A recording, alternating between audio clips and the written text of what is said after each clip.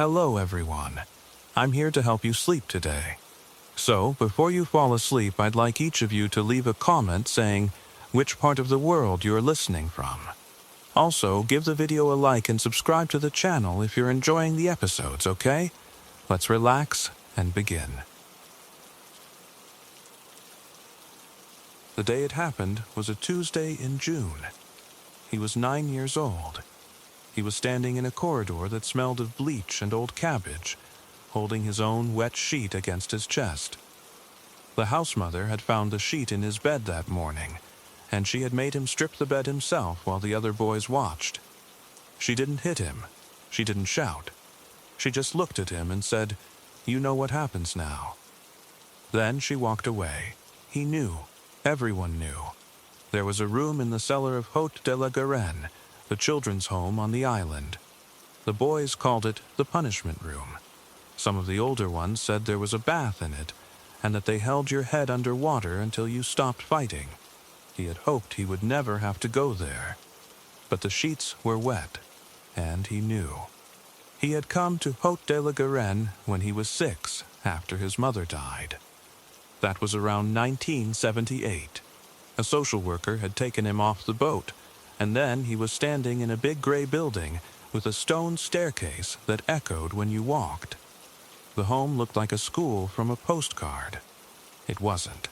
There were maybe 30 kids there, all ages. The younger ones slept in a long dormitory with iron beds and a window that didn't open all the way. He was one of the youngest, and he was small for his age. He learned pretty quickly that you didn't make noise. You didn't ask questions. You didn't cry, because crying got you noticed, and getting noticed got you the room. He stood there in the corridor for a long time after the house mother left. The sheet was cold and heavy. He wanted to drop it and run, but he knew they would find him. They always found you. So he waited. Then the superintendent came. The superintendent was a tall man in a gray suit. He wore glasses with thick frames, and his hands were pale and wide. He didn't smile. He didn't yell. He was never loud, and that was the scariest part. Loud people gave you warning. This man just looked at you, and then he did whatever he wanted. He took the wet sheet out of the boy's hands and dropped it on the floor. Then he said, "Follow me." The boy followed him down the stone stairs into the cellar. The cellar was nothing like the rest of the house. It was rough down there. The walls were bare brick. The light bulbs hung from wires, and one of them had no shade, just a bulb that gave off a dirty yellow light. There was a coal room at the far end, but the boy had always been told to stay away from the passage that went further back. That was where the boiler was, they said. That was where they kept the old furniture. That was where no one was supposed to go. The superintendent took a brass key from his pocket. He unlocked a door at the end of the passage.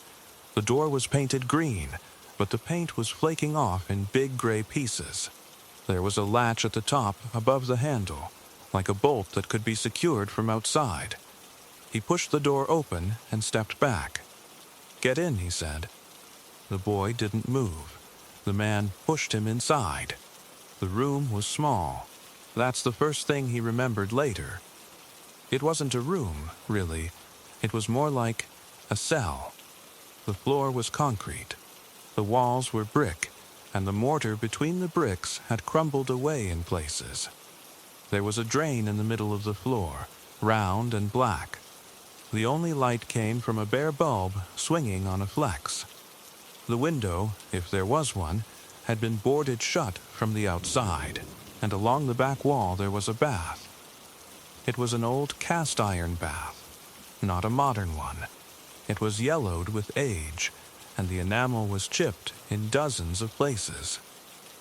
The bath had a wooden lid across the top, like a coffin lid, made of thick planks. The boy didn't know what the lid was for at first. He found out. The superintendent grabbed his shoulder and pushed him toward the bath. "Lift it," he said. The boy lifted the lid. It was heavier than he expected. It made a scraping sound on the enamel. He set it down against the wall, and then he looked inside the bath. It was empty, but he could smell something sharp, like bleach mixed with something else, something sweeter. There was rust around the plug hole. There were scratches on the bottom of the bath, deep lines that looked like fingernails. "Get in," the man said. The boy climbed in. He had to crouch because the bath was too short for a child of his size, so he lay down. The bottom was cold and slippery. He looked up at the man, and the man didn't say anything. He just picked up the wooden lid and put it back on top of the bath. It went dark. He could hear his own breathing, loud, inside that dark box. The lid was right in front of his face. He tried to push it, but it was too heavy. He was trapped. He started to scream, but the sound was muffled and it came back at his own ears, and he screamed again. He couldn't breathe properly because he was panicking. He felt like the walls were pressing in. He didn't know how long he was in there. He thought maybe an hour. It might have been 10 minutes. It doesn't matter. Time felt different down there. Then the lid came off. The light hit his eyes, and he saw the man standing over him with a green garden hose in his hand. The man turned the tap on the wall, and water shot out of the nozzle. The man pointed it at the boy's face. No warning, just water. The water was freezing. It hit him in the mouth, in the nose, up his nostrils. He tried to turn his head, but the man grabbed his chest with one hand and held him down. The water filled the bath around his body. It was shallow, but it didn't matter, because the nozzle was right over his face. He couldn't breathe. He was swallowing water and coughing, and the cough went straight into his nose, which made him choke more. He saw the man's face through the splash. The man looked bored. There was no anger in his eyes. That was the worst part. It wasn't personal. It was just a job. The boy passed out. When he woke up, he was still in the bath. The water was gone. The light was off. The room was completely dark, and he didn't know if he was alive or dead. His teeth were chattering so hard he bit his own lip. His arms and legs shook. He was soaking wet. He tried to sit up, but his body didn't want to move. He fell back against the side of the bath, and he could feel a lump growing on the back of his head where he hit it. He cried. Not loud. He just lay there in the dark, crying without a sound. Later, the light came on. The man came back. He pulled the boy out of the bath by his arm, and the boy could barely stand. His legs buckled. The man didn't catch him. He let him fall onto the concrete floor, and then he made him kneel. He put his hand on the back of the boy's head and pushed down.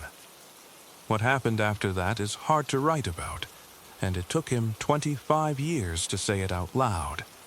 But the room did other things to children. He wasn't the only one. He didn't understand what was happening at the time.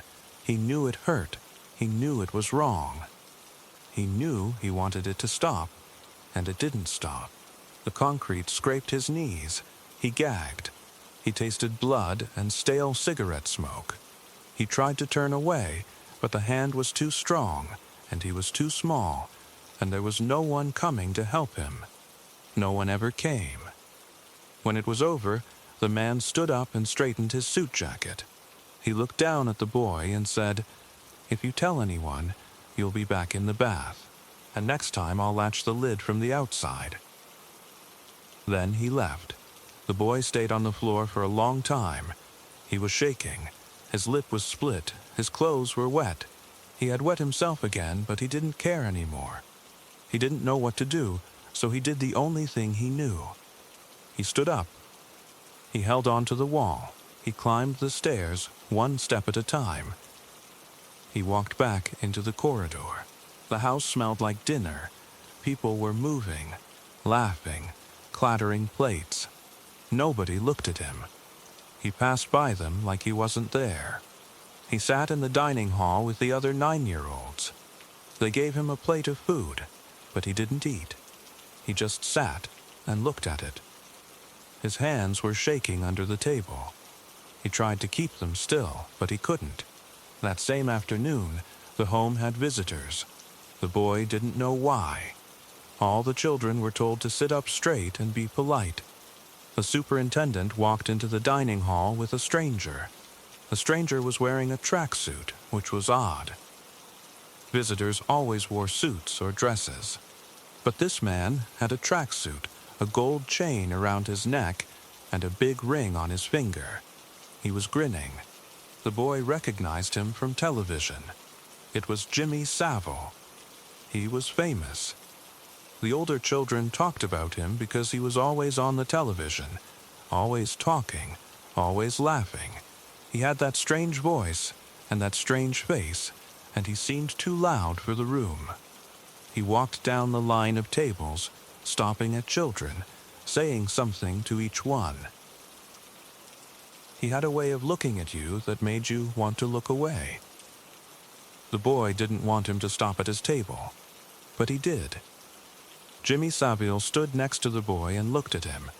The boy's lip was still bleeding. His face was pale.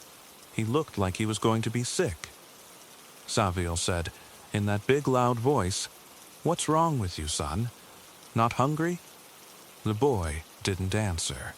He couldn't. He just stared at the plate of food. Behind Savile, the superintendent was standing, watching, not smiling. The boy said nothing. Savile shrugged. He laughed. Then he looked down at the boy's wet shirt and he winked. He actually winked. The boy didn't know what that meant, but he knew, even then, that it was wrong. After that, the rest of the day was a blur. He was sent to bed early. He lay in the dark in the dormitory, listening to the other boys breathe. He could still feel the water in his lungs. He could still taste blood. He could still hear the sound of the lid closing. He didn't sleep. That was the day. Not the only day, but the one that broke something in him. He learned to stop crying after that. He learned to make himself invisible. He learned that if you are small and quiet, and you never make trouble, people forget you. And when they forget you, they can't hurt you. It kind of worked. He left the home when he was 16. He went to the mainland. He changed his name. He tried to build a life. He didn't tell anyone about Haut de la Garenne for decades. He told himself it was normal, that it happened to everyone, that he was just weak. The memories were there, but he put them in a place in his mind he didn't go. Then, in 2008, Operation Rectangle started. The police went into Haut de la Garenne. The home had been closed for years. They found things. He watched the news late one night in his flat, and the screen showed the building, all gray stone on the hill. The same building he had known. The police had dug into the cellar. They had uncovered a hidden room, a punishment room. They found shackles. They found restraints. They found fragments of a cast-iron bath. He called the hotline. He gave a statement. He told a police officer about the green door, the concrete floor, the drain in the middle of the room, the wooden lid, and the man in the gray suit. He told them about the superintendent. And he told them about Jimmy Savile's visit. The officer listened, thanked him, and said someone would be in touch. No one was. The investigation carried on. Some staff members were arrested, some were charged. But the case was complicated, and the boy, now a man, was never called to give evidence in court. He went back to Jersey once. He didn't go inside. He stood across the road and looked at the building. The fence was up. There were police vehicles. A police officer asked if he was all right. He said he was fine. He didn't tell him who he was. He just stood there. Later, he saw photographs on the internet. The punishment room. He saw the bath pieces laid out on a sheet. He saw the shackles. He saw a child-sized pair of restraints with rust on the lining. He saw the drain. And then he saw a photograph taken under the floorboards, near where the pipes had burst. In the photograph there was a small white object. At first he thought it was a pebble, but the caption said it was a child's milk tooth. It was sitting in the mud, half covered by a root, and the forensic team had placed a ruler next to it for scale. He looked at that tooth for a long time. He remembered losing his own front teeth. He remembered one that came out in the yard, and he had thrown it away in the grass. But this tooth was not his. It was somebody else's, and it had been down there under the punishment room for years, under the room where children were put in the bath, where they were left in the dark, where they were made to kneel on concrete. The tooth had been there all along. Waiting, he still doesn't know whose tooth it was. He never found out. The investigation didn't identify it. There was no way to tell, because they didn't have enough DNA. So the tooth stayed in a sealed evidence bag. Somewhere, he doesn't know. But that's the thing that gets to him. Not the bath, not the water, not the hand on the back of his head, not the wink, it's the tooth. Because a tooth means a child was down there. A child lost a tooth down in that darkness. And that child is still out there somewhere, alive or dead, and no one knows who they are. No one. Story 2, June 20th, 2018, started out like every other morning in that house. It was already hot by the time the sun came up, the dry Lancaster heat pressing in through the window like something alive.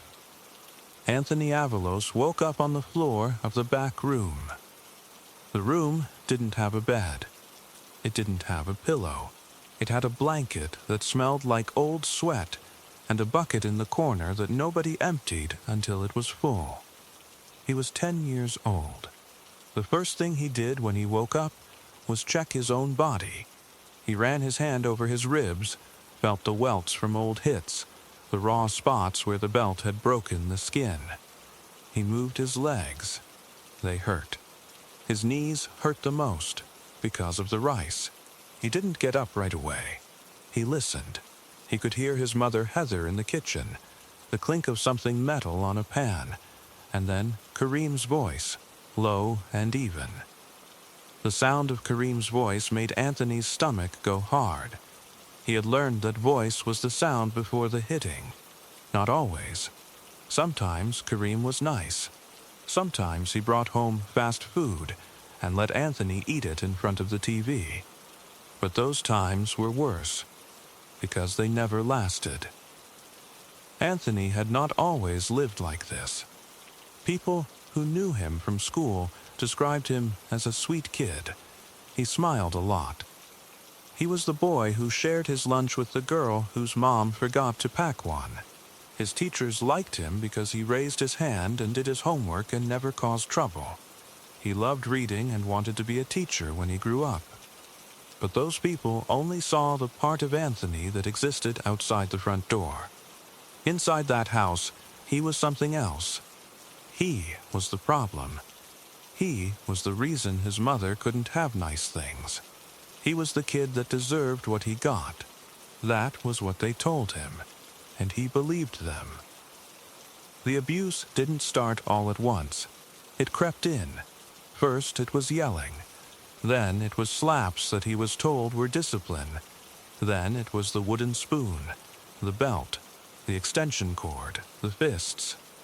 Anthony could point to the exact places on his body where each object left its mark. The belt was used on his bottom and his back. The cord was used on his legs. The boots were used on his ribs. The hot sauce was used on his throat. He still remembered the first time they made him kneel on rice. He had done something wrong, he didn't remember what, and Heather poured the dry rice onto the floor in a little pile. She pointed at it. He got down on his knees. For the first few seconds it just felt strange, like pressure. Then the little grains started digging in. The longer he stayed, the sharper it got. If he moved, Kareem pushed him back down with his foot. When he was finally allowed to get up, the front of his knees looked like a cheese grater had gone across them. The rice grains were stuck in the blood. There is a kind of pain that doesn't get easier. You just live next to it. Anthony got good at that. He got good at standing still during the belt, at not crying during the hot sauce, at making his face look blank when they told him to smile. He learned to tell time by the position of the ceiling fan. He learned that if he stayed very quiet, sometimes they forgot he was there. But not often. The dropping started around the time Kareem moved in. Anthony didn't know when exactly.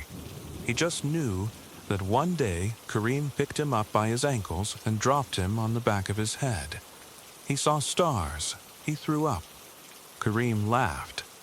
The second time, it happened in the living room. Heather told Anthony to say he fell off the couch. He said it. When a teacher asked about the bump on his skull, he said he fell off the bed. He was good at saying it. The words came out flat and honest, like he had said them 1,000 times. Because he had. People did call. Teachers called Child Protective Services. A sheriff's deputy who saw Anthony with fresh marks called the hotline. Relatives called. Over the years, the reports piled up, more than a dozen calls, each one saying the same thing. Something is wrong with that boy. But every time someone from the county came to the house, Heather smiled and said Anthony was clumsy. She made him pull up his shirt once, show the bruises, and Anthony said he fell down the stairs. The social worker wrote it down. The visit closed. Nothing happened. One of the women who came was a therapist named Barbara Dixon. She had been assigned to check on Anthony at some point. She had the kind of voice that was soft, but she didn't look at him for very long. She asked him if he felt safe at home. Anthony said yes. His mother was sitting in the room. The therapist noted the bruises but wrote them off. She had done the same thing before, years earlier, with a boy named Gabriel Fernandez. Gabriel was another child who ended up dead after Barbara Dixon missed the signs. Anthony didn't know about Gabriel then. But the same woman who let Gabriel slip through the cracks was now looking at Anthony and deciding that everything was fine. It wasn't fine. It would never be fine. The day that killed Anthony started like the others. He heard Kareem open the door to the back room. Anthony got up without being told. He knew the drill. He shuffled to the kitchen and stood by the counter while Heather made something on the stove. She didn't look at him. Kareem was behind him. Anthony could feel him there. The extension cord was on the counter, coiled like a snake. Heather had poured a fresh bag of rice into a bowl. She set the bowl on the floor. Anthony got on his knees. The pain shot through his nerves like electricity. He put his hands on his thighs and tried to stay still. Kareem stood over him. He said, "You think you're tough?" Anthony shook his head. Kareem said, "You've been telling people things." Anthony tried to say no, but Kareem grabbed him by the hair and pushed him down onto the rice. His face hit the floor. He tasted blood from his lip. Heather watched. She didn't try to stop it. That was the part that hurt the most. His mother was in the room. What happened next happened fast and slow at the same time. Anthony remembers pieces. He remembers Kareem picking him up by the ankles. He remembers the ceiling spinning. He remembers the sound his head made when it hit the floor. It wasn't a crack. It was a thud, like something wet and heavy. The world went white. Then it went black for a second. When he opened his eyes, he was on the floor and his arm didn't work right. He tried to move his fingers, and they moved, but slowly, like they were underwater. He heard Kareem saying something. He heard his mother's voice from far away telling Kareem to stop. But she didn't stop him enough. The next thing Anthony remembers is being lifted again, and then the floor again, and then the smell of carpet grit and dust. There was a moment when the pain got quiet. That's what he felt. Not that the pain went away, but that his body started leaving him. He couldn't feel his legs. He couldn't feel his hands. He could only see a small patch of the kitchen floor under his face, a little line of blood that was moving toward the crack in the tile. He thought about school. He thought about how it was almost summer. He was supposed to get a certificate for perfect attendance. He had never missed a day, even when he was tired, even when his bruises hurt. He went to school because school was the only place where no one hit him. Then he heard Heather's voice change. She was on the phone. She was crying. She was saying he fell down the stairs. But there were no stairs in that house. Even at that moment, with his brain bleeding, Anthony noticed that. He wanted to say it. He couldn't. He couldn't make his mouth move. The paramedics came. Anthony remembers the blue gloves, the bright light in his eyes, a man's face leaning over him. The man kept telling him to stay awake. Anthony tried. He wanted to stay. He was only 10. He had so much he wanted to do. He wanted to learn, to grow, to get out of this house one day. He wanted to be loved. He wanted that so badly. But his body was shutting down. At the hospital, the doctors found things that made them stop talking. A subdural hematoma. That means a bleed on the brain. Bruises over most of his body. Knees that looked like raw meat. Old fractures in his ribs that had healed wrong. His throat was swollen from the hot sauce. His wrists had marks from being tied. The nurses counted the scars, but they stopped counting. There were too many. Heather told the same lie. He fell. She said it over and over. Detectives went to the house. They found the rice still in the kitchen. They found the extension cord. They found the back room with the lock on the outside and the bucket in the corner. They found no food in the kitchen that a child could reach. They found no mattress on Anthony's bed. They found a child's drawing on the floor of his room, a crayon drawing of a house with the sun in the corner. Underneath it, in yellow crayon, he had written, "I love my family." The detectives looked at it for a long time. Anthony died on June 21st, 2018, at around 8 in the morning. He was pronounced dead at the hospital. 10 years old. His mother and her boyfriend were convicted of first-degree murder and torture. They are serving life in prison. The therapist who failed him, Barbara Dixon, never faced charges. She had already failed Gabriel Fernandez the same way, and she went on to do it again. There was an investigation, a report, a list of broken promises. But nothing brought Anthony back. The last thing anyone found in Anthony's pocket was a piece of paper folded into a square so small it fit inside the palm of a grown woman's hand. It was not the drawing of the house. It was a different drawing. A stick figure with a smiley face and a sun and 4 words written under it in pencil. The word said, "Wanted to be loved."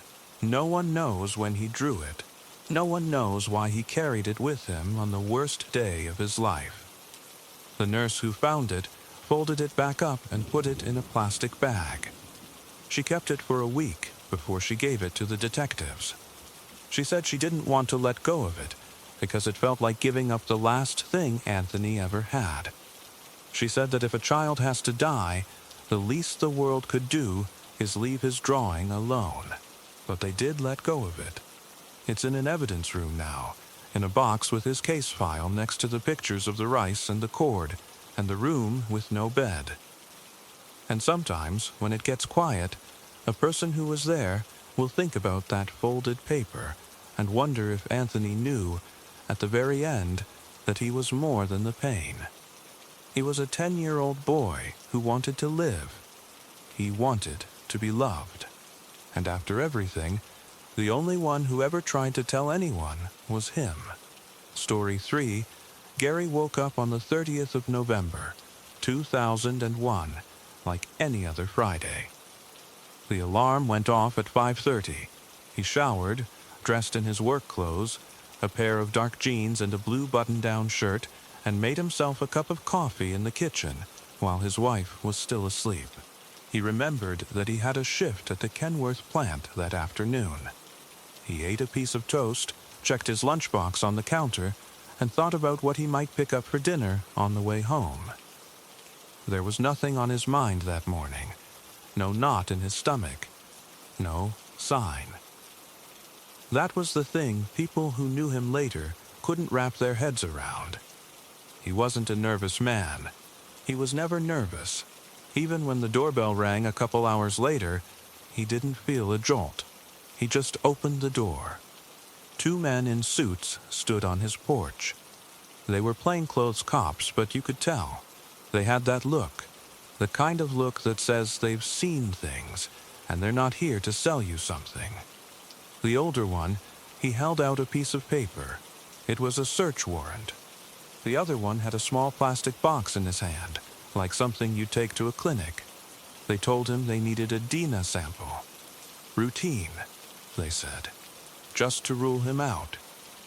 Gary didn't ask why. He just stepped aside, let them in, and put on his jacket. He was always cooperative. That was the thing they'd later say about him. He never once made a fuss. He sat on the couch while they swabbed the inside of his cheek, and he didn't flinch. He looked at the wall clock. 11:40. He asked if he'd be back in time for his shift. The younger cop didn't answer. His wife was in the hallway, holding a mug, her face pale. Gary didn't look at her. They took him to the station in a plain car. No handcuffs. Not then. They drove about 20 minutes. Gary made small talk about the weather, about the price of gas. He never had a problem with silence, but he found that talking put people at ease. That was something he learned early. You smile, you talk about normal things, and people don't look at you twice. So he talked about how the rain was coming down earlier than usual, about how he had a good parking spot at the plant.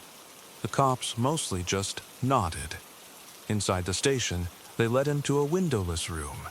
Gray walls, a metal table, 2 chairs. There was a recorder on the table and a file folder. Gary sat down and folded his hands on his lap. The older detective came in and sat across from him. The other one stood by the door. Gary was offered coffee.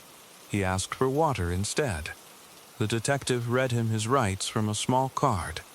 Not in a dramatic way, just like a guy reading his shopping list. Gary listened and said he understood. He wasn't in a hurry to leave. He knew what was coming, even before they told him. He'd known for a long time. There was a certain freedom in that. No more guessing. They left him alone for maybe an hour. Gary sat in the room and looked at the floor tiles. Counted them. There were 6 across and 11 down.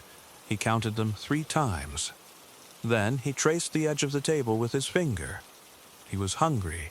He wondered if they'd bring him a sandwich. Then the detective came back, this time with another man, a technician who set up a laptop on the table. On the screen was a graph, some kind of DNA readout, rows of peaks and valleys. Gary didn't understand it, but he knew what it meant. The detective said, "Gary, we have a match. Your dad matches the semen found on 2 of the Green River victims." He waited like he expected an explosion. Gary shrugged. And here's the part that made the detective's hand tremble a little as he wrote his notes. Gary said, "I know you did. I've been thinking about this for a long time." He said it like he was talking about a mechanic, like he'd been waiting for a part to come in. The detective leaned forward. "So you admit to killing those 2 women?" Gary shook his head. "Not just those 2. I killed so many. I couldn't tell you exactly." He said it without a pause, without a heavier breath. At that moment, the atmosphere in the room changed. The detective stopped writing. The other man by the door shifted his weight. Gary didn't notice. He was staring at a spot on the wall, but he wasn't seeing it. He was back in a moment, years earlier, driving down Pacific Highway. The rain on the windshield, the smell of the truck, the weight of a woman in the passenger seat. One thing about Gary, when he started talking, he didn't stop. It wasn't a confession in the usual sense. It was more like he was giving a tour of a place he'd once worked. He described how he'd pick up women along the street, mostly sex workers, in his truck. He'd go to a spot he knew, some quiet place near the river or in the woods. He would pay them for sex, 20s, sometimes a 50. He said that after, he'd get angry. He didn't know why. It wasn't because of anything they did. It was just something that built up inside him, like a pressure. And then he would strangle them. He used his hands, sometimes a piece of rope or a towel. He never used a gun. He said he didn't like the noise. The detective asked him how he chose them. Gary shrugged. They would be too pretty, or too loud. Or they'd say something that annoyed me. It didn't matter. They weren't going to stop anyway. He said this as if he were describing the way he chose a parking spot or a brand of soda. He told them about the dumping. The Green River was a big place. He liked to scatter them along the riverbank, in gravel pits, under brush. He said he sometimes went back to visit them, just to make sure they were still there. That was the detail that made the detective put his pencil down and rub his eyes. Because the way Gary said it, it wasn't ominous. It was cheerful. The hours went by. They lost track. Gary didn't ask for a lawyer. He didn't ask for a phone call. He just kept talking. He told them about a woman he picked up near SeaTac Airport. He described her jacket. He described the way she smelled. He said he choked her in the front seat of his truck and then drove to a spot near a gravel pit and carried her out into the bushes. He said, "I tripped and she fell, and I heard her head hit a rock. I thought, that's going to leave a mark." He said it, and then laughed. A short laugh. A laugh that had no joy in it. It was just a sound his throat made. The detective asked him if he ever felt sad about it. "No," Gary said. "Why would I? It was something I had to do." He couldn't explain it beyond that. It was like explaining why you breathe. He volunteered names. Not names of victims. He couldn't remember those. But names of roads, names of ramps, names of convenience stores where he picked up women. He described the route he usually took, a loop from the airport down to Pacific Highway South, near the cheap motels. He talked about the time he saw a police car and got nervous, so he pulled into a car wash and cleaned his truck. He said he used to take his son to the river sometimes, and he'd point out the spots where he dumped bodies and call them rest areas. He said that with a little smile, like it was a private joke between him and the world. At some point, the detective excused himself and went out into the hallway. Gary heard muffled voices. When the detective came back, he asked, "How many?" Gary said he didn't know. He said, "Depends what you count." The detective asked if he meant women he'd killed but whose bodies hadn't been found. Gary nodded.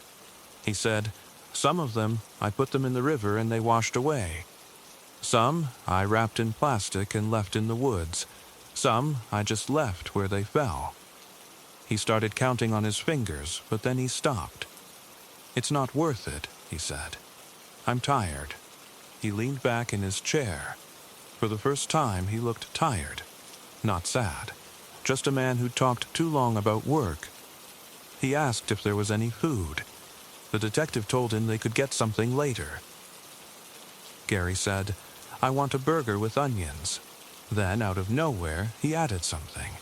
It was a detail that no one could have guessed, and it stayed with the detective for the rest of his life. Gary said, "You know, I never killed anyone on a Sunday. I always thought that was disrespectful." He said it so matter-of-factly, like he was checking off a box in his head. The detective just stared at him. Gary smiled, a thin gray smile. "And I never killed a woman without asking her name first, even if I forgot it right after." It was a courtesy. That was the moment. Before, the detectives could still try to see him as a monster, something outside human shape. But that little thing, that strange little rule, made him worse, because it made him ordinary.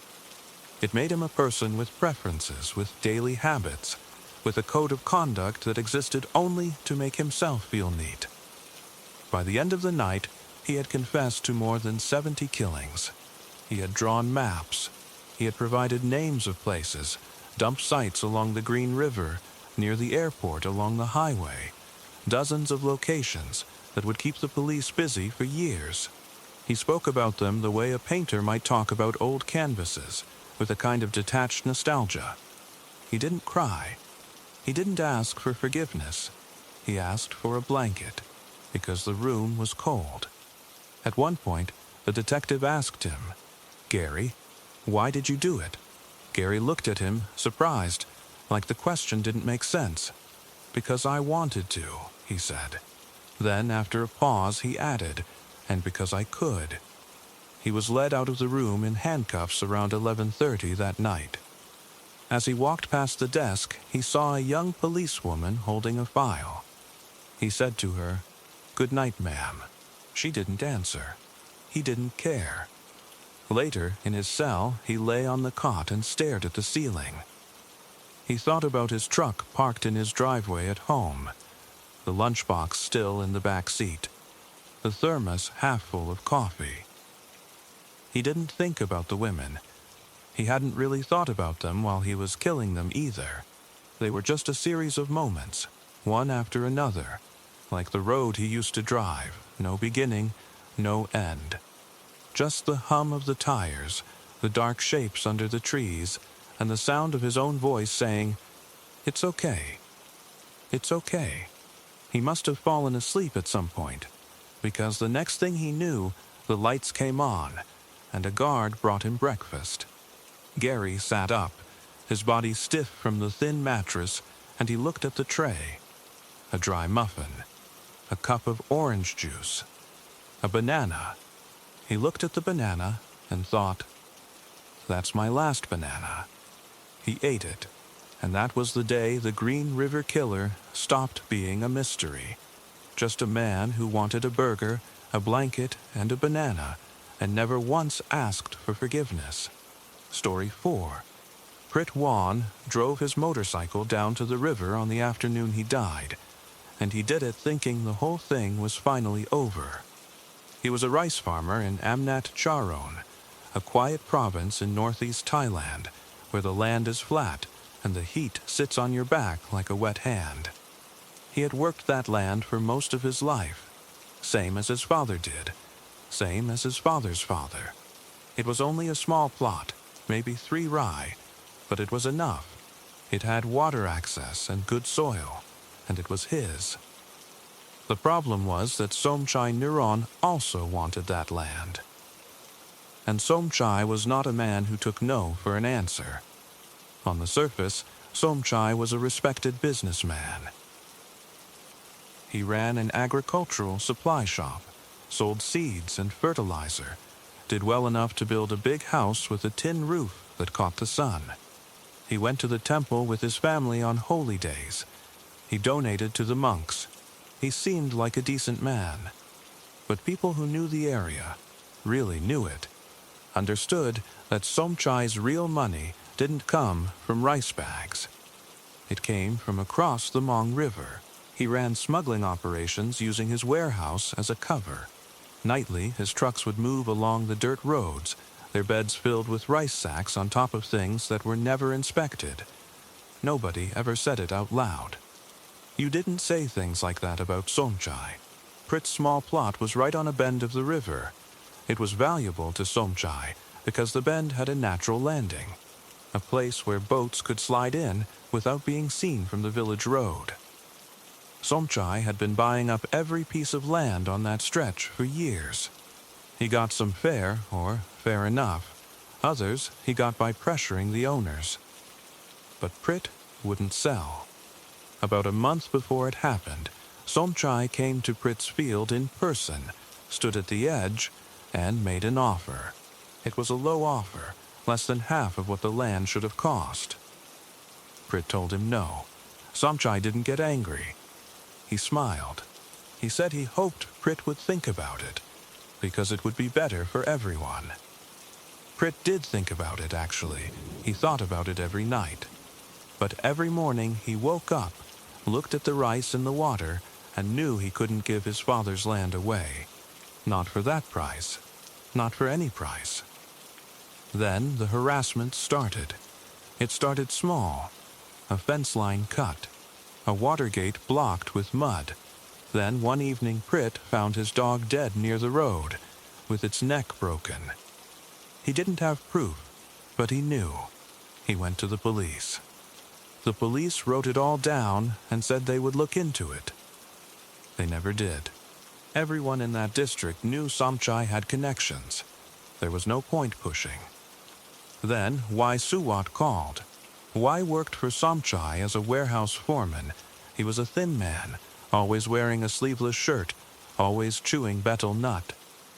He called Prit the night before and said Somchai wanted to settle the whole land issue peacefully. He said Somchai had agreed to pay the full price Prit had asked for, and that he wanted to sign the transfer paperwork, face to face, and put the dispute behind them.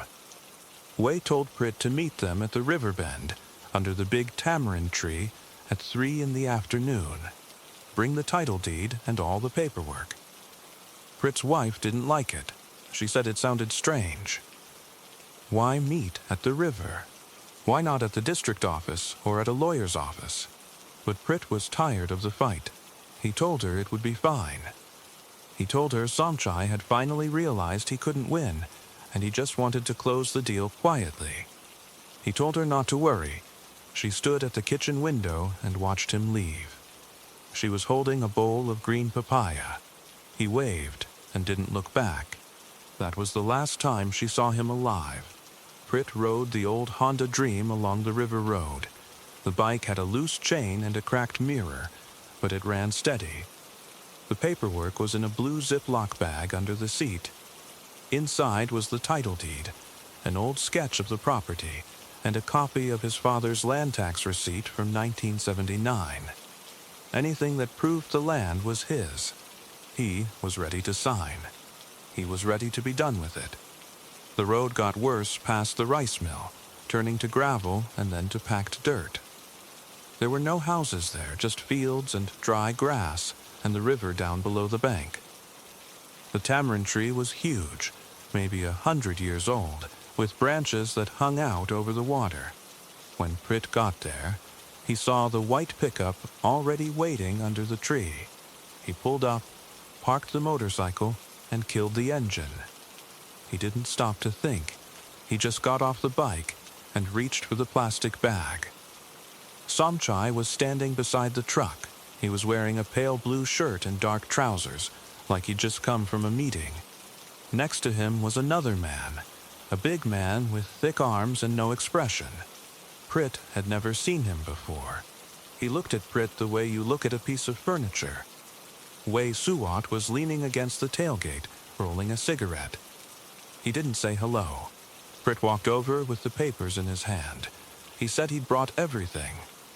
He put the bag on the hood of the truck and started to open it. That was when Somchai said something about the river, about the land boundary, and gestured down toward the bank. Prit looked down. For a second, he thought they were going to walk the boundary together, like neighbors. That was the last normal thought he ever had. The big man moved behind him. Prit felt a hand grab the back of his collar and yank him off balance. Before he could turn, a fist hit him in the side of the head. It wasn't a punch like in a fight. It was a punch like a door slamming.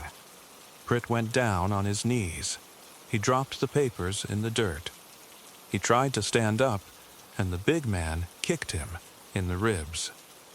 The pain was sharp, worse than anything he'd felt before, and he couldn't breathe for a moment. Then the punches came again, into his face, into his mouth. He tasted blood. The world spun. Prit tried to say something. He tried to say he would sign it. He would sign anything. But his jaw wasn't working right, and the words came out as a wet noise. The big man hauled him up and banged him against the side of the pickup. Prit felt his shoulder pop. He slid to the ground. He saw Somchai standing there watching, with no expression at all. Not angry, not satisfied, just watching like a man waiting for a bus. That was the part that Prit later couldn't get his mind around during the moments he had left. There was no anger, just business. The heavy man pulled Prit's arms behind his back and tied them together with a piece of rope. It was rough rope, the kind used for carrying rice sacks. He pulled it so tight that Prit felt his shoulders burning.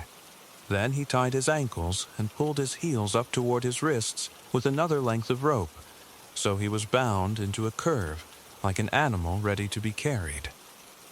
Prit tried to resist, but he couldn't. Every move pulled the rope deeper into his skin. He looked at Y. Y was standing by the truck, smoking, looking down at the ground. He didn't do anything. He didn't say anything. Then Somchai said something to the big man, something short, and the big man picked Prit up by the ankles and shoulders. They carried him to the edge of the riverbank. Prit tried to scream, but a hand covered his mouth, and then a rag was shoved in, and tape was wrapped around his head. He couldn't move. He couldn't see anything but the sky, the leaves of the tamarind tree, and the feeling of his own heart beating too fast. They swung him once. He hit the water with his back. The shock of it went through his whole body. The river was dark, warm, low from the dry season, and it closed over him. He went under. The rope kept his knees bent and his hands behind his back, so he couldn't kick properly. He rolled in the slow current. He fought anyway. There was nothing left in his mind except the need to breathe. He got his face toward the surface once, just enough to feel the air on his forehead, but the water covered him again before he could get his mouth out. He inhaled. It was mud and silt and river water. His chest burned. The rope held.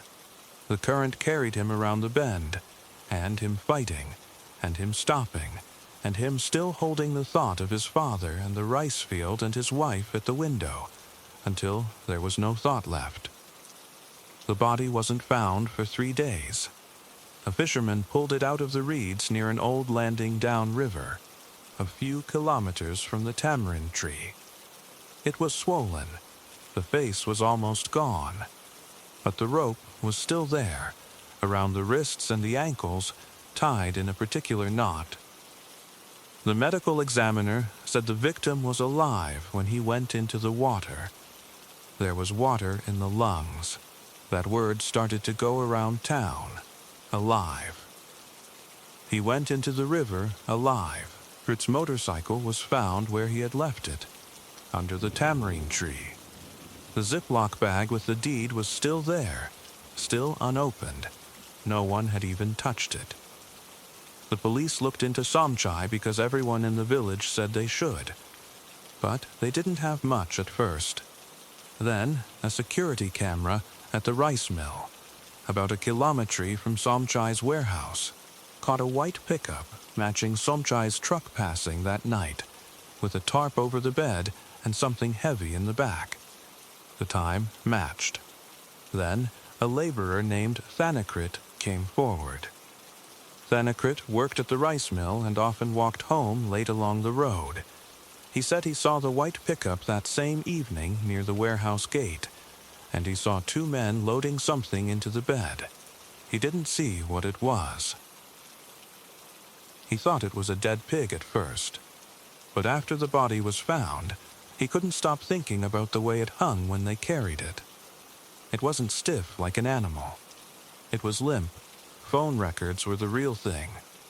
Somchai's phone and Y's phone both pinged off the same tower as the river bend at 3:15 that afternoon. Then again at 3:40, and then both phones moved away from the river. That wasn't a coincidence. That was a timeline. Wei Suat broke under questioning. He sat in the interrogation room for 2 days, and then he talked.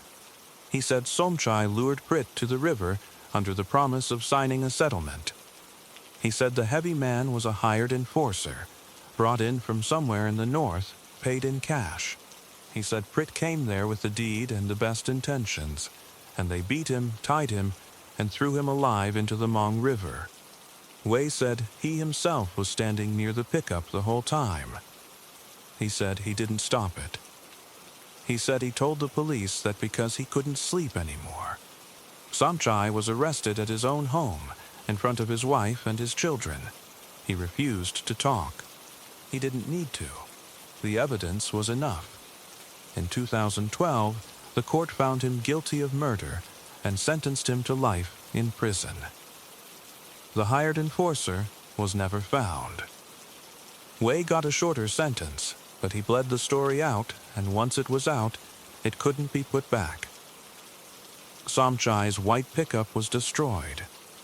His land deals were investigated, but his real empire, the smuggling operation, was never fully taken apart. It had other people in it. People who weren't in the courtroom. Years later, near the same stretch of the Mong River, a second body surfaced. It was caught in the same kind of reeds, near the same bend. The face was beaten. The wrists and ankles were tied the same way, with the same kind of rope, pulled tight in the same knots. The injuries were almost identical. The body was never identified. No one came forward to claim it. Some people said it was a copycat, someone trying to send a message. Others said it was another one of Somchai's loose ends, a body that had stayed hidden for years and got released by the rains. Nobody knew. The case went quiet. Somchai sits in prison now. He has a single cell. He gets a little better food because his family sends money. On the outside, his children have grown up. His wife visits sometimes. It should be a quiet life for a man with a life sentence. But a while ago, in the morning, when the guard slid open the door to Somchai's cell, Somchai was sitting on his sleeping mat with a piece of paper in his hands. He wouldn't say how he got it. The guard checked the metal slot. There was no envelope, just a torn piece of pink paper, the kind sold at the market stalls. It had block writing on it, messy and dark. Loose ends are dangerous. Sleep well. Somchai asked the warden to move him. He asked for a transfer. He started sleeping with the light on. The prison staff don't know what set him off. The note is still in his pocket. He won't let anyone take it. Nobody has ever found out who sent it. The enforcer was never caught. The second body is still unnamed. And somewhere out there, the people who knew how to tie those knots are still walking around with no one asking them questions. Somchai never talks about the river. But he doesn't sleep anymore. He sits by the door, waiting for another piece of paper that might show up in the morning, or maybe for the sound of footsteps that come too late to do anything. The last thing Pritwan ever saw was the underside of the tamarind tree, and then the sky, and then the water closing over him. But the last thing Somchai saw before he went to prison was the face of the man who did it, and the thin smile on his employer's face when he realized the whole thing had worked. Somchai thought that was the end. He signed off on it. He didn't know that the heavy man who disappeared had disappeared for a reason. He didn't know that the body in the river was only one body, and he still doesn't know who sent the note. But he knows what it means. Loose ends are dangerous, and Somchai Neuron has one loose end left that he will never be able to tie. It's the same one that was waiting for him when he woke up. It's the same one that will be waiting for him tomorrow. Sleep well. Story 5. On April 29, 1989, Jeff Pelly woke up at 7 in the morning because his stepmother, Dawn, was vacuuming the hallway outside his bedroom. That was already weird, because she never vacuumed on Saturdays. Saturdays were her quiet day. She would sit in the living room with her coffee and watch those home makeover shows. Bob, his dad, would be in the study going over his sermon. The kids, Janelle and Jolene, would watch cartoons. But that Saturday, Dawn was vacuuming like she was trying to dig a hole through the carpet. Jeff just laid there listening to it, thinking, okay, something's off. But he had bigger things on his mind. Prom. He'd been banned from prom. Bob had made that real clear 2 weeks earlier, right after Jeff got caught with the shoplifted cassette tapes from Price Right. It was stupid. He knew it was stupid. But Bob didn't care about context. He just said, no prom. You stay home and think about what you did. Jeff had been sulking about it for days. Then on that Friday night, out of nowhere, Bob came into his room. He didn't knock. He stood there with his hands in his pockets, staring at the floor.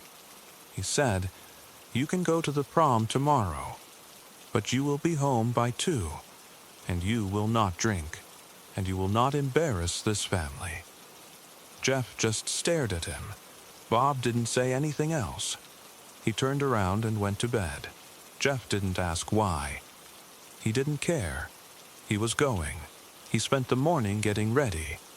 He'd already rented the tuxedo, a beat-up navy blue one from the rental shop in South Bend, so he hung it on the back of his closet door. He washed a couple of his good shirts, because he wanted to wear the white one under the jacket. He threw his jeans in the washer too, just to have something to do.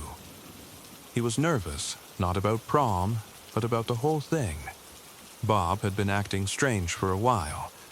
He'd been on the phone a lot, taking calls in the shed out back. He'd been arguing with Dawn in whispered voices. Jeff figured it was about money. It was always about money. Around 2 in the afternoon, Jeff went out to his car. A silver Mustang. He'd bought it himself with money from working at the hardware store. It was nothing fancy, but it was his. He wiped the dust off the windshield and checked the gas. Then he saw his dad standing at the window of the study just watching him. Not in an angry way, in a sad way. Jeff waved awkwardly. Bob didn't wave back. That bothered him more than he wanted to admit. At around 4, Dawn made sandwiches. Jeff sat at the kitchen table with Janelle and Jolene. Janelle was 8, Jolene was 6. They were giggling about something, some cartoon. Jeff gave Janelle a bit of his pickle because she kept staring at it. She smiled.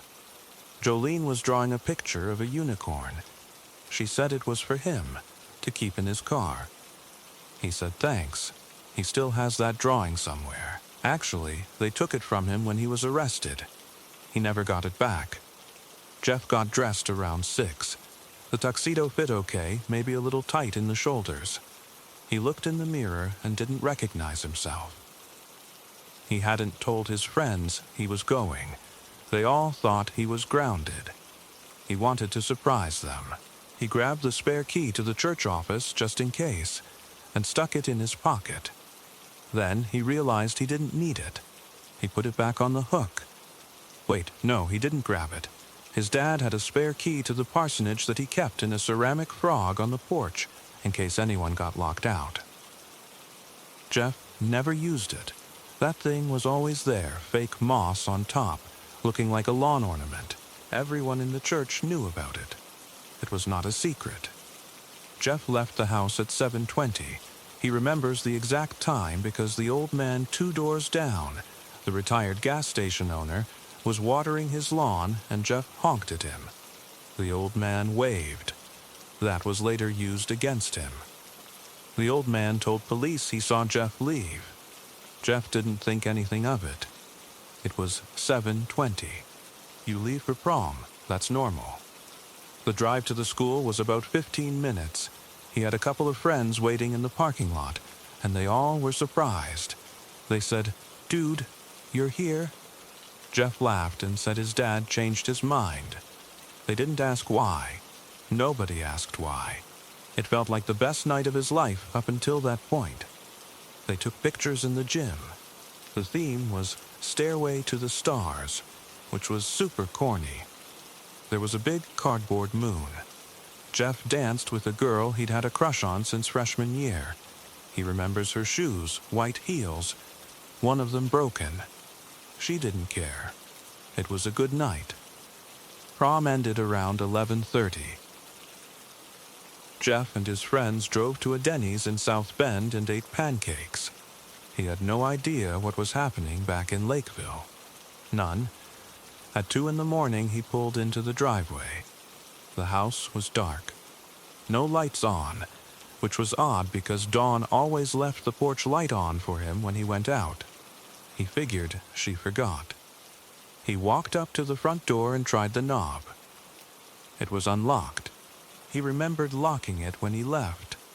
He actually had a whole habit of double-checking. But maybe he forgot. He was in a hurry. He went inside. He didn't turn on any lights. He just took off his shoes in the hallway, hung his jacket over the banister, went to his room, and fell asleep fully clothed, except for his shirt. He didn't notice anything out of place. No smell. No sound. His dad snored usually. It was silent. But Jeff was tired. He slept.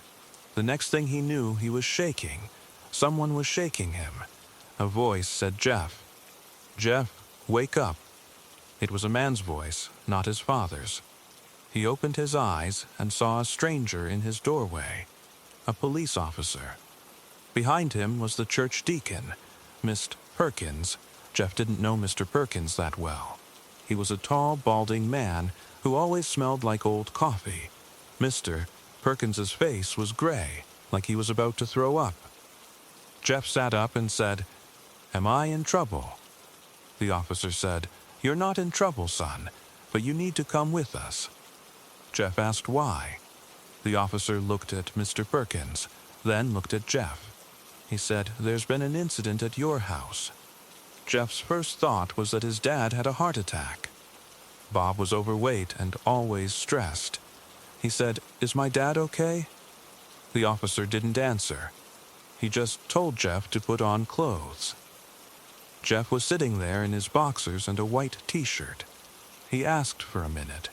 The officer stayed in the doorway. Jeff put on jeans and a sweatshirt. He didn't have shoes. He walked out of his room and headed toward the living room. The officer put a hand on his chest and said, "Don't go in there." But it was too late. Jeff was already looking down the hallway. There was something on the carpet. A pair of glasses. His dad's glasses. The thick, brown-framed ones Bob always wore.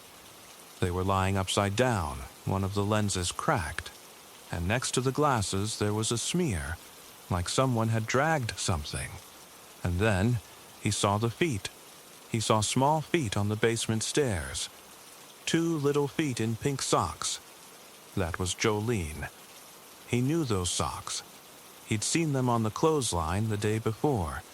The feet were not moving. They were pointing sideways. Jeff screamed. He didn't mean to. It just came out. He tried to run past the officer, but the officer grabbed him and pulled him back. Jeff was crying, saying, that's my sister," over and over. He wasn't thinking about his dad. He wasn't thinking about Dawn. He was thinking about Jolene's unicorn drawing, the one she made for him. It was still on his dresser. Mr. Perkins was leaning against the wall, not looking at the stairway. He kept saying, I found them. Jeff later learned that Mr. Perkins came from the church service. Bob and Dawn hadn't shown up to lead Sunday school, which was not like them. Mr. Perkins had the spare key from the ceramic frog. But here's the thing. When Mr. Perkins got to the porch, He said the frog was still there. He didn't need to use the key because the front door was already unlocked, but he told police he used the key anyway because he didn't want to walk in without announcing himself. Except the key was in the lock. He said it looked like someone had left it there. Jeff didn't know that at the time. They took Jeff outside and sat him in the back of a police cruiser. It was a warm morning, April 30th, but he was shaking. He couldn't stop shaking. He kept asking about Jolene. He kept asking about Janelle. No one would answer him. Later he found out that Mr. Perkins had walked in and seen Bob lying face down in the hallway, a big pool of blood around his head. Bob wasn't wearing his glasses because they had been knocked off. Dawn had been found in the kitchen, slumped against the stove. Janelle was at the top of the basement stairs and Jolene was halfway down. They had been shot with a shotgun. Bob kept a Mossberg 500 in the hall closet. By the time police got there, the gun was gone. Jeff spent that entire day at the police station. They didn't read him his rights right away because they said he wasn't a suspect. They asked him questions over and over. What time did you leave? What did you do? Did you argue with your dad? Did you hate your stepmother? Jeff said no. He told them about the prom. He told them about Denny's. He told them about the phone calls Bob had been making, the way Bob had been acting, the strange conversations about finances and reporting in Philip. Jeff said, "You need to talk to Bob's supervisor at the church district office, a guy named Philip Hawley. My dad said he found something big." The detective looked at him blankly and wrote it down. Jeff didn't know then that Philip Hawley had been investigated before. He didn't know that Bob had been planning to go to the police on Monday. He just knew his dad had been scared. Later that afternoon, a detective came into the room and asked Jeff about his clothes. He said, "We found your jeans in the washer. They were wet. Why did you wash them?" Jeff said, "I didn't wash them. I washed them yesterday morning, before I left. They were dry by the time I went to prom. I left them in the dryer." The detective stared at him. Jeff said, "Maybe Dawn turned the washer on. She did laundry on Saturdays sometimes." But the detective said no. The washer had been turned on that night. Around 11, with Jeff's jeans inside. Detergent added. Someone had started a wash cycle after the murders. Jeff didn't have an answer. He still doesn't. They let him go that night. Not charged, but not free either. He stayed with his aunt in another town. At some point, they told him the funeral would be delayed because of the investigation. He didn't go. He couldn't. He stayed in a spare room that smelled like mothballs and stared at the ceiling. He kept thinking about the silver Mustang. He kept thinking about the unlocked door. He kept thinking about the key. He remembered locking the door. He was 100% sure of that. He had a habit. He locked the door and pulled on the knob to check. That night, the door was already open. Someone had been inside after he left. Someone had waited. Over the next several weeks, no one believes him. The detective kept coming back with the same questions. Jeff's friends from prom vouched for him. 3 people confirmed he was at Denny's at 1. The timeline was so tight that it would have been almost impossible for him to drive home, kill 4 people with a shotgun he didn't know how to load, wash his jeans, hide the gun, and drive back to South Bend, all in the space of a couple hours without getting blood on him. But that didn't matter. In 2006, a jury found him guilty. He got 160 years. They never found the gun. They never found a drop of blood in his car or on his tux. They found his clothes washed, and that was enough. Jeff is still in prison now. He's been there for almost 40 years. In 2024, he asked for a retrial. They denied it.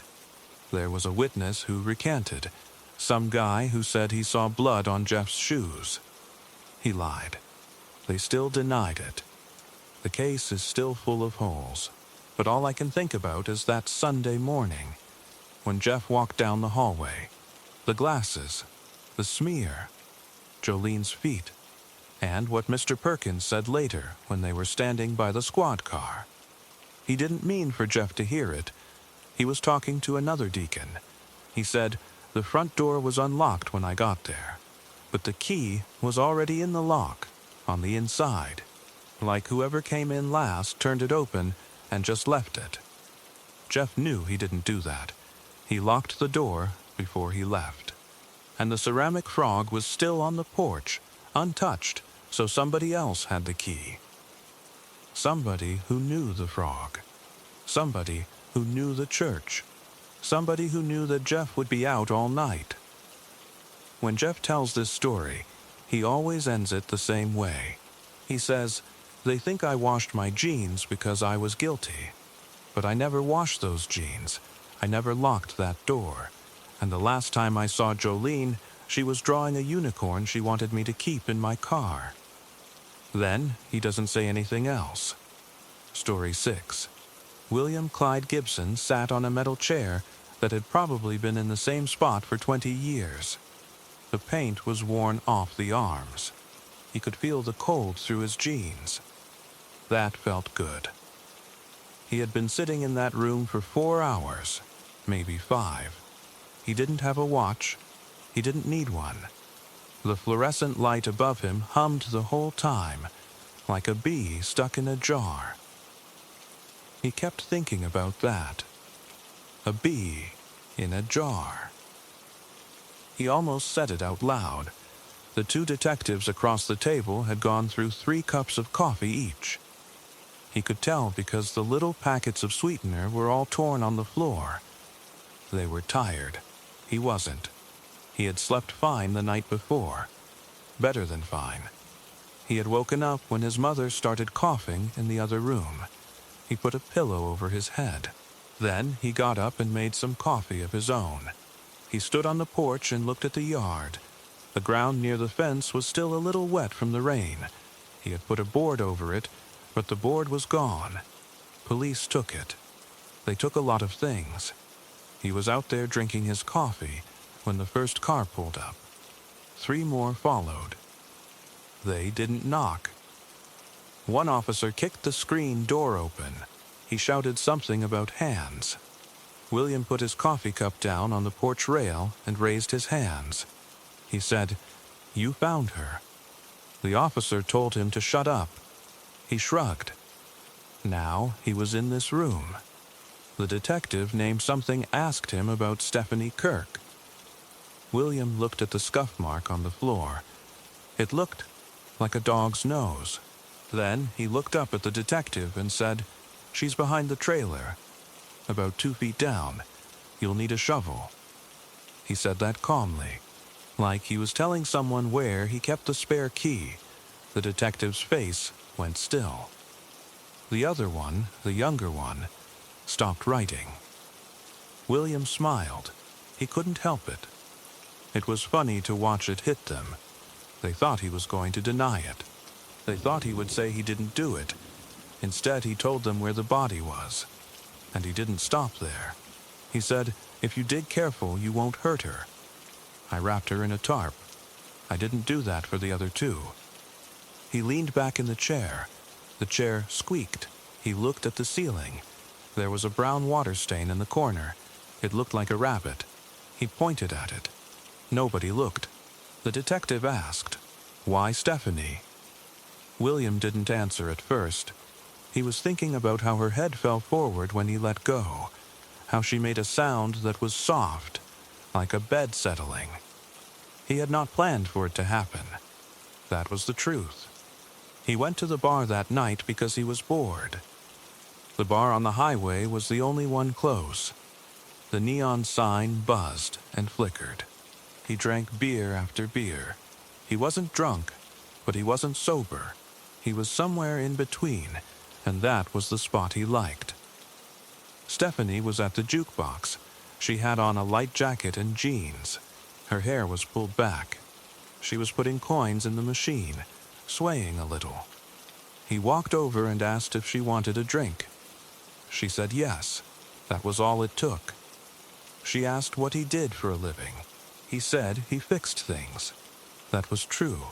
He fixed cars, he fixed appliances, and he had fixed a couple of other things too. She laughed at something he said. He couldn't remember what. He remembered her voice, though. It was low and rough from smoking. He told her he had a bottle of bourbon back at his place. She said, "I don't go to strangers' houses." He said, "I'm not a stranger. You know my name." She laughed again. That was the moment. Not when he decided. Because he didn't decide. It was more like something unhooked in his chest. He saw her neck when she leaned over to fix her shoe strap, and he knew that if she came home with him, she wasn't leaving. On the drive, she talked about her kids. She had two. She talked about some guy who owed her money. She talked about a movie she wanted to see. He nodded. He just kept his hands on the wheel and gripped it hard enough that his knuckles went white. He was glad the radio was on because it filled the silence. They got to the trailer. His mother was in her room. The TV was blaring. He turned it up louder. Stephanie didn't seem to notice. She sat on the couch. He poured 2 glasses of bourbon with ice. She took a sip and made a face. He drank his fast. Then he poured another. She was telling a story about her job. He wasn't listening. He was sitting across from her, watching her mouth move. There was a crack in the wall behind her head. He stared at that crack, and he saw it in his mind. What he was going to do. He didn't do it with a weapon. He didn't need one. He stood up and walked around behind her. She was still talking. She thought he was going to get more ice. He put his forearm across her throat. He pulled back. She didn't scream. That surprised him. She just made a sound like a kettle starting to whistle. He held tighter. Her hands came up and grabbed at his arm, but she didn't have much strength. He squeezed harder. He felt something pop in his shoulder. It hurt. That made him angry. He pressed harder. Her body went heavy against him. He held her for another 10 seconds. Then he let go. She slid off the couch and onto the carpet. Her eyes were half open. He stood there, looking down at her. He said, "Well, hell," then he finished her drink. He told the detective all of this. Not in order, maybe, but he told it. He told it like a man talking about a hike he had gone on. A difficult hike, but one he enjoyed. The young detective was writing. His hand was shaking. William watched the pen go across the paper. He said, "You don't have to write this fast. I'm not going anywhere." The older detective asked him about Karen Hodella. William had to think. Karen was from 2002. Long time ago. He had been drinking then too. She came to his house to look at something. A truck part. Or maybe it was a battery. He couldn't remember. What he remembered was her sitting on the couch. Same couch, different cover, and telling him she had to leave. She had to get home. He didn't want her to go. He didn't know why. It just felt like something he couldn't let happen. So he hit her. She fell. He kept hitting her. After that, he cut her hair off with a pair of kitchen scissors. He kept it in a plastic bag. He also kept her hands. He put them in a glass jar that had once been for pickles. He put the jar on the shelf in the garage. He checked on it sometimes. It made him feel good. It was like a memory you could hold. The detective asked, "Why Karen? Was there a reason?" William leaned forward. He put both hands flat on the table. The metal was cold. He looked the detective straight in the eye. He said it just felt like it. Then he laughed. It was a small laugh at first, then it grew. He couldn't stop. He put his head down on the table and laughed until his stomach hurt. When he looked up, the young detective had pushed his chair back. The older one was very still. William said, "I'm not crazy. That's the part you people don't get. I know exactly what I did. I liked it." He wiped his mouth with the back of his hand. There were 3 of them: Karen, Christine, Stephanie. I didn't know Christine long. She was skinny, friend of a friend. I walked her home from a party. She fell in a ditch. I got on top of her and put my hands on her throat. She fought. That made it better. After it was over, I left a beer bottle next to her hand. Seemed like a good joke. The older detective said, "You're a monster." William nodded. He didn't argue. He said, "Maybe, but I'm a polite monster." I wrapped them up. I made sure they were somewhere quiet. Karen was under the floorboards for a while. Then I moved her. Stephanie is in the yard where I told you. I even put a board over her so the dogs wouldn't dig. Then they took a break. The older detective left. William could see through the little window in the door that other officers were talking. He whispered to the young detective, "You don't like me, do you?" The young detective didn't answer. William said, "That's okay. I don't like me either, but I sure do enjoy being me." When the older detective came back, he sat down. He had a folder. He opened it and put a photo on the table. It was Karen Hodella's face, smiling. William looked at it. He looked at it for a long time. Then he said she had a nice smile. I kept her teeth, you know, in a drawer in the kitchen. He pointed to the photo. "That one there? That's a good picture. I remember her wearing blue. That was the color of her shirt." He sat back. The jar was blue too. I put her hands in a blue jar. I liked that. It matched. The young detective made a gagging sound.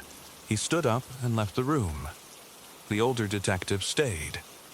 He looked like he was going to be sick too, but he held it in. He closed the folder and asked William one more question. He asked, "Do you feel anything right now? Anything at all?" William thought about it. He really did. He looked inside himself, like a man checking a cup for water. He felt the metal chair under his hands. He felt the cold air on his neck. He felt a little bit of hunger. But he did not feel sorry. He did not feel sad. He did not feel anything about those women at all. They were like empty bottles he had used and set aside. He said, "No, not a thing." Then he smiled. "And I could do it again. If you turn me loose right now, I'd probably find someone before dinner. Not because I have to, because I want to." He said that like he was talking about a hobby, like fishing or fixing cars. The older detective just stared at him. There was a long silence. William broke it by asking if he could have a cigarette. The detective said the building was smoke-free. William laughed. He said, "That's a shame. I mean, you have a dead woman in the yard, and I'm worried about a cigarette. That's funny, right?" He laughed again. The detective didn't. Later, they put him in an orange jumpsuit. They put shackles on his wrists and ankles. He shuffled down the hallway. As he was being let out, he saw the young detective standing by a water fountain. William stopped. The guard told him to keep moving. William didn't move. He said to the young detective, "You have a pimple on your chin. You should pop it before it gets worse." The young detective turned red. William laughed and shuffled on. That was the day of the interview. That was the day he told them everything. He didn't need to be pressured. He didn't need to be tricked. He asked for a pen. He drew them a map. He wrote down the names. He even asked if they wanted the shovel back or if he could keep it. The last thing he said that day, before they locked the door of the holding cell, was about his mother. The guard told him to get comfortable. William said, "I need to get home. My mother needs her medicine." The guard said, Your mother's dead." William looked at the guard and smiled. He said, "I know. I just miss her." Then he hummed a little song. He didn't know the name of it. It didn't matter. He kept humming until the guard walked away. Nobody ever got a better answer out of him. They asked him the same question over and over. Why Karen? Why Christine? Why Stephanie?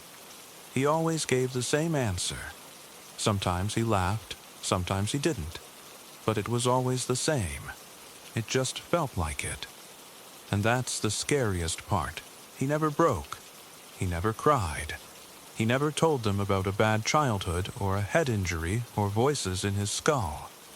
He just sat there on his metal chair, looked at the stain on the ceiling that looked like a rabbit, and told them exactly what he did and exactly how little it meant to him.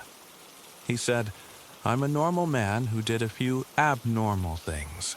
The only difference between me and you is I didn't tell myself no." He said that. Then he asked for a burger. Story 7. Karina Vetrano was 30 years old, and she ran like she was trying to get away from something. That's what her father, Philip, said later. He said it with his hands shaking, not as a compliment, but as an excuse. Because if you knew Karina, if you knew the way she stretched on the porch, the way she ate yogurt before a run, the way she talked about the children in her speech therapy sessions, then you understood that running was the only place she felt safe. And the place she ran to was the one place she never should have gone. August 2nd, 2016, Queens. That entire week had been miserable. 90 degrees, humidity that stuck to your arms like a second skin. The air smelled like the marsh, even a block away, even inside the house with the windows closed. Karina had come home from work around 3:30. She was a speech pathologist at the time, working with kids who had trouble forming sounds. She loved it, but it took a lot out of her. She had been quiet for weeks because her boyfriend had moved out. It was supposed to be a future together, but it ended. She didn't talk much about it. She just ran. That evening, she laced up her sneakers, put on shorts and a black sports bra, tied her hair in a ponytail. She clipped her keys to her shoe and put her phone in the armband around her bicep. She filled a bottle with water. Philip was in the kitchen and asked where she was going. She said Spring Creek Park. He said, "Don't run down there, it's too empty. Run around the block." She said she'd be fine. She said she felt like running the trail and she'd be home by 7. He didn't push. That's the part that eats him alive now, the part he says over and over in interviews. He didn't push. Spring Creek Park isn't a park the way people picture one. It's a forgotten stretch of land under the Belt Parkway, full of phragmites, wild reeds that grow high as a single-story roof. There are dirt paths worn into it by fishermen and people who don't want to be seen. It's the kind of place that looks gray even in the summer. The water on one side is brown and slow. The bugs are loud. If you stand in the middle of it, you can't see the road. You can't see houses. You can't see anyone. That was exactly what Karina liked about it. She had run that route for years. She knew every route, every turn, every spot where the ground got soft. She thought she knew it better than anyone else. The attack happened around 6 o'clock, give or take. Nobody knows the exact minute because nobody saw it. The first hit came from behind. It was a rock, one of those gray stones you find lying around the marsh. The impact broke the bone under her eye and sent her into the weeds. She didn't stay down. The medical examiner found deep scratches on her arms and the backs of her hands. She had broken teeth.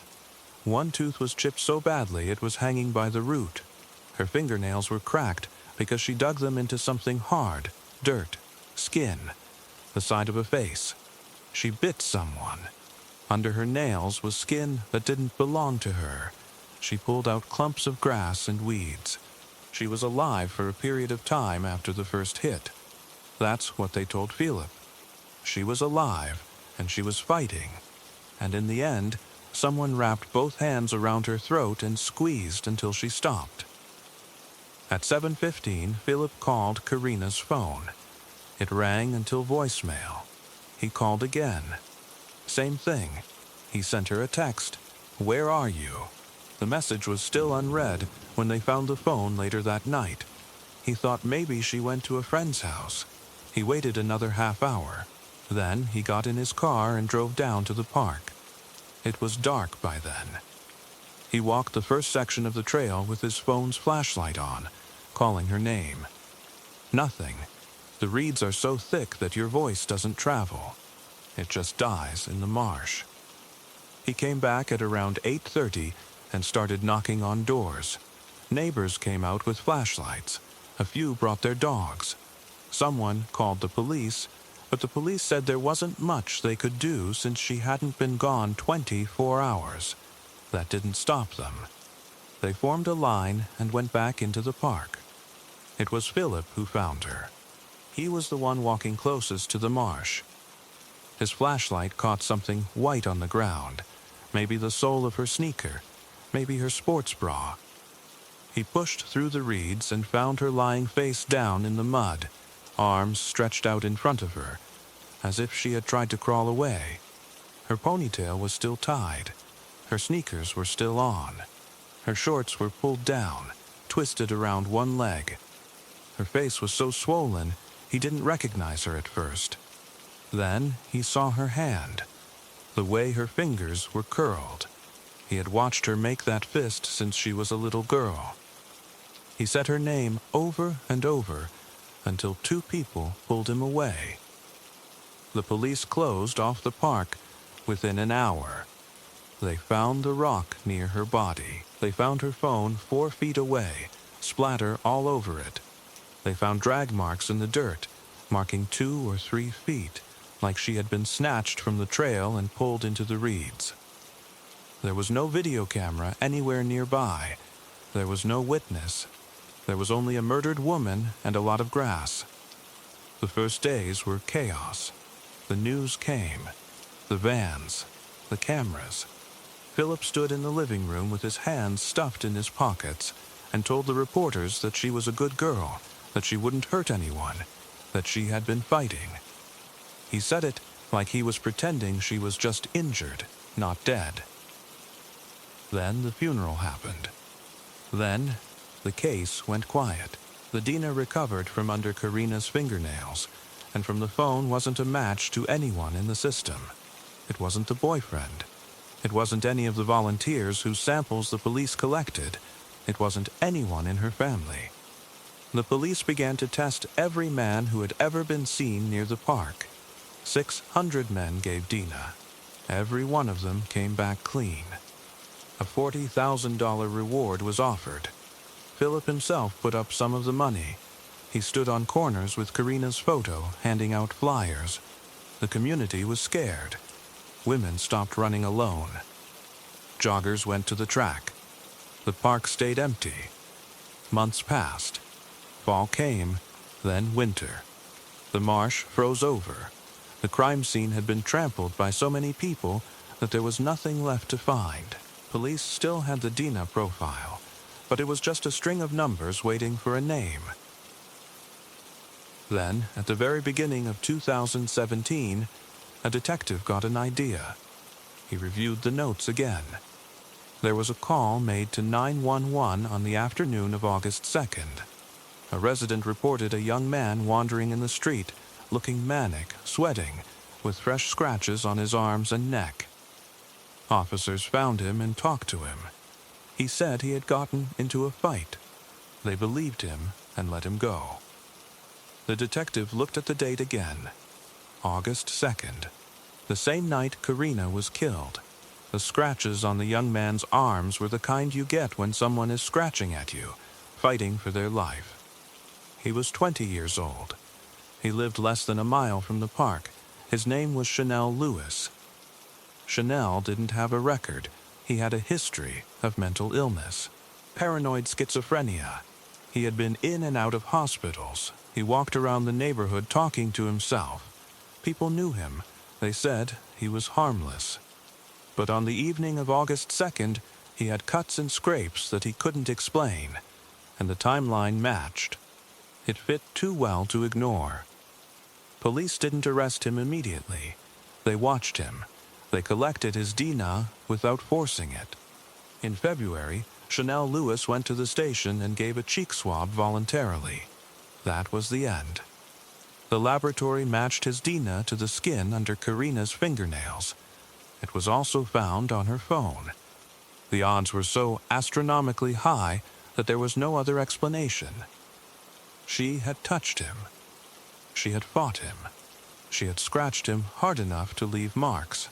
During the interrogation, Chanel didn't seem like the kind of man who could kill someone. He was soft-spoken. He looked at the floor. But when the detective asked him about the day, he said he remembered. He said he heard music that day. Loud music. Coming from a neighbor's house, playing over and over, and it made something snap in his head. He said he went into the park to get away from the sound, but the music stayed with him. Then he saw a woman running. He didn't know her. He didn't know her name. He said he picked up a rock and hit her. Not because she said anything. Not because she saw him. Because he couldn't take the noise. He attacked her at random.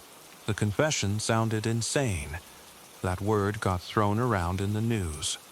But the defense argued that Chanel was mentally ill and that the confession was coerced.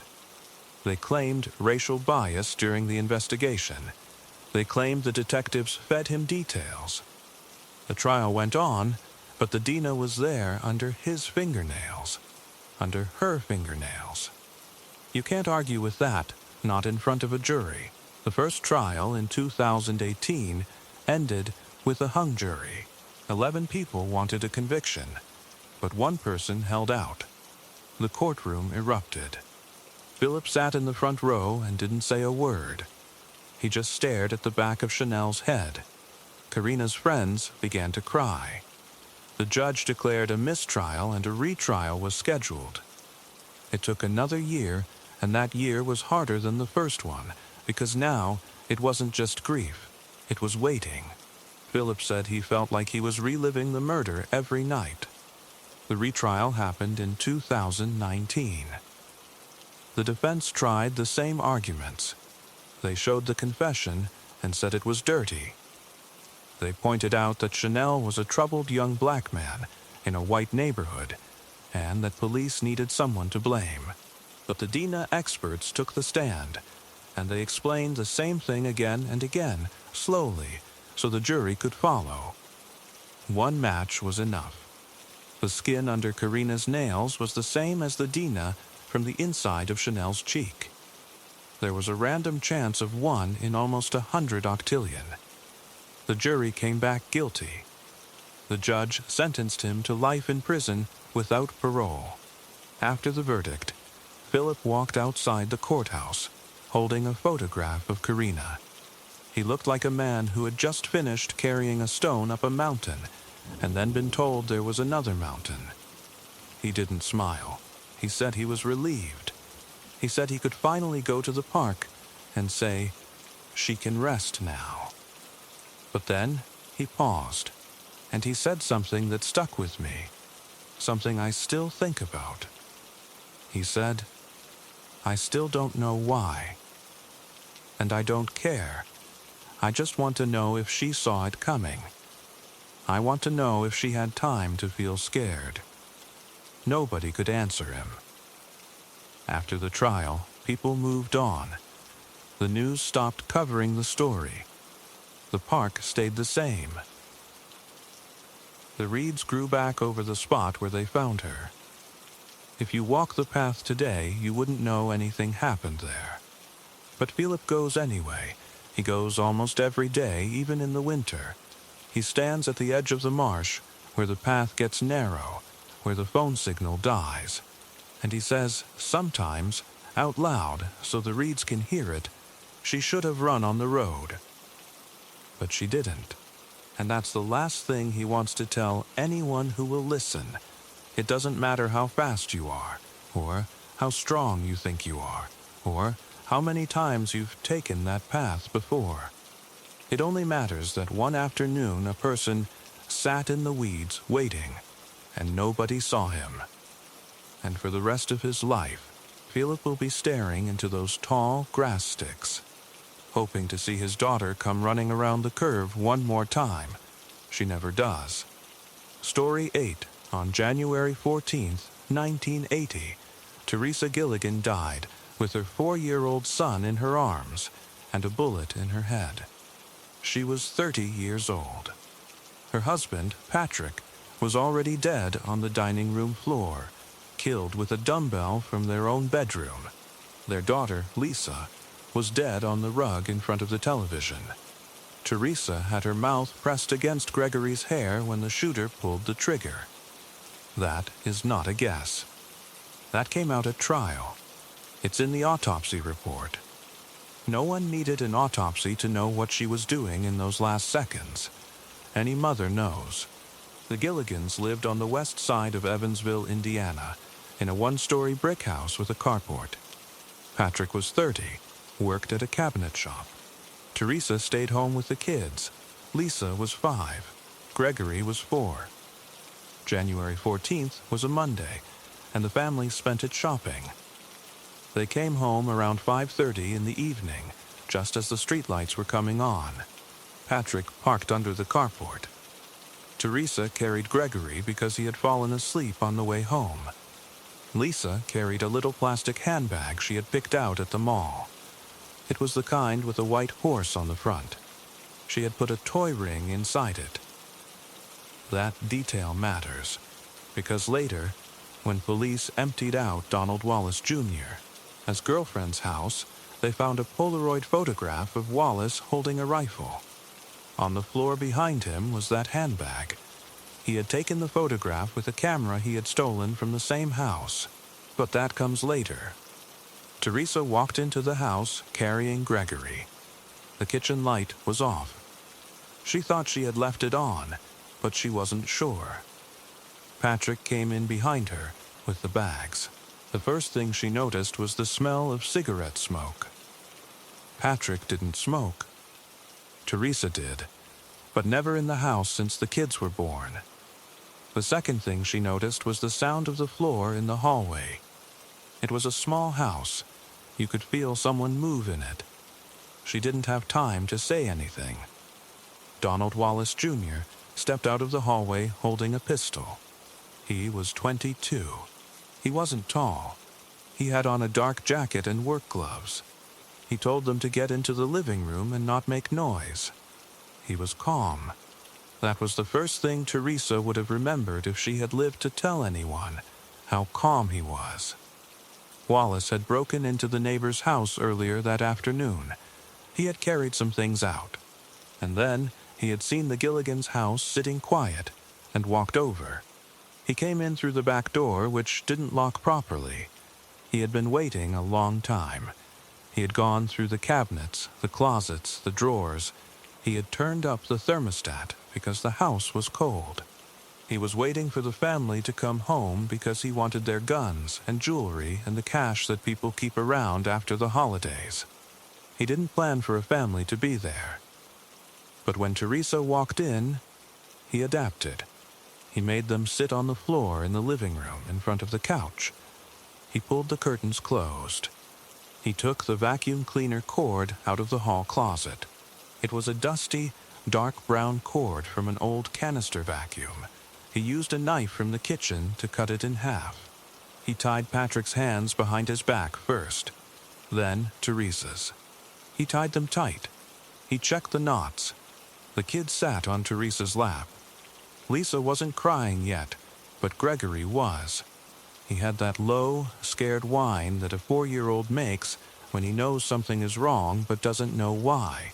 Teresa pulled him into her chest and tried to breathe.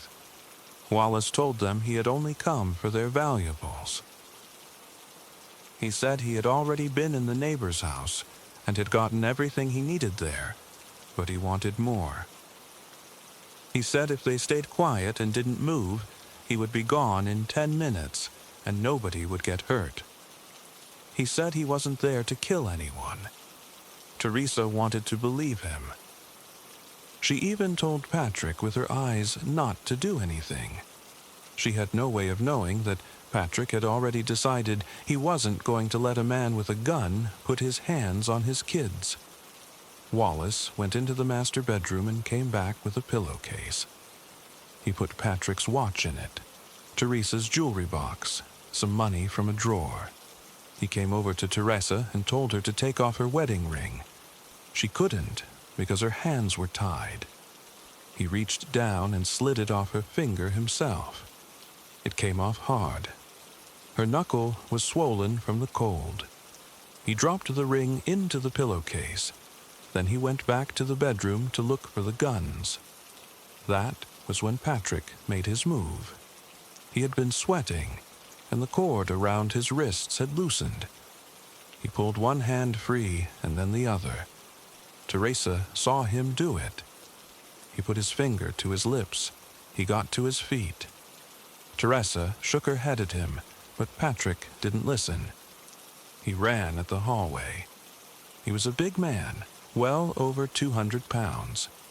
He knew he would only get one chance. He got his hands on Wallace before Wallace could turn around. The gun went off. It was the loudest thing Teresa had ever heard in her life. The sound made her teeth hurt. Patrick fell sideways into the doorframe. Wallace stepped over him, and then he lifted something from the floor. It was a small dumbbell that Patrick kept by the bed. Wallace stood over Patrick and brought it down. Teresa heard it before she saw it. It made a sound like a boot stepping on dry wood. Wallace brought it down again, and again. Teresa was screaming. Lisa was screaming. Gregory was screaming. Wallace did not stop. He hit Patrick until the dumbbell slipped out of his hand and hit the floor. He stepped back and wiped his hands on his jeans. Then he went to the kitchen and washed his hands in the sink. Teresa heard the water run. She heard the soap pump click. That normal sound in the middle of that was the thing she never would have gotten over.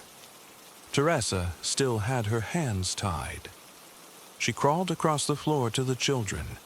She used her chin and shoulder to pull them into the corner. She made Lisa lie down. She made Gregory lie on her lap. She kept her body over them. She told them to close their eyes. She told them to be very quiet. She said it was going to be okay. She repeated it over and over because she had heard that a mother's voice is what keeps children calm. She wanted her voice to be the last thing they heard. She wanted them to hear her saying something soft, not screaming. She didn't know if it was working. Her voice sounded like somebody else's. Wallace came back from the kitchen. He stood in the doorway and looked at them for a long time. He still had the gun in his hand. He said something. It came out flat, like a statement of fact. He said he couldn't leave witnesses. He walked to Lisa first. Teresa got in front of her as best she could, but she couldn't move her hands, and he was faster. He put the gun against the back of Lisa's head and pulled the trigger. Teresa did not hear the shot. She felt it in her chest, like pressure. Gregory was already screaming, and Teresa pulled him up onto her lap so he was facing her, his face buried in her neck. She put her lips on his head. She said, "It's okay." She said, "Mommy's here." She said it again and again. The last thing Gregory heard was his mother's voice, and the last thing Teresa saw was Wallace's hand and the muzzle of the gun coming down on them. He shot Gregory through Teresa's arms. Then he put the gun to Teresa's head and pulled the trigger. She fell sideways with Gregory still in her arms. He left them there. He didn't close Lisa's eyes. He didn't cover Patrick. He took the pillowcase, went back to the bedroom, and came out with 2 rifles and a shotgun from the closet. He walked out the front door and locked it behind him. It was a little after 6:30. A neighbor saw him walking down the street with a long dark bag over his shoulder. She thought he was carrying fishing rods. It was January, but she didn't think anything about it. The Gilligans' car was still in the carport. The house was quiet. Nobody called for help for about 15 hours. The next morning, Patrick's sister came by because Patrick hadn't shown up to work. The front door was locked. She looked through the window and saw something on the dining room floor. She called the police. What the police found was worse than anything they had seen in a residential neighborhood up to that point. Patrick was in the dining room. Lisa was in the living room on her back, her eyes open. Gregory and Teresa were in the corner by the television. The medical examiner said Teresa had been shot twice. One bullet had gone through her forearm and into Gregory. The other was the one that killed her. The autopsy report made a note about her tongue. She had bitten through it. She had been trying not to scream while her children were still alive.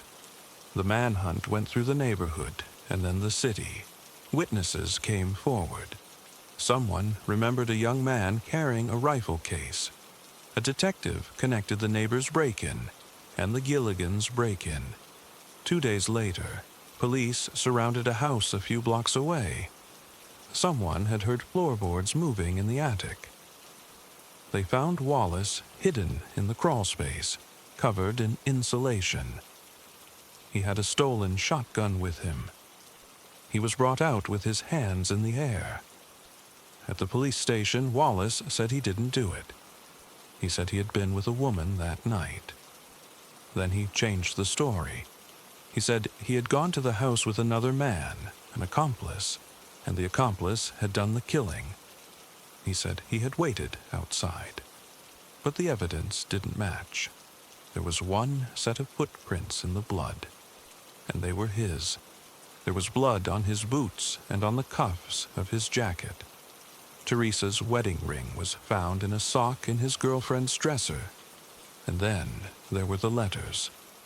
Wallace had written letters from jail to a relative. In one of them, he said he had done what he had to do, and that he didn't regret it, only that he had gotten caught. The letters were read out loud in the courtroom. The jury didn't take long. They convicted him of 4 counts of murder. The penalty phase was short. The judge sentenced Donald Wallace Jr. to death. When the sentence was read, his legs gave out. They carried him out of the courtroom. Teresa's mother sat in the front row and watched. She never spoke to the reporters. She only said that Patrick and Teresa had been good parents, and that the children were loved. Wallace spent the next 25 years on death row. He appealed. He got stays. He came close to execution several times. Each time, the family had to relive it. Each time, the media called the house. Each time, the state said the date was set, and then the courts took it back. It went on like that for decades. In 2005, Wallace was finally executed by lethal injection at the state prison. He had a last meal. He asked for steak and a strawberry shake. He ate about half of it. There was a problem with the IV, and the execution took longer than expected. He was pronounced dead at 1:48 in the morning. Nobody from the Gilligan family was in the witness room. They had chosen not to watch him die. It didn't matter. It didn't bring anyone back. After the execution, the state was supposed to return the family's personal property that was still in evidence. Most of it was clothing and paperwork. But the one item that Teresa's mother kept asking about was the wedding ring. The ring that Wallace had slid off Teresa's finger while she sat tied up on her own living room floor. The ring had been logged into evidence in 1980. It had been shown to the jury.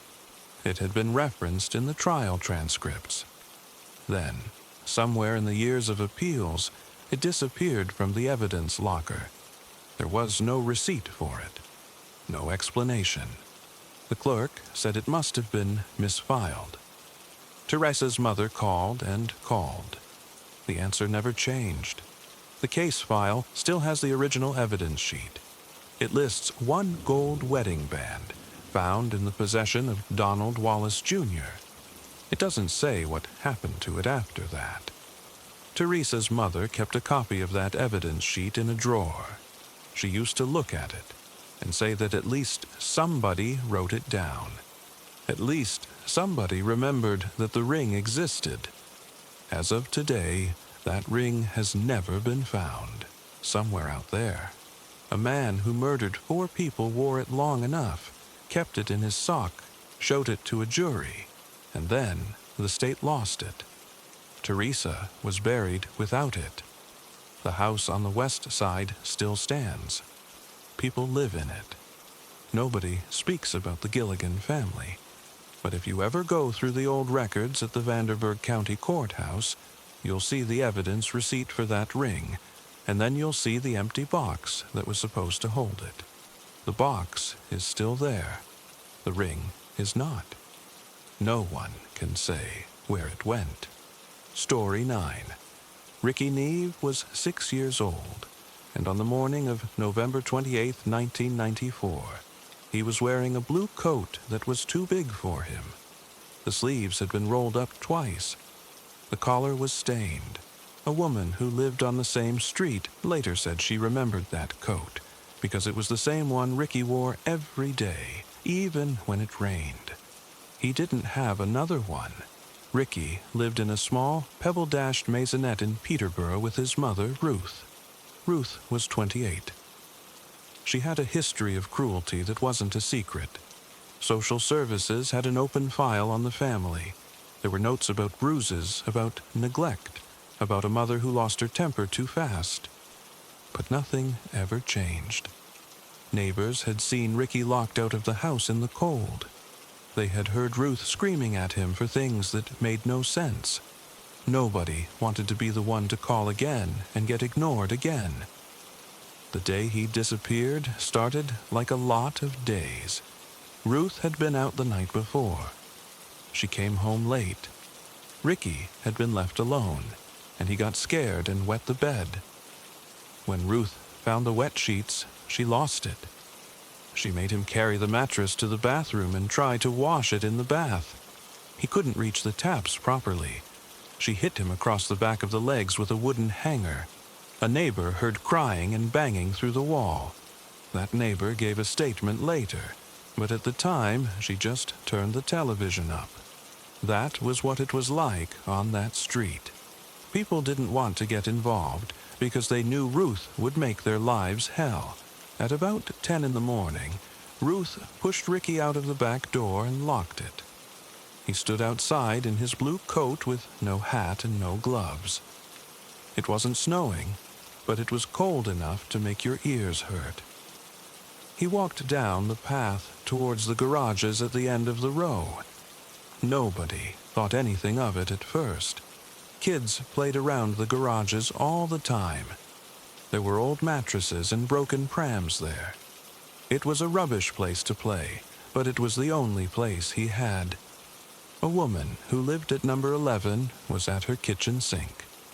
She saw Ricky stop near the garages because someone else was already there. The someone else was an older boy. She didn't recognize him. She later described him as tall for his age, thin, with dark hair and a pale face. He wasn't wearing a coat. She said he was rubbing his hands together even though it was cold, like he wasn't bothered by it. The woman saw the boy crouched down so he was face to face with Ricky. Ricky was listening to him. The boy said something, and Ricky nodded.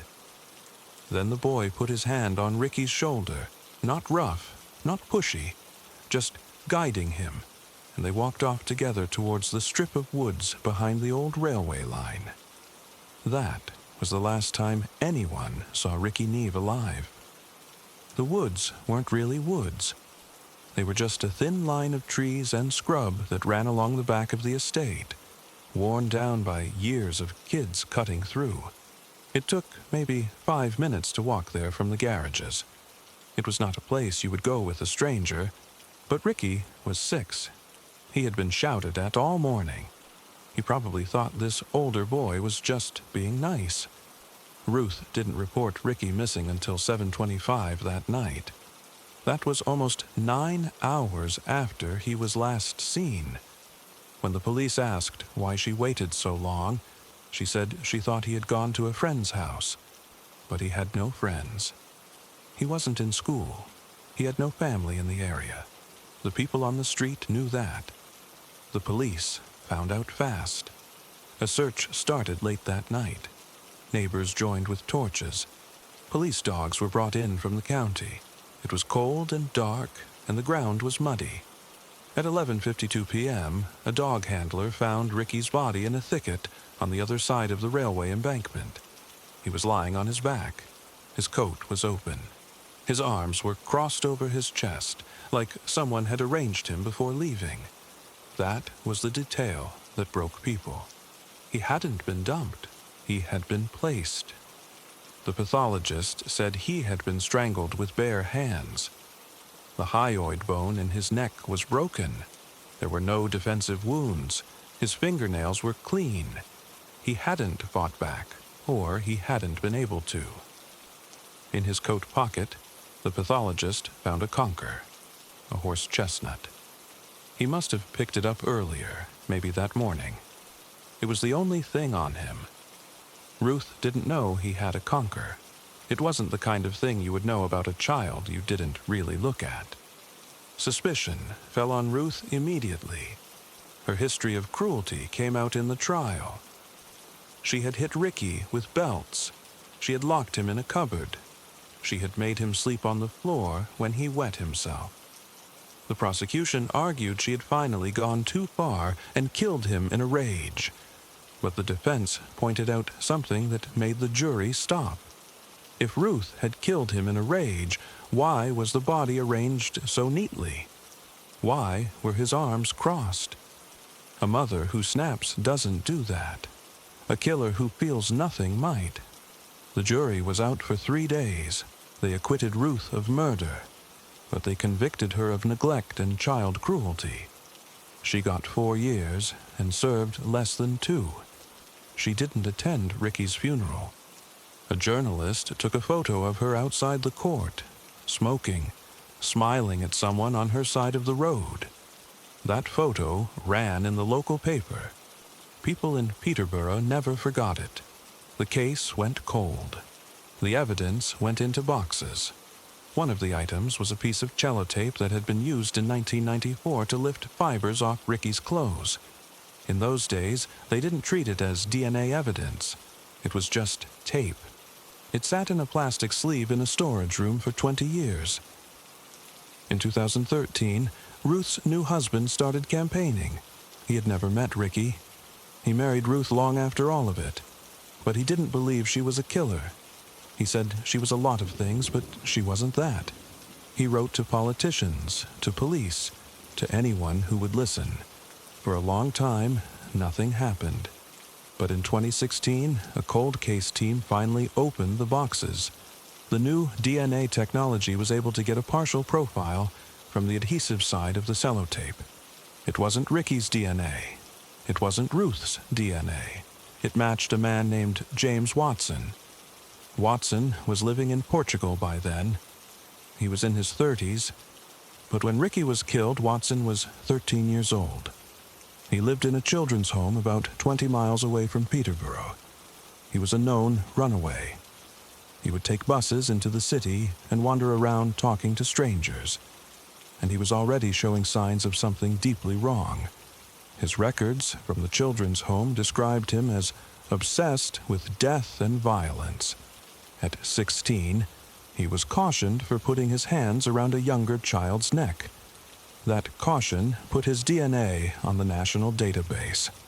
That is why the match happened. When police started digging, they found Watson's name in the original witness statements. 2 weeks after Ricky's body was found, Watson had walked into a police station and told an officer he might have seen a boy in the woods near the railway line. The officer took his name, wrote a short note, and let him go. He was 13. He wasn't a suspect. Nobody connected the dots. But now they did. And when they started talking to people who remembered Watson from back then, things came out that made the case even worse. A woman came forward and said that 3 days before Ricky disappeared, she was on a bus in Peterborough with her young daughter. A boy sat behind her. He leaned forward and asked her if she thought a child could be strangled without leaving marks. She told him to shut up and moved seats. She complained to the bus driver. When Ricky's body was found, she called the police and gave a description of the boy. The call was logged. It was never connected to the case. A care worker from the children's home also came forward. He remembered Watson saying something strange about a boy in the woods. This was before Ricky's body was found. The care worker asked what boy. Watson said, "What if a boy was found dead in the woods over there?" The care worker thought it was a sick joke. He didn't report it. But he never forgot it. When the case was reopened in 2016, he called the police himself.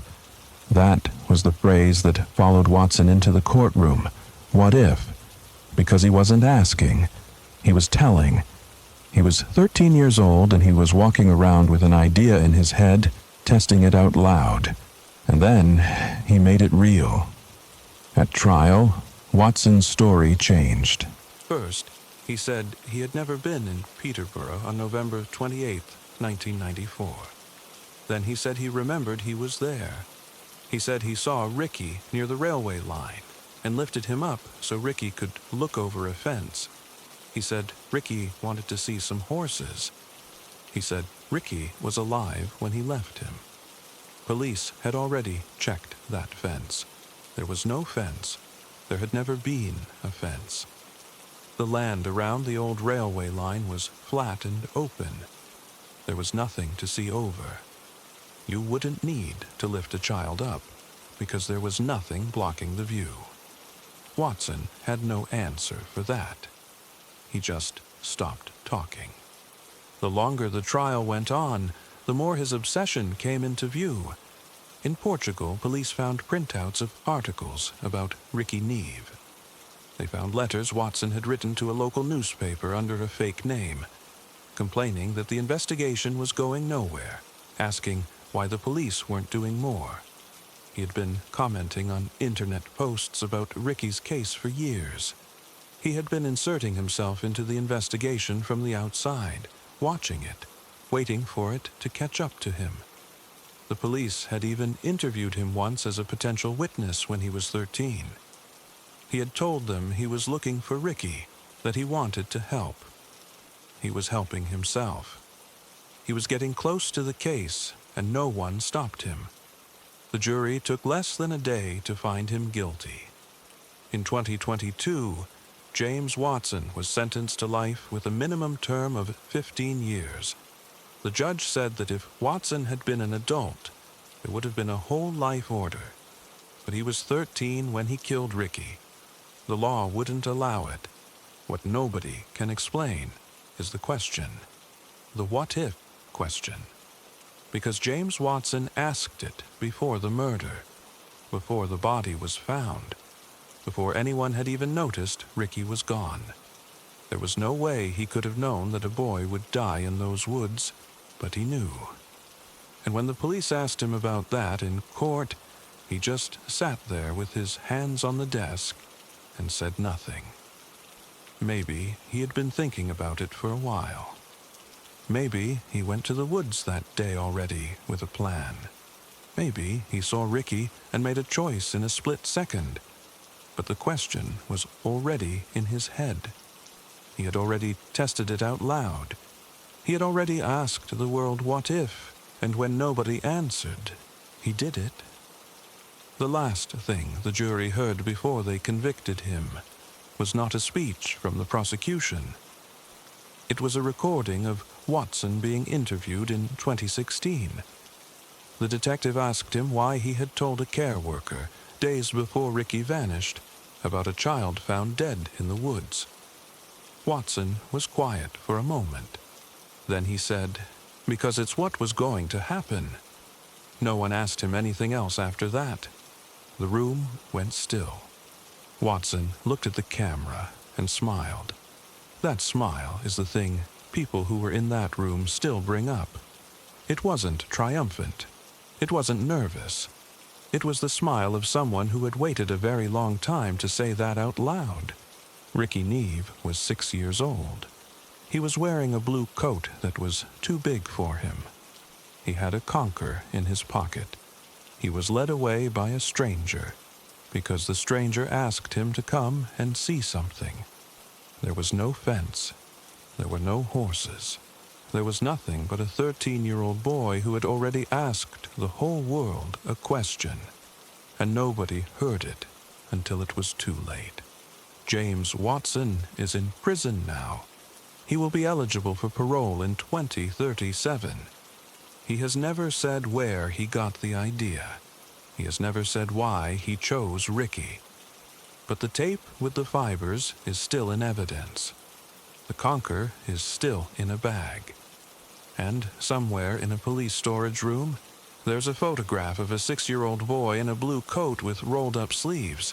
The case is closed. But the question is still there, still unfinished, still waiting for an answer that James Watson has never given. He smiled when they took him down. He's probably still smiling. Story 10.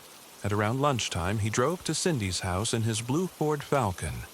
The car was a 1995 model, rust on the side, a dent on the back door that he never fixed. He pulled up and honked twice, same as always. The front door opened. Cindy didn't come out. She just stood there with her arms crossed. She looked like she wanted to say something but didn't. Then the boys came running out. Jay, 10 years old, all arms and legs, holding his backpack straps like he was going to war. Tyler, 7, wearing his footy jumper that was already too small for him, his hair sticking up. And Bailey, just 2, stumbling across the grass, his nappy poking out the top of his shorts. He was yelling, "Daddy! Daddy!" in that tiny voice. Robert knelt down and caught him, and Bailey put his sticky hands on his face. He smelled like peanut butter and baby powder. Robert held him a little longer than he should have. Cindy called from the door, "Be back by 5, Robert, and don't take them to your mate's place. I'm serious." He didn't answer. He just strapped everyone in. Jay sat in the front passenger seat because he always wanted to be the co-pilot. Tyler sat behind Robert, and Bailey was in his booster seat behind the passenger seat, next to Tyler. The booster was old, the kind that just sat on the seat and didn't have a full harness. Robert still had it in his boot. He'd never gotten around to buying a proper one. They drove off around 1 in the afternoon. The sun was out, but it wasn't hot. It was one of those clear September days in Australia that make you think the world is okay. Robert lit a cigarette and cracked the window. The boys were talking over each other. Jay was telling him about this video game he wanted, how it was the best one ever, and if Dad got it for him, he'd do all his chores for a month. Tyler was talking about a kid at school who got in trouble for throwing a rock. Bailey was just babbling, half asleep, his head lolling to the side. Robert turned on the radio. Some classic rock song came on, and Jay said it was awesome. Robert didn't say much. He just kept driving. He needed to stop for fuel. He pulled into a servo on the outskirts of town. He bought a bag of ice, a bottle of water, a pack of cigarettes, and 3 bags of chips. The boys got out to use the toilet. Not Bailey. He was still asleep. Robert stood by the car and watched Jay hold Tyler's hand as they walked across the forecourt. His chest did something weird. He remembered his own father never holding his hand, never even looking at him most days. He thought, I'm not going to be like him. He didn't know why that thought hit him so hard that day. It just did. They got back in the car. Robert drove down the Prince's Highway, heading south. The road is straight and flat around there, just farmland as far as you can see. Dry grass and cows and the occasional dead kangaroo on the verge. The dam was about 20 minutes from town. It wasn't visible from the road. It sat behind a little fence line that had a broken gate. If you weren't looking, you'd never even know it was there. Robert had been thinking about Cindy, about that new bloke she was seeing, about the way she told him in that flat, cold voice that he would never be a proper father. That word proper got stuck in his brain. He'd been thinking about the custody case, the child support payments that ate his paycheck, the way she always made him look like a failure in front of the kids. He felt something hot in his throat. He told himself it was the cigarette. It was maybe 20 minutes later when he started to cough. Not a normal cough. A dry, violent one that came from somewhere deep. He tried to clear it, but it kept coming. His eyes started watering. One hand left the steering wheel to grab the window button, but he missed. He coughed again, his whole body jerking. He heard Jay say, "Dad, you okay?" And then it all went black. That's what he'd tell police later. He blacked out. He didn't remember anything until he woke up in the water, freezing, the car filling around him, and he somehow got his seatbelt off and swam out through the window. He said he tried to get the boys, he did, but the water was too dark and too quick, and he passed out again. And when he came to, he was on the bank, and the car was gone. That's his story. He's still telling it today. But Greg King, who was driving behind him, saw something different. Greg was a 40-year-old truck driver, just going home after a shift. He saw the Falcon ahead of him. It wasn't swerving. It didn't suddenly jerk. It drove at a steady pace for about 200 meters, then drifted left, off the road, through the fence, as smooth as if the steering wheel was being held by a man with two steady hands. Greg slammed on the brakes and ran down. He heard the splash before he saw the water.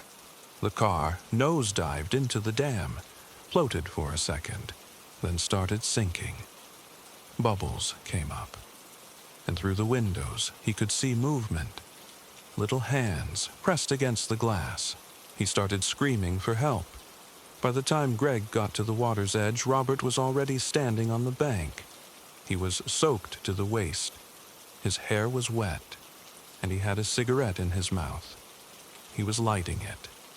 Greg shouted, "There's kids in there. Go back in." Robert didn't move. He just stood there, staring at the water, taking a drag. Greg started to peel off his jacket, ready to jump in, but Robert said, "Don't. It's too deep. You'll drown too." Greg looked at his face. It wasn't panicked. It was flat, empty, like a window that had been painted over.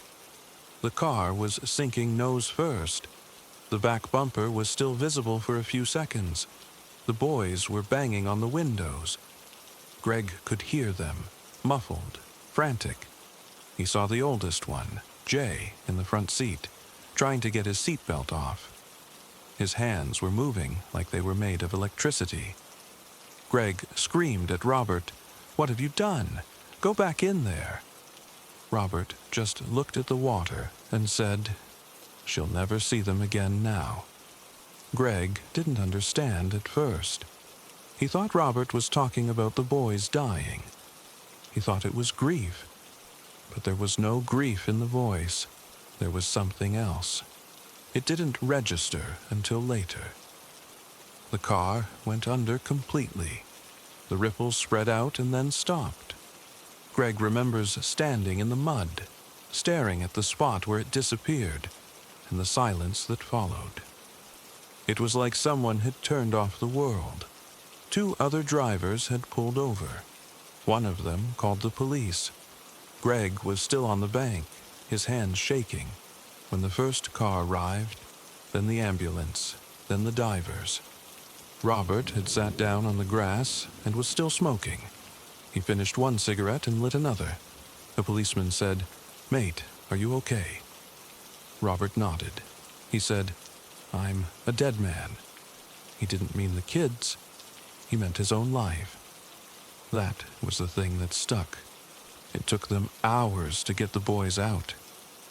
The car was deep in the mud, upside down.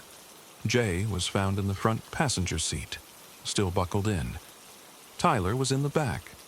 Bailey was in his booster seat, but the seat had flipped and he was hanging upside down. They had to cut the seat belts with knives. Robert sat in the back of a police car, wrapped in a silver blanket, watching them work in the water. His face never changed. He didn't cry. He didn't cover his eyes. He just stared. At the police station that night, he gave a statement. He rambled. He talked about the cough, the blackout, the panic. He said he loved his boys more than anything. He said he would never hurt them. He said he wanted to die. But when they asked him why there were no skid marks on the road, he said he didn't know. When they asked him why he didn't steer back onto the road, he said he was unconscious. When they asked him why the car went through the exact gap in the fence, a gap that was barely visible from the road, he said it was a coincidence. And when they asked him why he had asked Cindy for weeks to let him have the boys on Father's Day, why he begged her, why he promised her it would be a special day, he said he just wanted to see them. But there was another piece of evidence that hurt him. Greg King's testimony. Greg came forward and told the court what Robert said on the bank. She'll never see them again now. He also testified that Robert told him, while they stood there watching the bubbles stop, "I had a gutful. I took the kids away from her." Greg said he didn't know what gutful meant at first. He thought it meant Robert was sick of life. But later, he understood. Robert wasn't sick of life. He was sick of Cindy. And he knew exactly what would hurt her the most. It wasn't losing him. It wasn't losing the house. It was losing the boys. In 2007, a jury convicted Robert Farquharson of 3 counts of murder. The judge said it was a crime of revenge, not a tragic accident. Robert was sentenced to life in prison. But the case didn't end there. The conviction was overturned because of a juror's concerns. A second trial was set. That trial brought in a new witness, a woman named Dawn Waite. She testified that she was driving on the highway that afternoon and saw the Falcon ahead of her. She saw the driver turn around, look at the children in the back, then turn the wheel smoothly and deliberately towards the dam. She said he wasn't coughing. He wasn't struggling. The car was going at a steady speed, straight into the water. She said she could see the driver's face in the mirror. He looked calm. That testimony was enough. In 2010, they convicted him again.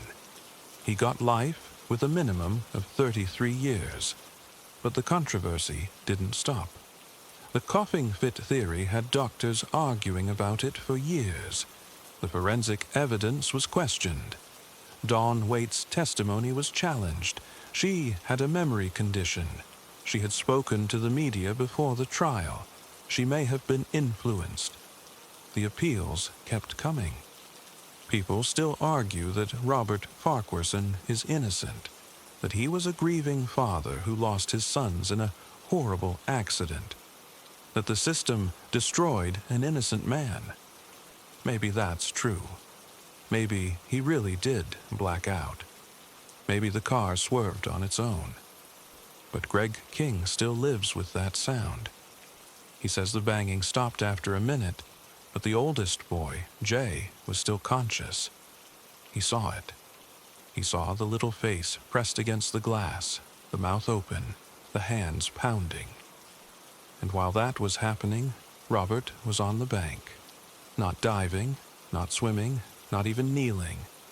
Just standing there, smoking, with his eyes on the water. Greg says he'll never forget the moment the car disappeared. Robert took one long drag, let the smoke out, and said, "It's quiet now. No tears, no screaming, just that." They never pulled the car out of the dam. They left it there. If you go to the Prince's Highway today, you can see the broken fence. There's a small memorial cross with 3 names on it: Jay, Tyler, Bailey. People leave flowers, footies, lollies. The water in the dam has gone green with algae.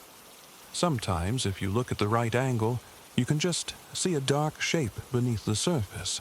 It's the roof of a Ford Falcon. The seat belts are still buckled, and the investigators who dived down there said that when they opened the car door, they found something they didn't expect. The inside of the front windscreen had scratches on it, not from tools, from fingernails, real fingernails from a child.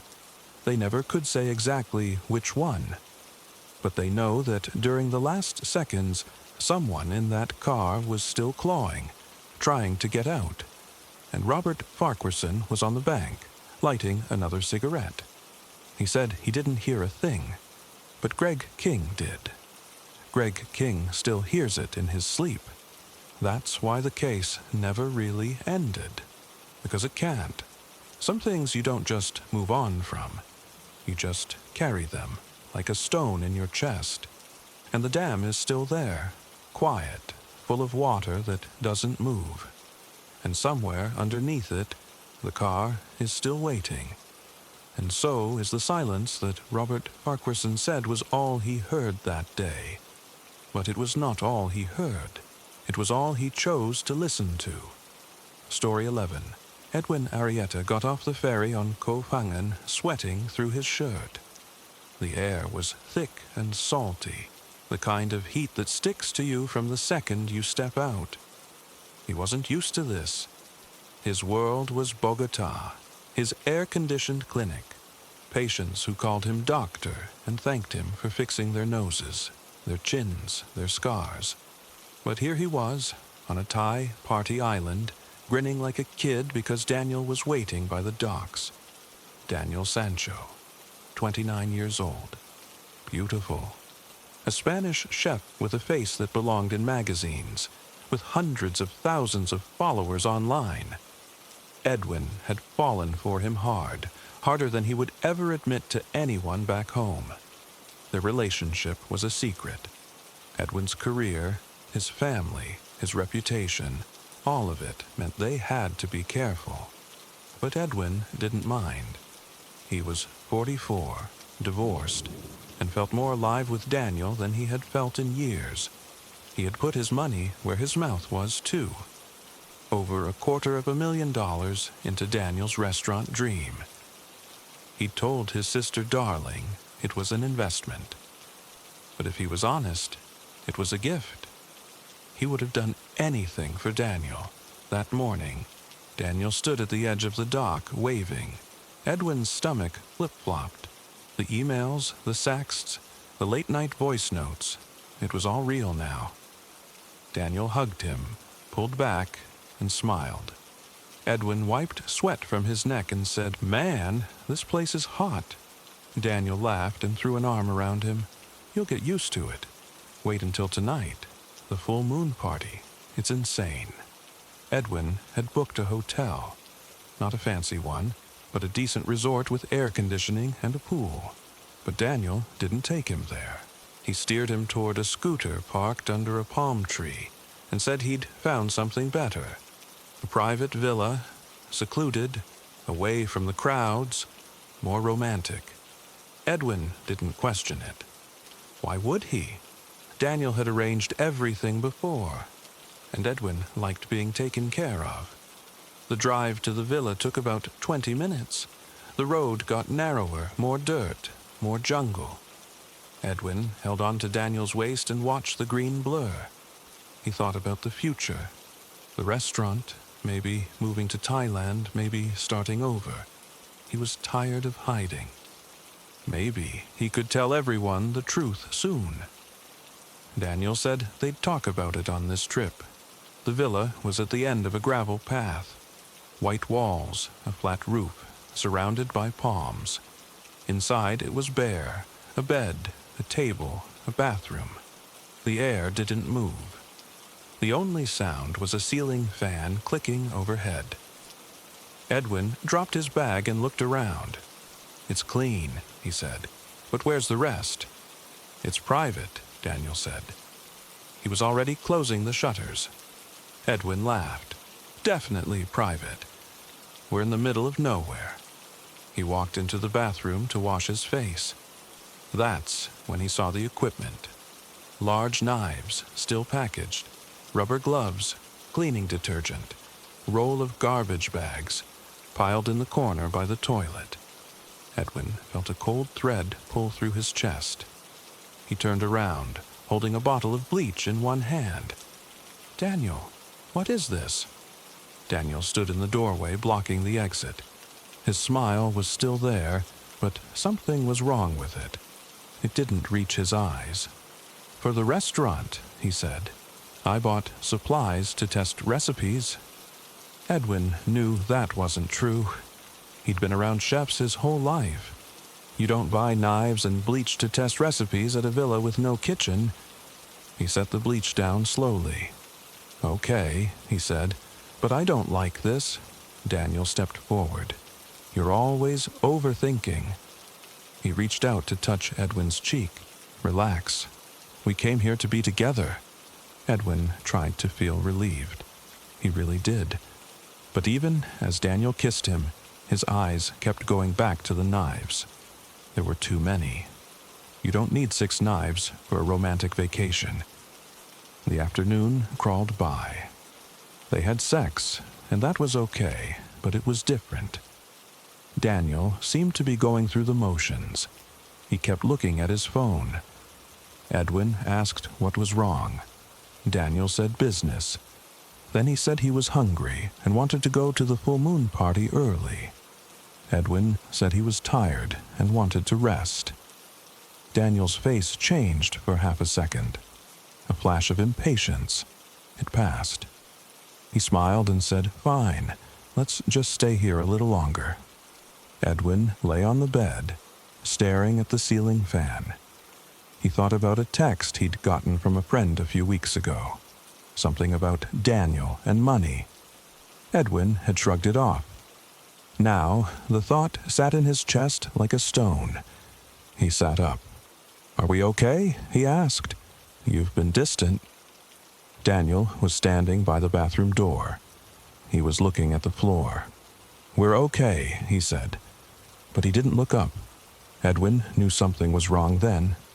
In his gut. The same gut that told him when a patient was going to survive surgery or not. His whole life, he trusted his instincts. And his instinct said, "Get out." He stood up, pulled his shorts on. "I'm going to call a taxi," he said. "I don't feel good." Daniel walked toward him. Not one of his usual easy strides. Slow, deliberate. Edwin backed up. "What are you doing?" The last thing he saw was Daniel pulling a knife from behind his back. A big one, the kind used to break down cuts of meat. Edwin's hand was still on his phone when Daniel swung. The impact was on the side of his head. Not a cut, a blow with the handle or the butt. Edwin's legs went out. He hit the floor and tasted blood. He tried to push himself up, but Daniel was on top of him. Strong, young, silent. Edwin said, "Please, Daniel, please," but it came out as a gurgle. The knife went in somewhere. He didn't know where. He just felt cold, then a wet warmth spreading inside him. He thought of his sister Darling. He thought of his mother. Then the pressure on his chest let up, and he heard Daniel breathing heavily, and then nothing. Everyone thinks a murder is quick and loud. It's not.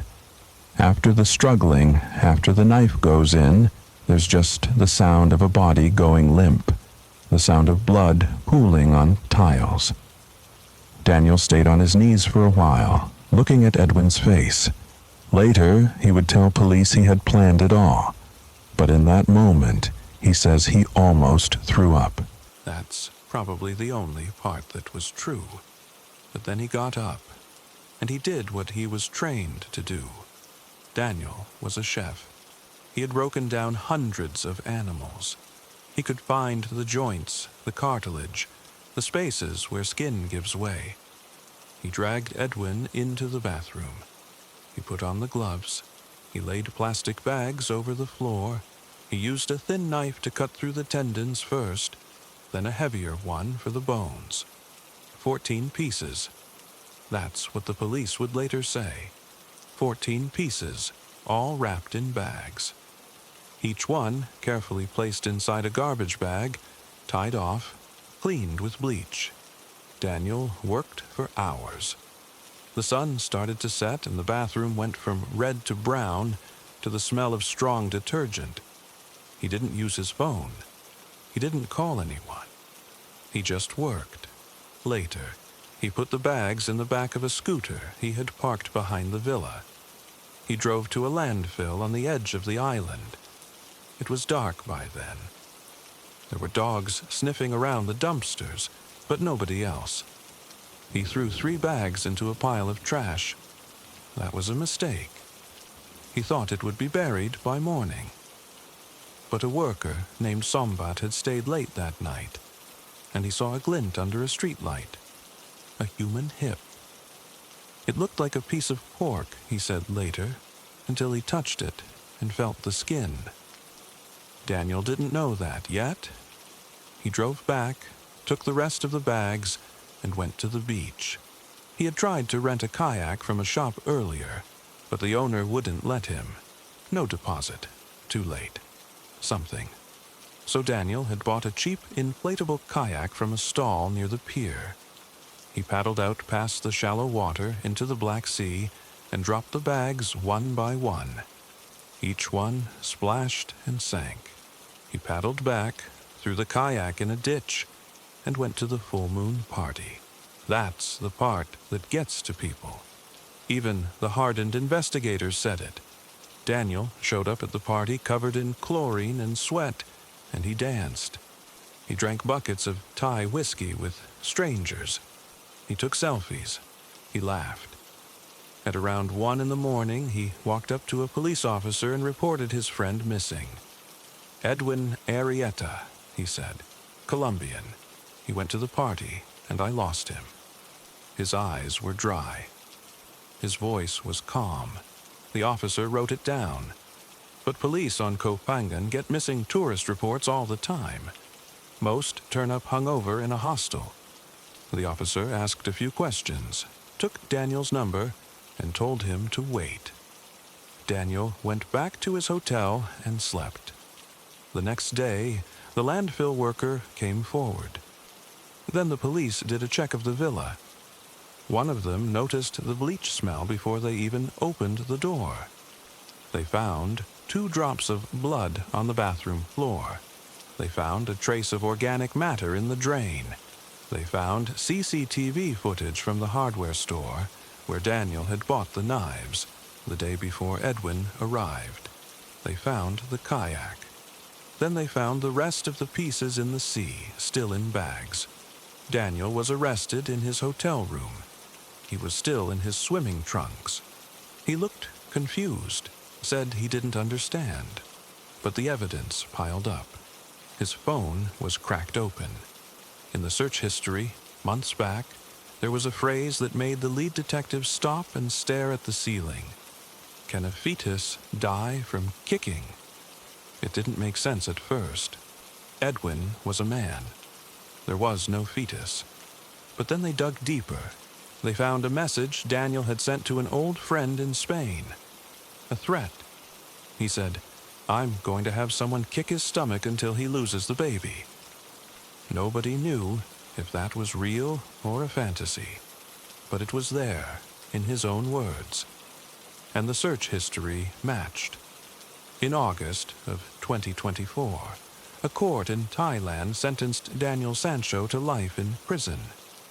He'd faced the death penalty, but the judges gave him life, which in Thailand can be reduced to 22 years with good behavior. He'll get out when he's in his 50s. Edwin's sister Darling sat in the courtroom with a photograph of her brother in her hands. She didn't scream. She didn't cry. She just stared at Daniel, and Daniel stared at the floor.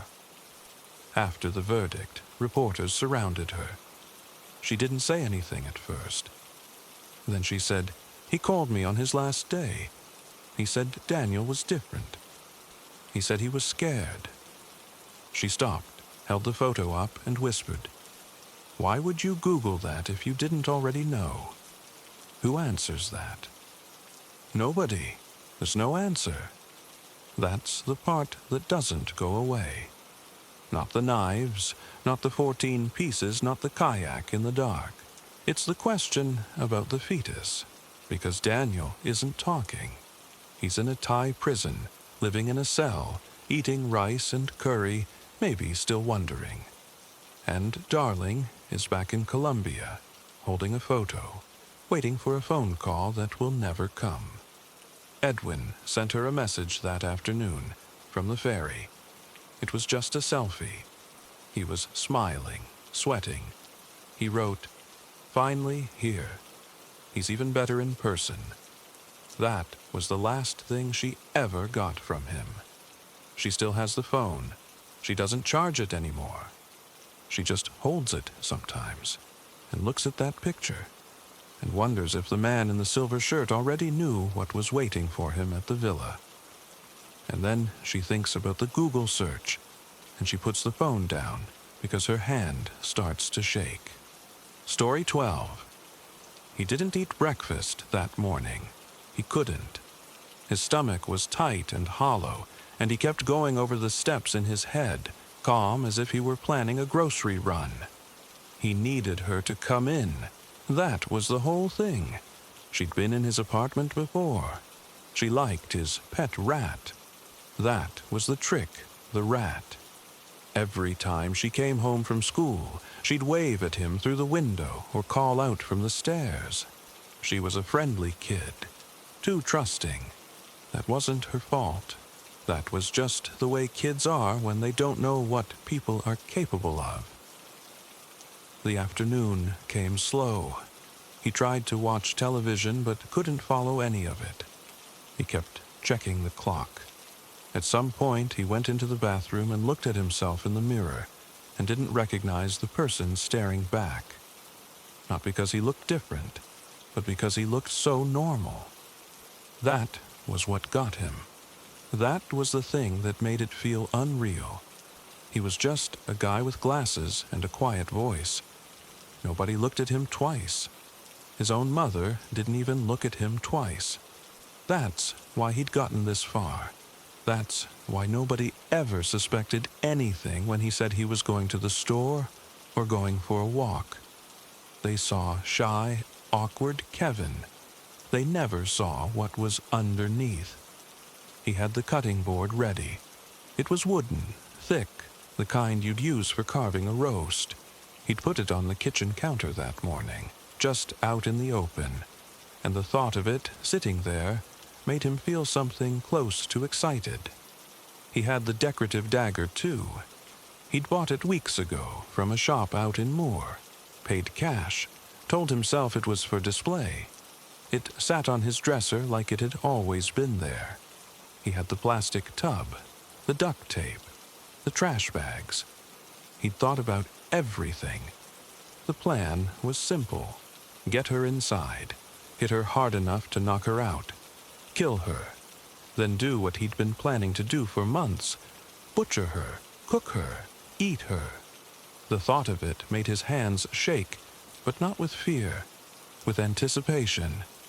He'd been waiting for this for so long. He heard her footsteps on the stairs around 3:30.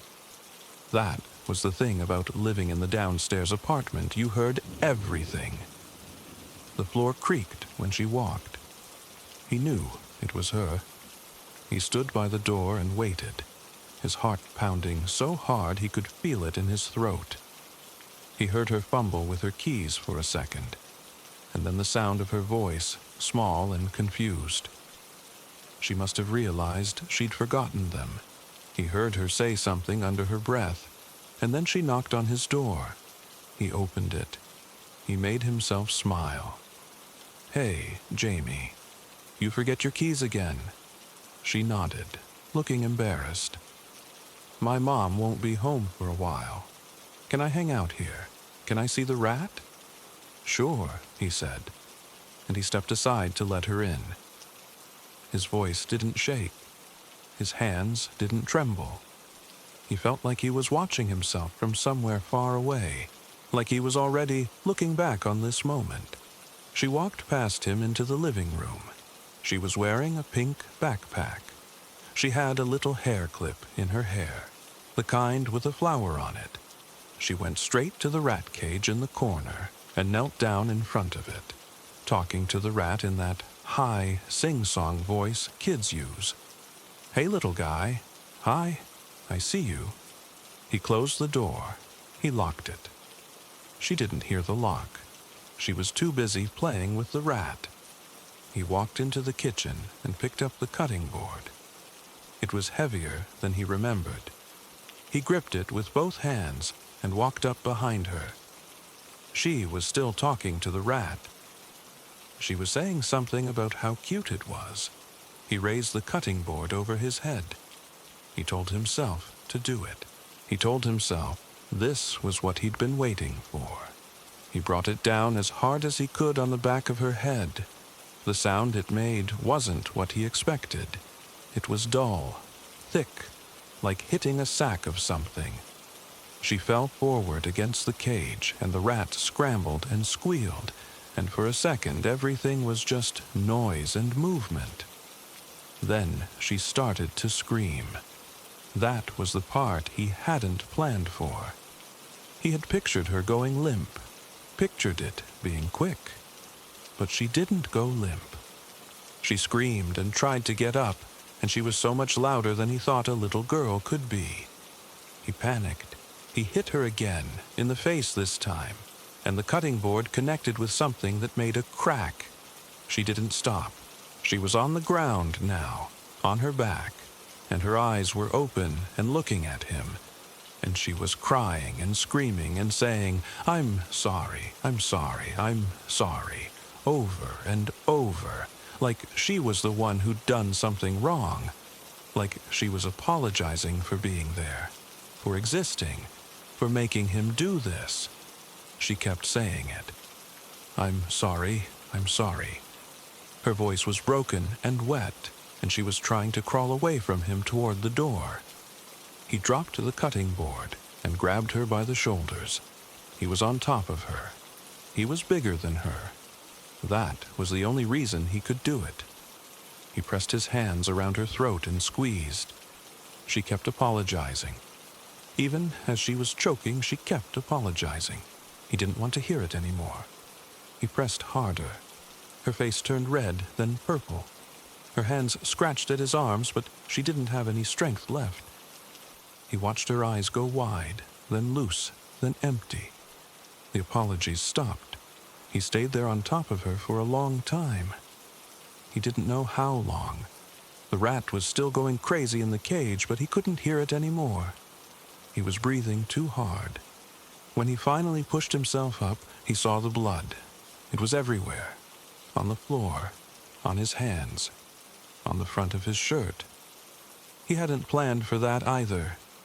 He'd thought about the cutting and the cooking, but he hadn't planned for the mess. He looked at her.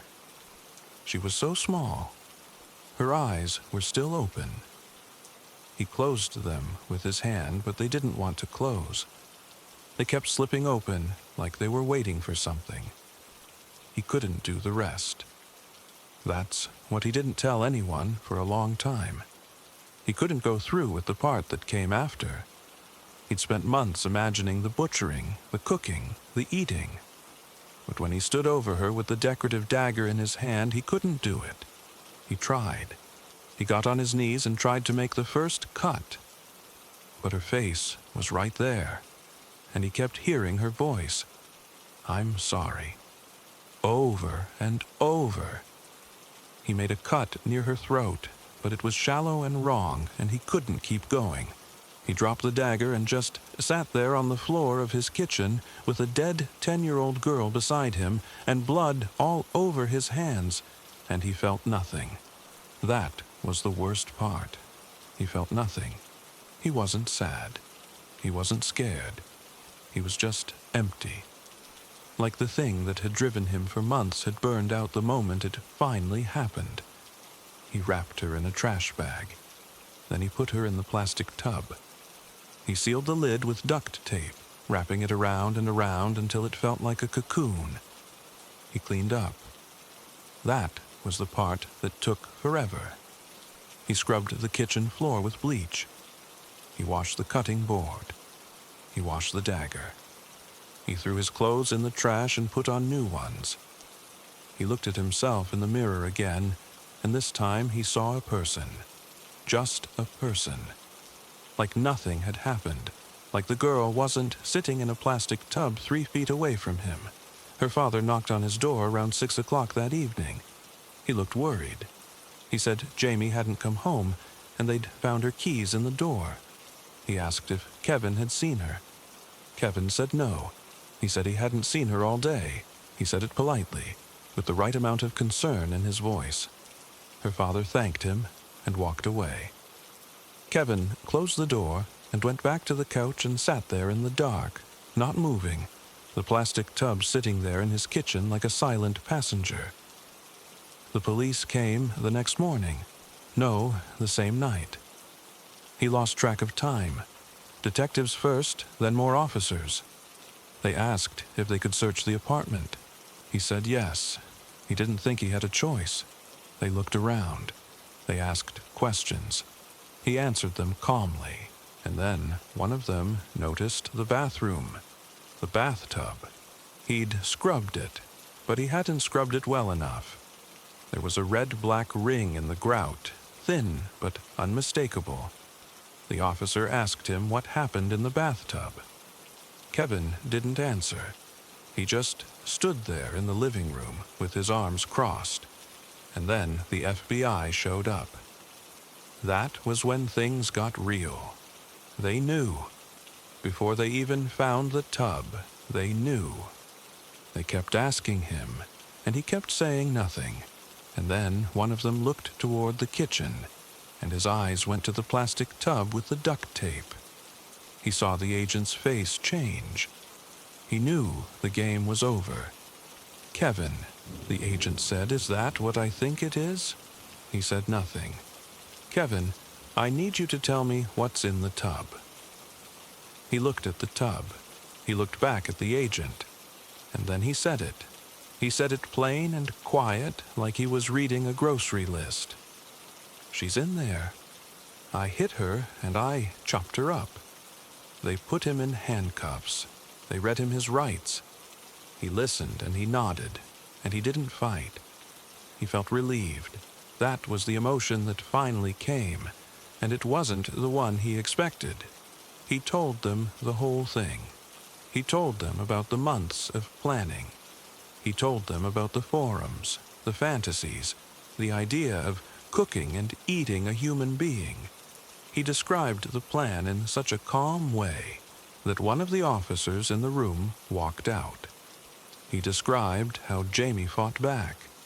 He described her screaming, "I'm sorry." That was the detail that made everyone go quiet. He said it like it was just another part of the sequence. He said he'd planned to butcher her and cook her and consume her, but he couldn't bring himself to do it after she was gone. The FBI agent asked him why. Kevin looked at him, genuinely confused, like the answer was obvious. "Because she said she was sorry," he said. "She kept saying she was sorry." They took him to the county jail that night. He sat in a cell in an orange jumpsuit with the fluorescent light buzzing overhead, and he realized he would never go back to that apartment. He realized he was going to die for what he'd done. That didn't scare him. What scared him, what kept him up that night, was the thing he couldn't stop remembering. Not her face, not the sounds, not the blood. It was the fact that when they carried the plastic tub out of his apartment, he caught himself wondering if he should have tried harder to finish what he started. And the part that truly unsettled him, the part he kept turning over in his head like a stone, was that he still wasn't sure whether the regret he felt was about killing her or about not getting to eat her. He didn't know which one he was really sorry for. And that's the thing. Even now, sitting in that cell, he still couldn't say for certain whether Jamie's apology had stopped him because it made him feel guilty or because it made him want to hear it again. Story 13. Jennifer lived in Dickinson, Texas, with Elaine in a small house on the edge of town. Not a bad neighborhood. Not the kind of place you'd think twice about. Just a house with a patchy yard and a fence that was more rust than wood. Elaine worked at a diner, double shifts when she could get them. She did everything for that kid. Showed up to every school thing even when she'd been on her feet for 10 hours. Jennifer was her whole world. Everyone on that street knew it. That summer, Jennifer had just gotten her own room. It was a big deal. She'd been sharing the back bedroom with her mom's stuff for years. She wanted out. She wanted the room at the back of the house, the one with the window that faced the field behind them. Elaine finally gave in. They spent a weekend cleaning it out, painted the walls yellow. Jennifer picked out the color. She called it Sunshine. Then they went to the dollar store and bought packs of glow-in-the-dark stars. Jennifer spent an hour on a chair arranging them on the ceiling, her mom spotting her the whole time. She was so proud of that ceiling, she wouldn't shut up about it. August 9th was her first night sleeping in that room. Bedtime was around 9:30. It was hot. August, in Texas hot, where the air is thick and your clothes stick to your skin. The window got cracked open a few inches because the AC unit in that house was older than Elaine and rattled like it was dying. Jennifer put on her favorite nightgown, the thin pink one with the little flowers. She got into bed. Her mom kissed her forehead, told her the stars would watch over her, and pulled the door almost all the way closed, like she always did. Jennifer lay there, looking up at the ceiling, not asleep yet. She was too excited. She was picking out the stars she'd arranged in a pattern, trying to make them look like the Big Dipper. She heard the window slide open. At first, she thought it was the wind, but the window stuck in the middle. She knew that because she played with it. Someone had to shove it hard to get it moving. She heard that shove. She turned her head, and there was a man standing in her room. She told the doctors later, by writing it down, that the first thing she saw was how tall he was. Dark clothes, a cap pulled down. He smelled like stale cigarettes and sweat. He was on the bed before she could even think to scream. His hand was over her mouth, big and rough. Then he said something that made her go completely still. He said, "I'm a police officer. Your mama's in trouble. You have to come with me, quiet, or I'll have to take you in." She was 8. He was an adult, and he said he was the police. She did exactly what she was taught to do. She went limp. She didn't fight. She didn't scream. She let him pick her up and carry her right out that window, into the dark, feeling the grass under her bare feet. She believed him. That's the part that stays with me. That kid trusted a badge that didn't exist, because nobody had ever taught her that people lie about that. He carried her through the field behind the house until they got to a dirt road. There was a car parked there. An old sedan, dark-colored, nothing special. He opened the back door and put her on the floor, told her to get down and cover her head with her hands. "Don't look up," he said. "If you look up, I'll know." She lay on the floor mat, nose pressed against sticky plastic and old food crumbs, smelling cigarette ash. She heard him get in the front seat. The engine turned over. The car started moving. And for the whole drive, he didn't say a word. No radio, nothing. Just the road and her own heartbeat, loud in her ears. She doesn't know how long it took. When you're 8 and lying on the floor of a stranger's car in the dark, time doesn't work. It felt like hours. When the car finally stopped, he told her to get up. She looked out the window. They were in a field somewhere. Nothing around. No houses, no street lights.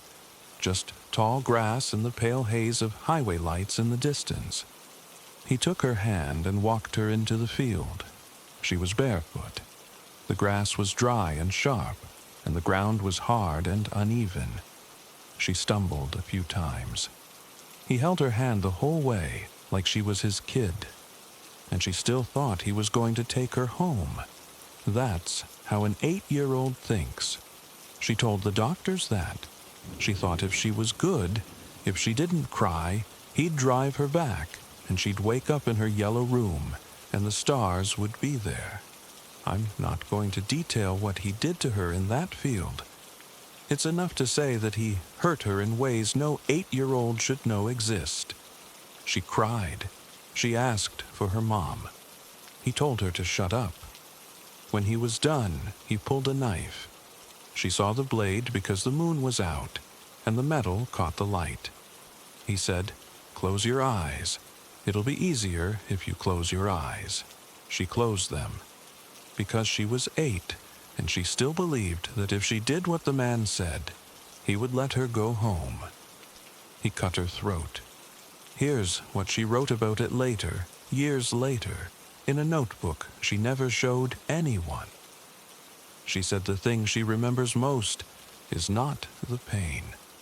It was the cold of the knife against her neck, right under her chin, and then the wet heat that followed it, pouring down her chest, and then the sound she made when she tried to scream, a wet, hissing sound, air coming out of a hole in her neck that wasn't supposed to be there. She said she felt like a balloon with a leak, except the leak was her own voice, and it was escaping sideways. He let go of her, and she fell.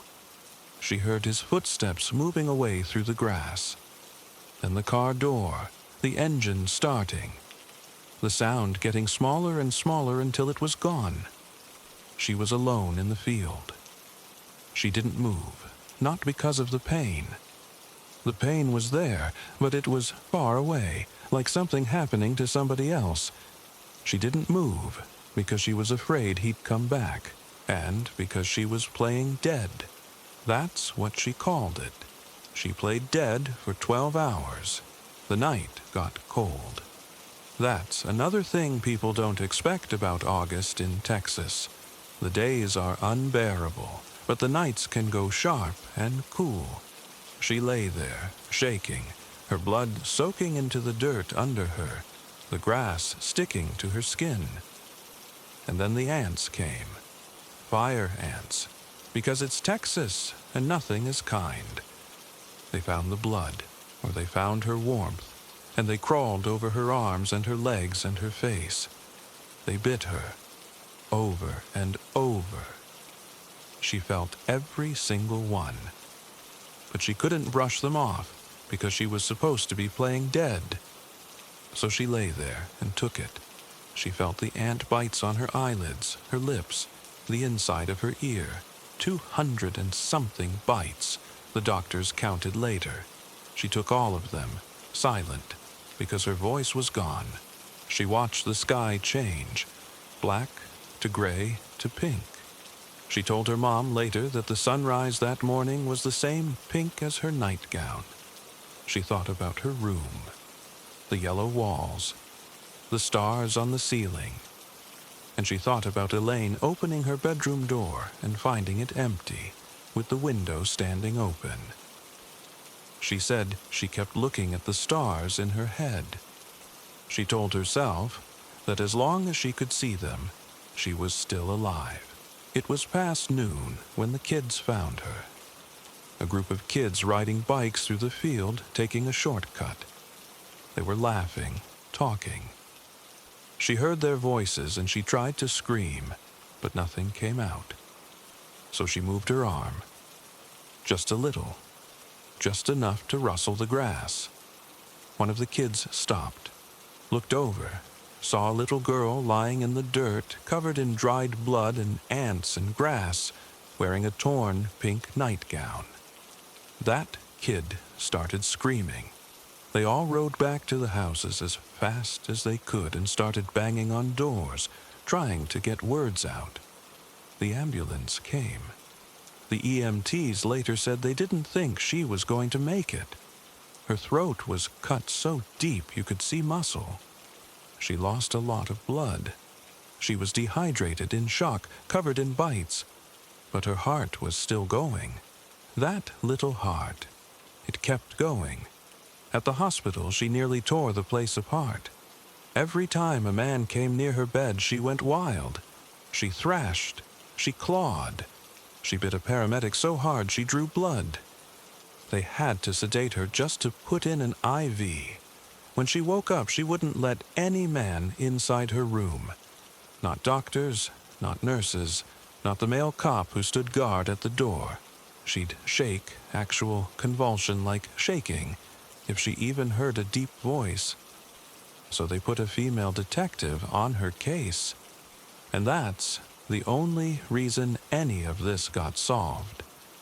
She couldn't talk. Not because her throat wasn't healing, it was. Doctors said she'd speak again, eventually. But every time she tried to make a sound, her body locked up. So they gave her a little whiteboard and some markers. Her first message was, "My name is Jennifer." The detective asked her, soft and slow, in writing, if she knew who had hurt her. Jennifer nodded. The detective showed her pictures. Jennifer shook her head at all of them. Then she picked up the marker.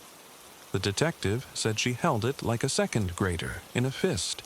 She wrote one word, Dennis. The detective asked how she knew the name. Jennifer wrote back, "He said his name. He said, remember it. He said I wouldn't live to tell. He told her his name because he was 100% sure she was going to die. He didn't think he was leaving a witness. He thought he was leaving a corpse. That's the only reason she knew. He gave it to her as a taunt, and then she described him. This little girl, with her throat held together by stitches and a bandage, covered in ant bites, sitting up in a hospital bed. Used that whiteboard to give a full description. Round face, short beard, small eyes, the shape of his jaw, the way he stood. She drew on paper, pointing at her own face, guiding the detective through every detail. She was right about all of it. The composite sketch went out fast, and it didn't take long to find him.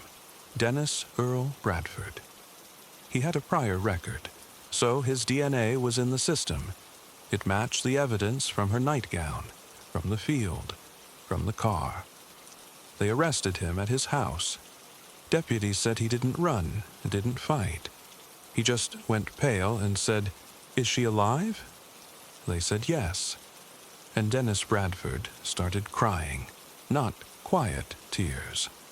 Real crying, the kind grown men do when something breaks inside them. He confessed. He sat in that interrogation room and talked for hours, drawing it all out. He said he was sorry.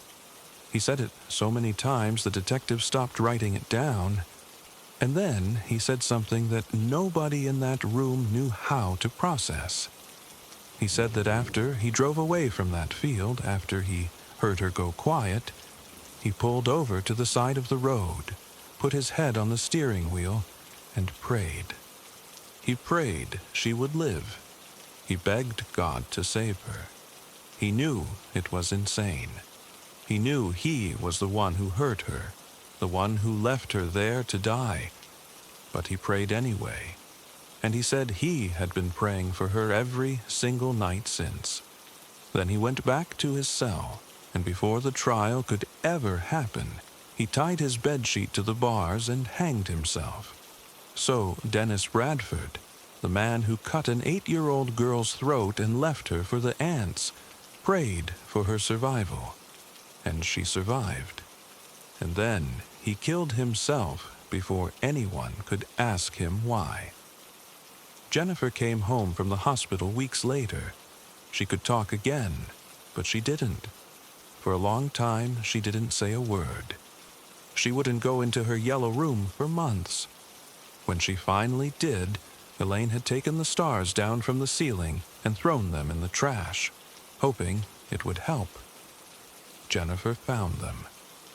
She fished them out of the trash can in the alley and put them back on the ceiling, one by one, in exactly the same spots. She told her mom it had to be exact, because the sky had looked wrong from the field, and she needed her ceiling to be right again. The detective kept a copy of that composite sketch. I've heard she still has it in her office. People asked her why.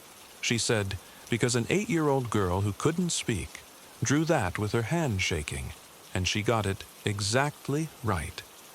And I keep it, so I never forget that you don't need a voice to tell the truth. As for Jennifer, she never said his name again. Not once. But here's the thing. She still sleeps with her window closed, even in August, even when it's 100 degrees and the house feels like an oven. She'll say she can't sleep with it open. Just that. She won't explain. Everyone who knows her knows why. But the detail that stays with me, the one I can't shake, is about the ants. She has a scar on her neck now, thick and pale, from under her left ear down to her collarbone. She says it doesn't hurt anymore. It just itches sometimes. Only when it rains.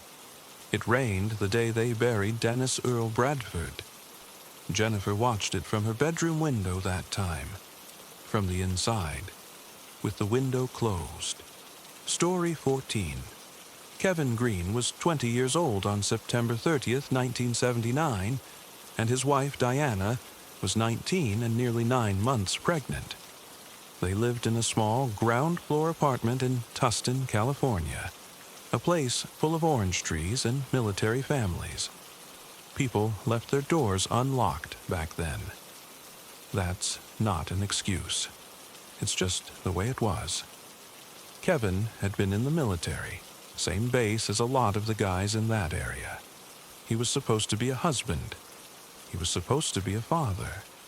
None of that happened. That day started like any other Sunday. Kevin and Diana woke up in their little apartment, and there was nothing special about it. They made coffee, they moved around each other in that cramped kitchen, and then they got into one of those stupid arguments that couples have when they're young and scared and about to have a baby. It wasn't violent. It wasn't even loud, not really.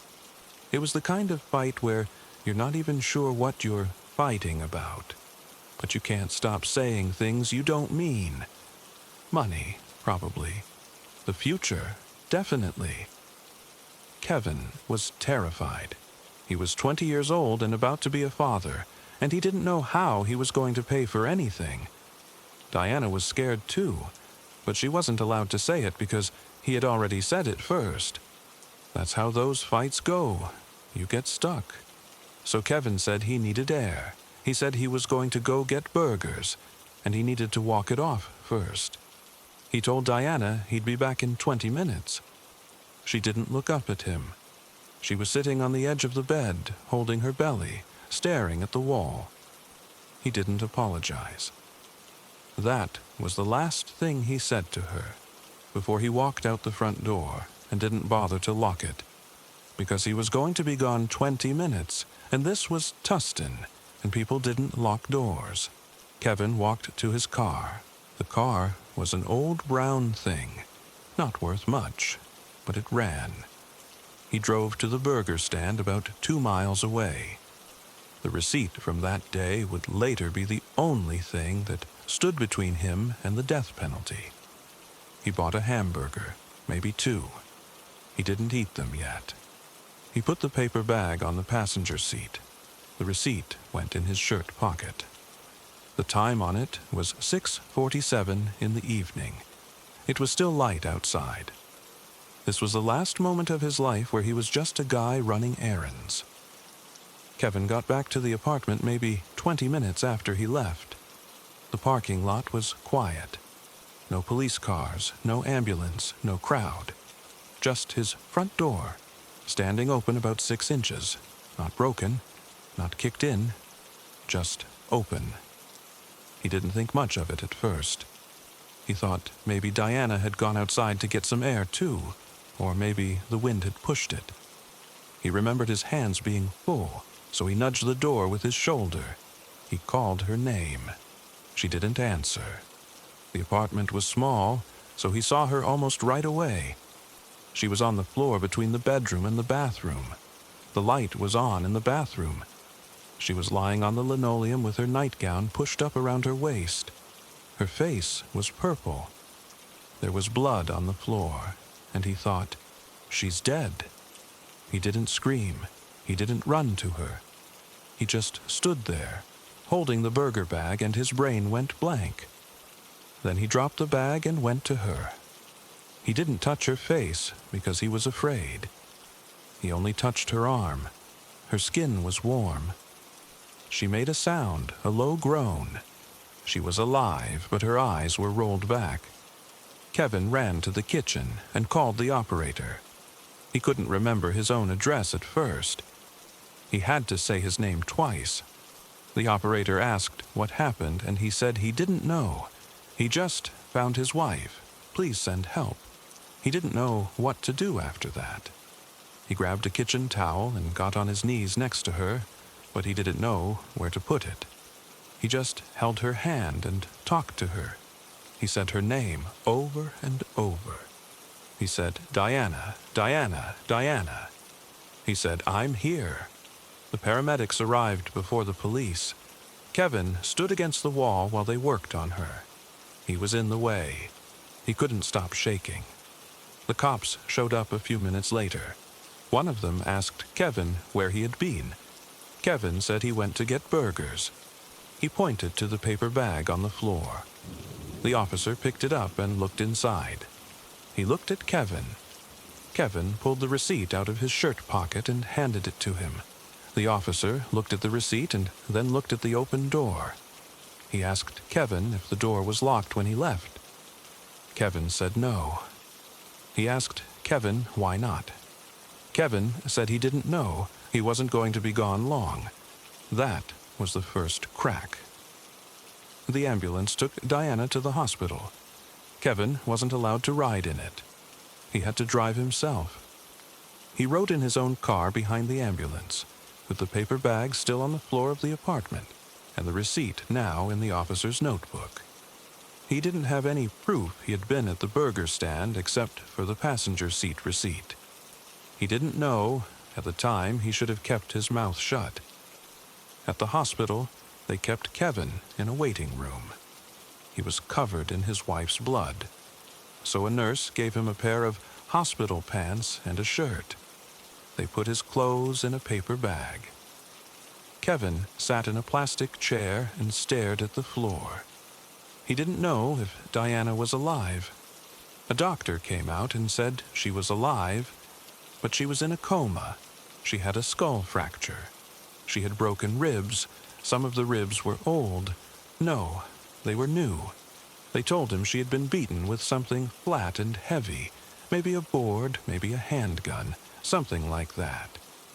She had internal bleeding, and she had been sexually assaulted. The baby was dead. Kevin did not move for a long time. He didn't cry. He just looked at the doctor like he was speaking a foreign language. Then he went outside and threw up behind the dumpster. The police came to talk to him again that same night. They asked him to go through the timeline. Kevin told them exactly what happened. They asked about the argument. He told them they argued about money, about the baby, about nothing. They asked if he struck her. He said no. They asked if he had ever hit her before. He said no. They asked if he'd ever felt like hitting her. Kevin said everyone gets angry. I never touched her. They wrote that down. Kevin didn't sleep that night. He stayed at the hospital.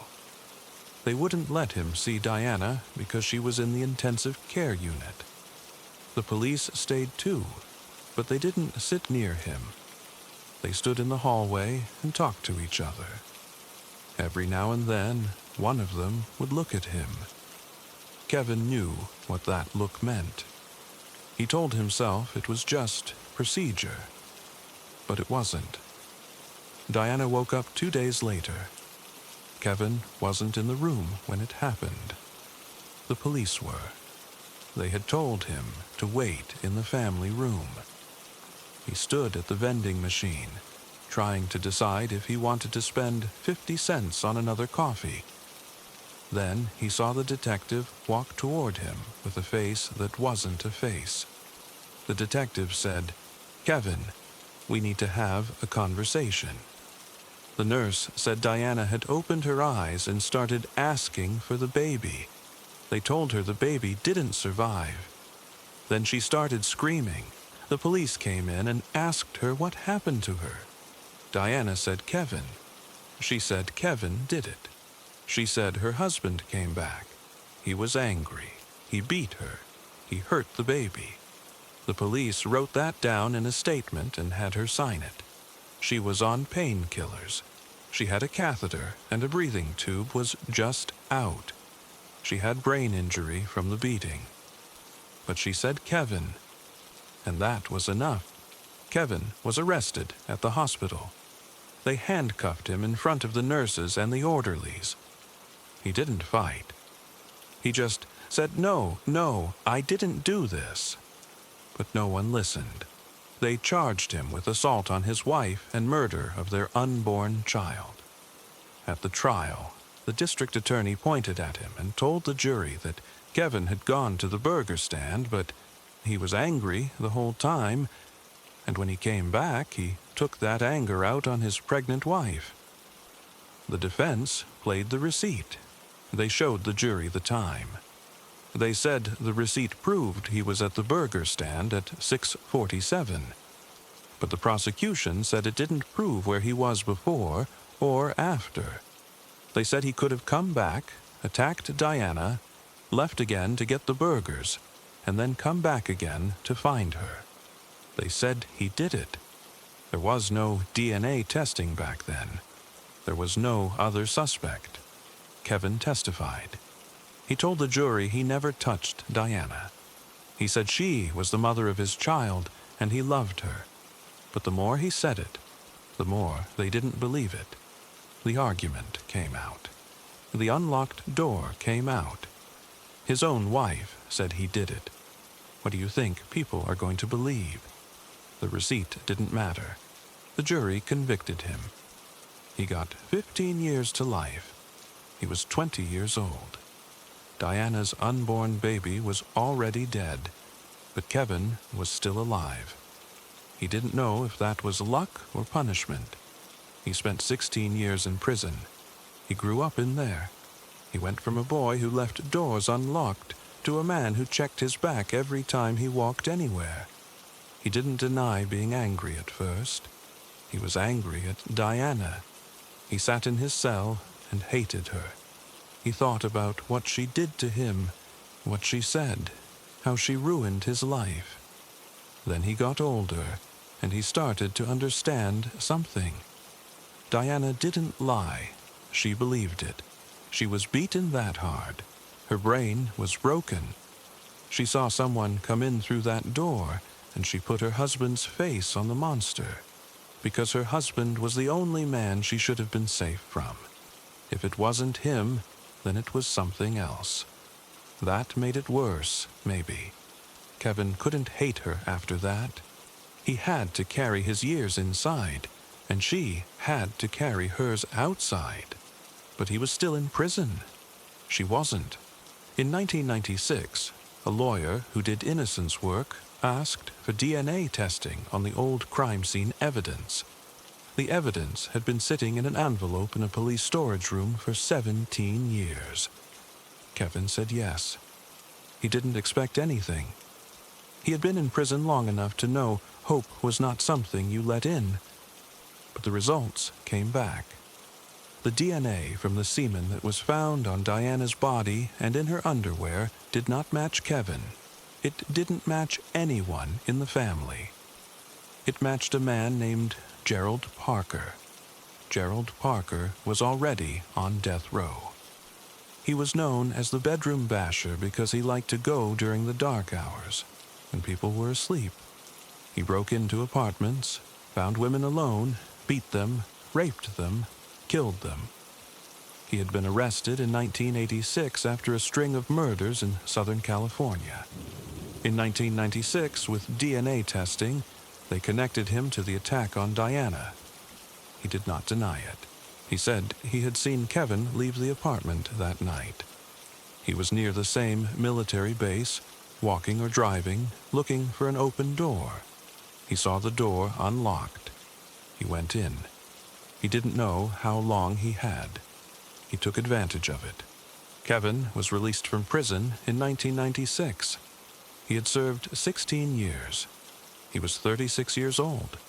The judge apologized to him in court. The county apologized. But the state didn't give him anything else. He was out. That was it. He had a record of being convicted of killing his own child. He had to get that cleared. The DNA cleared him. Still, no one would ever be sorry enough. Gerald Parker could not be tried for Diana's attack because he was already sentenced to death. She was alive, but the baby wasn't. They didn't need another conviction. Parker is still on death row today. Kevin lives with the fact that the man who beat his wife, killed his child, and took 16 years of his life, came into his home because Kevin left the door open. If he had locked the door, Gerald Parker would have walked to another door. There were always other doors. That is the thought Kevin cannot put down. He doesn't blame himself anymore. But he can't stop the thought. Diana didn't want to see him after he was released. When the DNA results were made public, she told people she didn't believe it. She said it could have been both of them. She said Kevin and Gerald Parker both attacked her that night. There was no evidence for that. There was no reason for it, except that she needed to believe the man she accused wasn't innocent. Because if Kevin didn't do it, then the memory that she carried for 16 years wasn't real. And a person can't just throw away a memory like that. Sometimes you hold on to the thing that hurt you, because the thing that hurt you is the only explanation you have. Kevin still goes to the burger stand sometimes. He orders a hamburger and sits in the parking lot and doesn't eat it. He has a photocopy of the receipt from that night. He keeps it in his wallet, worn and creased, dated September 30th, 1979, 6:47. It doesn't prove anything. It never did. But it's the only thing from that day that he can hold in his hand and say, this was there. This was real. The front door of the apartment doesn't exist anymore. The whole complex was torn down. But if you ask Kevin what he dreams about, he will tell you he dreams about the door. It's never closed. It's just standing there, waiting. And in the dream, he always goes back through it before he leaves to check on Diana one more time. but he never does. He wakes up before he gets there. Every single time. Story 15. Here's what went down. The way people in Ciudad Bolivar still talk about it when they think nobody's listening. Anael Aguirre was 16 years old in March of 2019. Her friends called her Angela because she was light, quick, always laughing about something. She lived with her parents, Anal Daniel and Euretia, in a house that was too small for 3 people, but never felt cramped because they were always together at night, eating something. She was the kid who texted her mom when she got somewhere. She was the kid who came home before the streetlights went out. That's why what happened didn't make sense to anyone who knew her. But on that Saturday in March, she did something she had never done before. She lied to her parents. She told them she was going to a club in town, a safe one, with a fence and a guard and friends who would keep an eye on her. She even named the place. She said they were celebrating a friend's birthday. Her mom asked who, and she answered fast with a name that came out too smooth, too practiced. Her dad didn't even look up from the TV.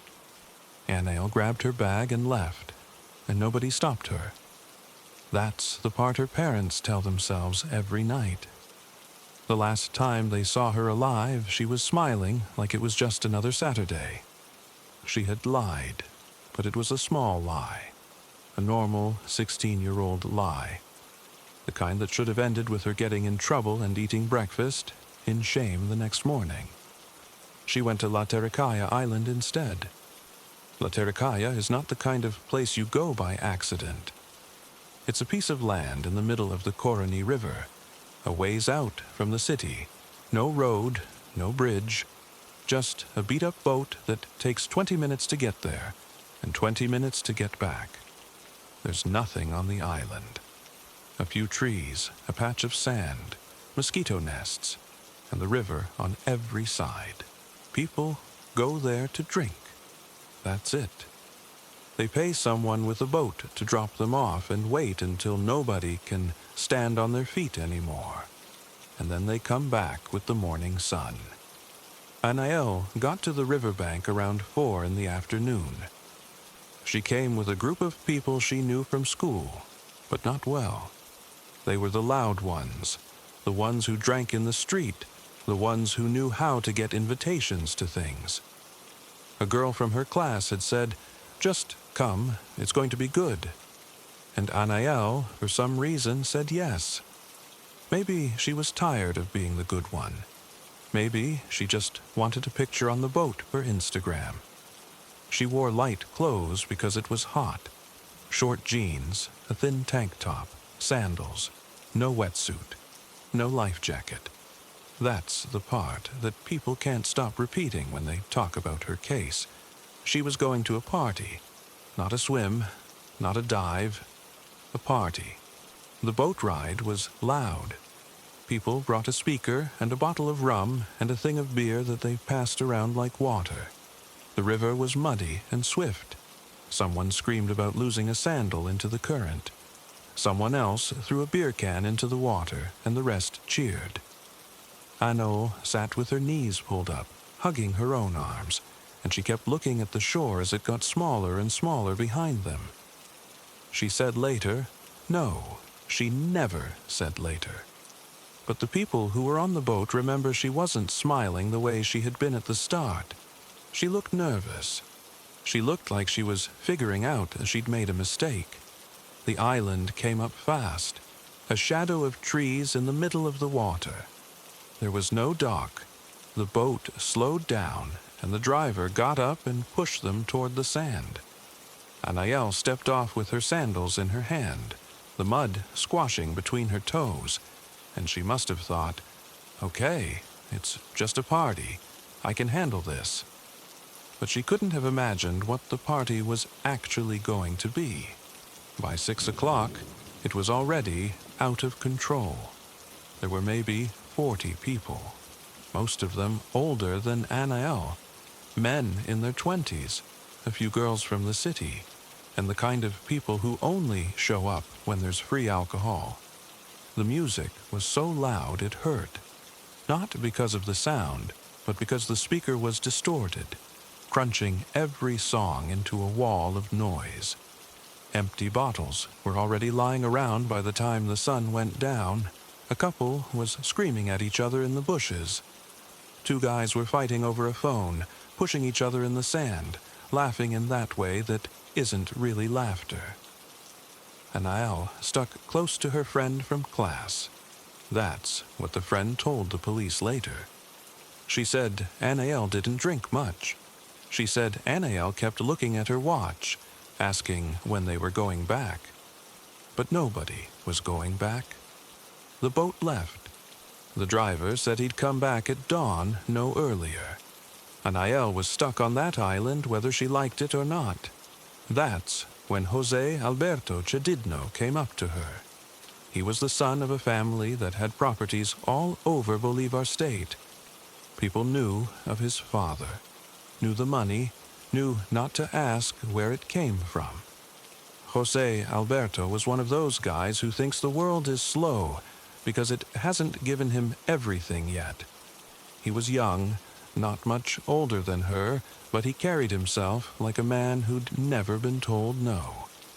He had been at the party for a while, always walking around with a bottle in one hand and a cigarette in the other, talking loud, touching people's shoulders, joking in a way that was meant to make everyone think he was cool. He had noticed Anaël earlier. The friend told police that he kept circling around her, offering her a drink. Anaël said no. He offered again. She said no again. She turned her back. He laughed and said something she didn't hear, and the people around him laughed with him. The night went on. More people disappeared. Some were in the trees, some were at the edges of the water, some were passed out in the sand. Around 10 o'clock, the music stopped for a minute because someone kicked the speaker wire, and in that silence, you could hear the river lapping at the shore. Anaël told her friend she was tired and that she wanted to sit somewhere quiet for a while. Her friend said she would stay by the speaker. Anaël walked away from the main circle, down a narrow path between low branches, toward the other side of the island where the water was dark and the trees pressed in. She found a spot near the water, sat down on a piece of dry wood, and put her head in her hands. She was probably crying a little. That's what somebody who saw her would say if they admitted they saw her. But nobody admitted it. Not then.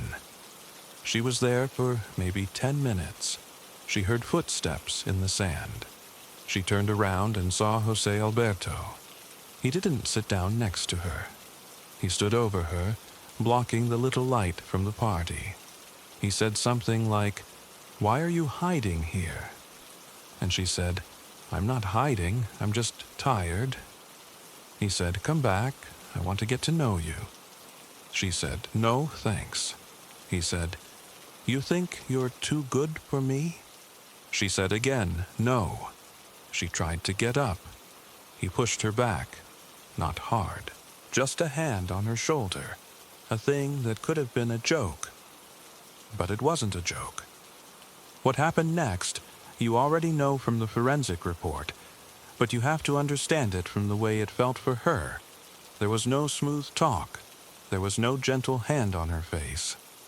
At first it was just him blocking her way, stepping closer, asking her why she had to be so rude.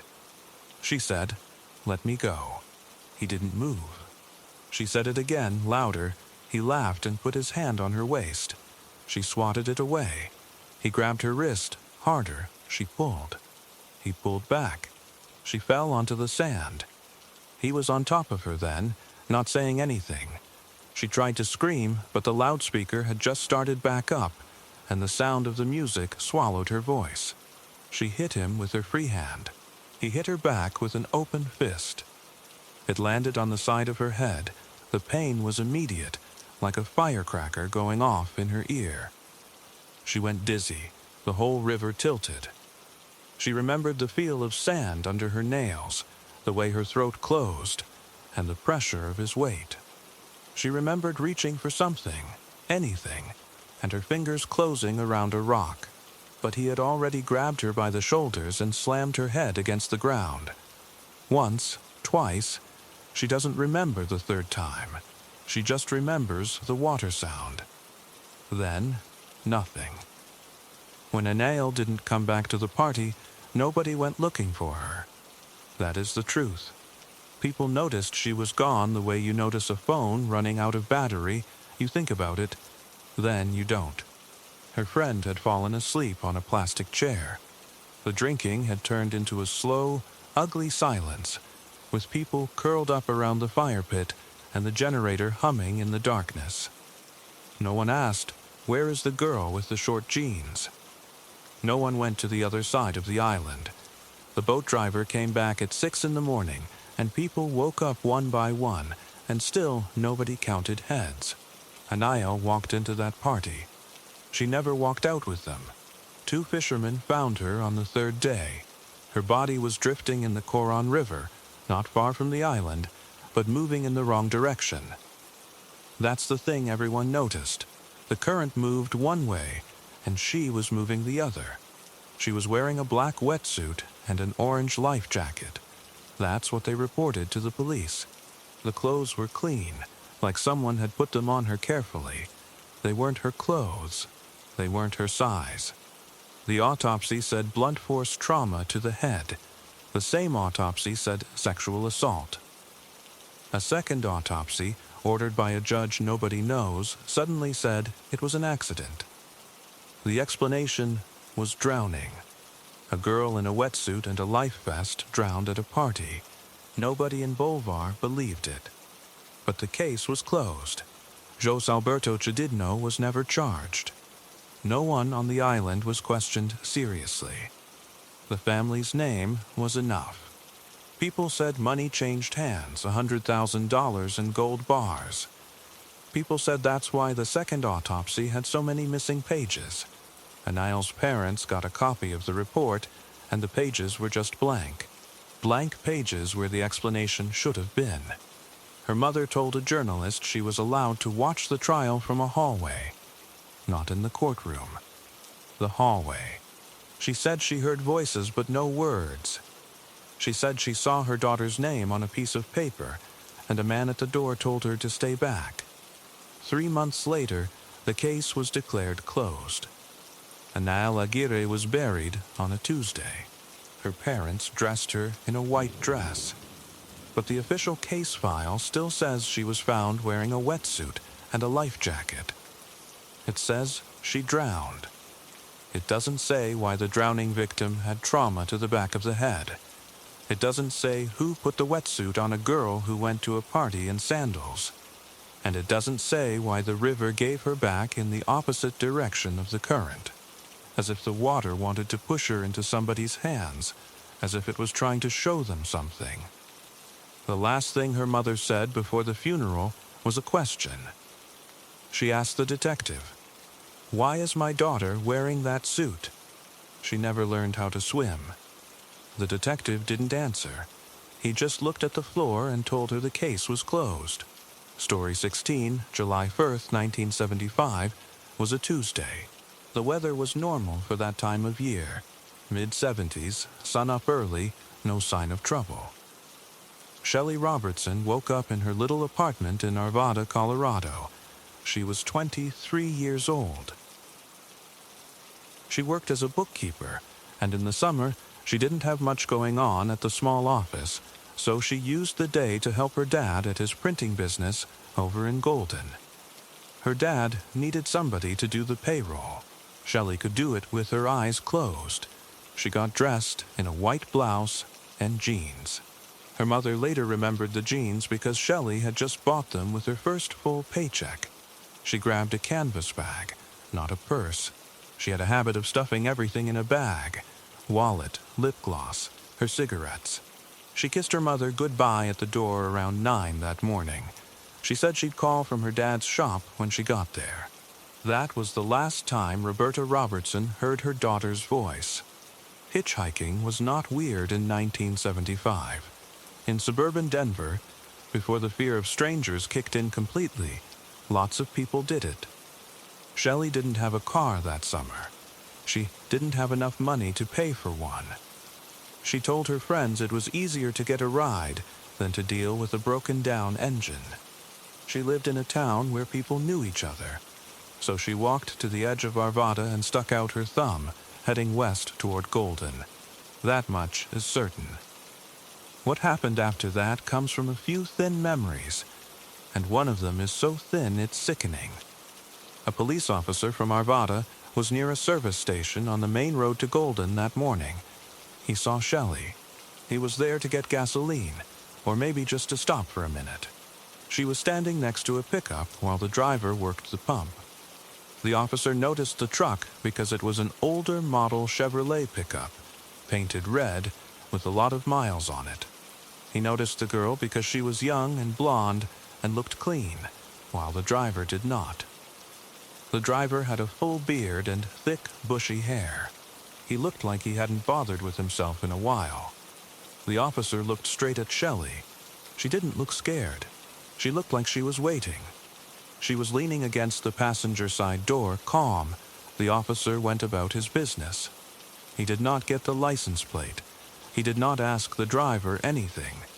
He saw a girl and a pickup and a man with a beard, and he drove away. When he got to work, he did not write anything down. 10 minutes later, Shelley got in that cab, and the truck headed west. She was never seen alive again by anyone who would ever come forward. The timeline after that collapses into the kind of nothing that kills families. Her father got to the print shop at 7 that morning. He was in the back running the presses.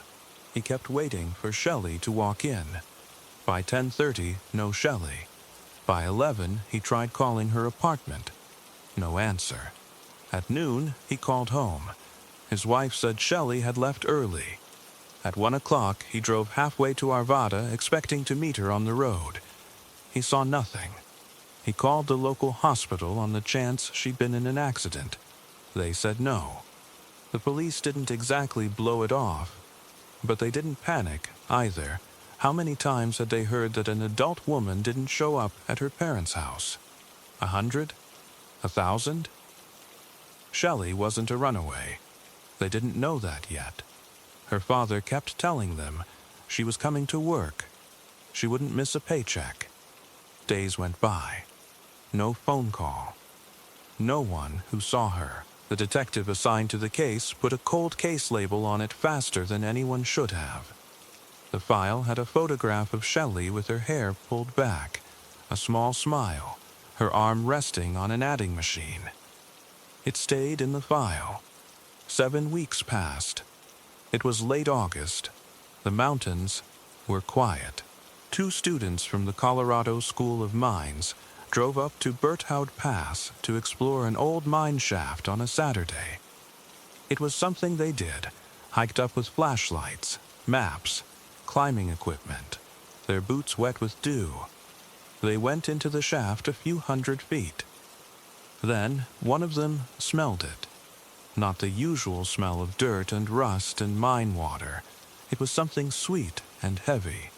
They shined a flashlight down a side opening, and they saw a shape. A body. A person. Female. Naked. It was far too decomposed to tell anything about what she had once looked like. Her hands were behind her back. Gray duct tape was wrapped around her wrists.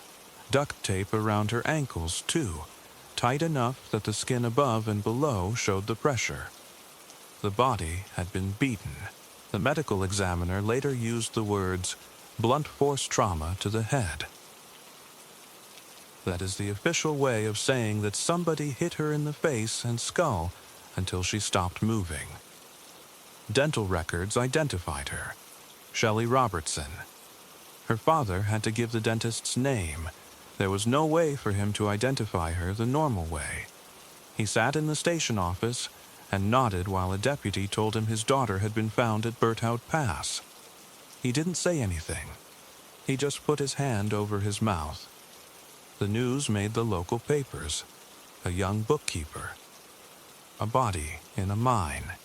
Duct tape. No suspect. Then, in the fall of 1975, a man named Ted Bundy became real to the people of Colorado. Bundy had been stopped in Utah a few weeks after Shelley's body was found. A police officer pulled him over for a suspicious driving pattern. In his car, he had handcuffs, an ice pick, a ski mask, a crowbar. That arrest made Nebraska and Utah sit up, and Colorado started pulling its missing women's files and seeing Bundy's name. Bundy had been in Colorado that summer. His credit card receipts put him near Golden in the days right around July 1st, 1975. He already had a history of talking to women, getting them into a car, overpowering them. And a police officer from Arvada still remembered that old red Chevrolet pickup and the bushy-haired man at the gas station. When he looked at a photo array of suspects, in Bundy's case, he did not hesitate. The man standing with Shelley Robertson could have been Ted Bundy. The height was right. The build was right. The hair and beard were right. Colorado detectives drove to Utah to speak to Bundy. He was in custody. They sat down with a tape recorder on the table. They put a single photograph of Shelley Robertson in front of him. They asked if he knew her. Bundy looked at the photo. He did not ask who she was. He did not ask where the body had been found. He did not deny being there. He leaned back and said, "I don't want to talk about that." The detective heard those words more than once. They asked again. Bundy didn't explain. He didn't have an alibi. He just shut the door. No one ever got him to open it again. Later, Bundy was charged with the murder of Karen Campbell in Colorado. She had been killed in January 1975 in Snowmass, months before Shelley vanished. Bundy was convicted for Karen. But he was never charged with Shelley. There wasn't enough. A witness who saw a truck? Not enough. The red pickup? Never found. A statement like, "I don't want to talk about that?" Not enough for a prosecutor. And the suspect had a law degree and a talent for making people believe he was innocent. Bundy was eventually put on death row in Florida. He spent years playing games, marrying in the courtroom, fighting the appeals. Before his execution, he started confessing. He admitted to dozens of murders. He gave detectives grisly details that filled case files across the country. Some of his confessions were bargains for time. Some were just cruelties. But he never talked about Shelley Robertson. Not once. Not a name. Not a place. Not a "she was my victim." Not even a "she wasn't my victim." The subject was closed. I don't want to talk about that. That was his whole contribution to her case. Her family had to live with that. Shelley's mother, Roberta, and her father kept the print shop running. They kept Shelley's photo on the wall. They watched Bundy go to trial for other women's deaths, and they had to sit in a courtroom that never included Shelley on the charges. And then her brother, Mark, died. He died at 23. The same age Shelley was when she got into the red pickup. There is no good way to describe what that did to the family. They had lost a daughter in a horrible way, and then they lost their son in another. The house went quiet. Roberta started talking to the parents of other missing girls. It was the closest she got to comfort. In January 1989, the Robertson family traveled to Florida. Ted Bundy was scheduled to die in the electric chair. Shelley's family believed, and the investigators believed, and the police officer who saw the truck believed. They got their seats. Roberta Robertson watched Ted Bundy die. When she walked out of the prison, reporters put cameras in her face. They asked how she felt. She stood there for a moment and said that executing him wasn't going to bring her daughter back. That was it. No anger, no victory, no peace. She used the words that every other person in her position understands, and those words didn't fix anything. Ted Bundy was pronounced dead around 7 in the morning. His body was cremated. The case for Shelley Robertson was never closed in the sense of being solved. It's still an open file somewhere in Jefferson County. It has a note in it about an old red Chevrolet pickup. It has a note about a bearded man. It has a note about a police officer who saw a girl alive and didn't get a plate. That last part is the one that sticks. The officer lived with it. He told other cops the same thing over and over. He saw Shelley minutes before the world went wrong. He looked her in the face. He decided there was no reason to intervene. That is the moment people think about when they hear her name. Not the mine shaft. Not the duct tape.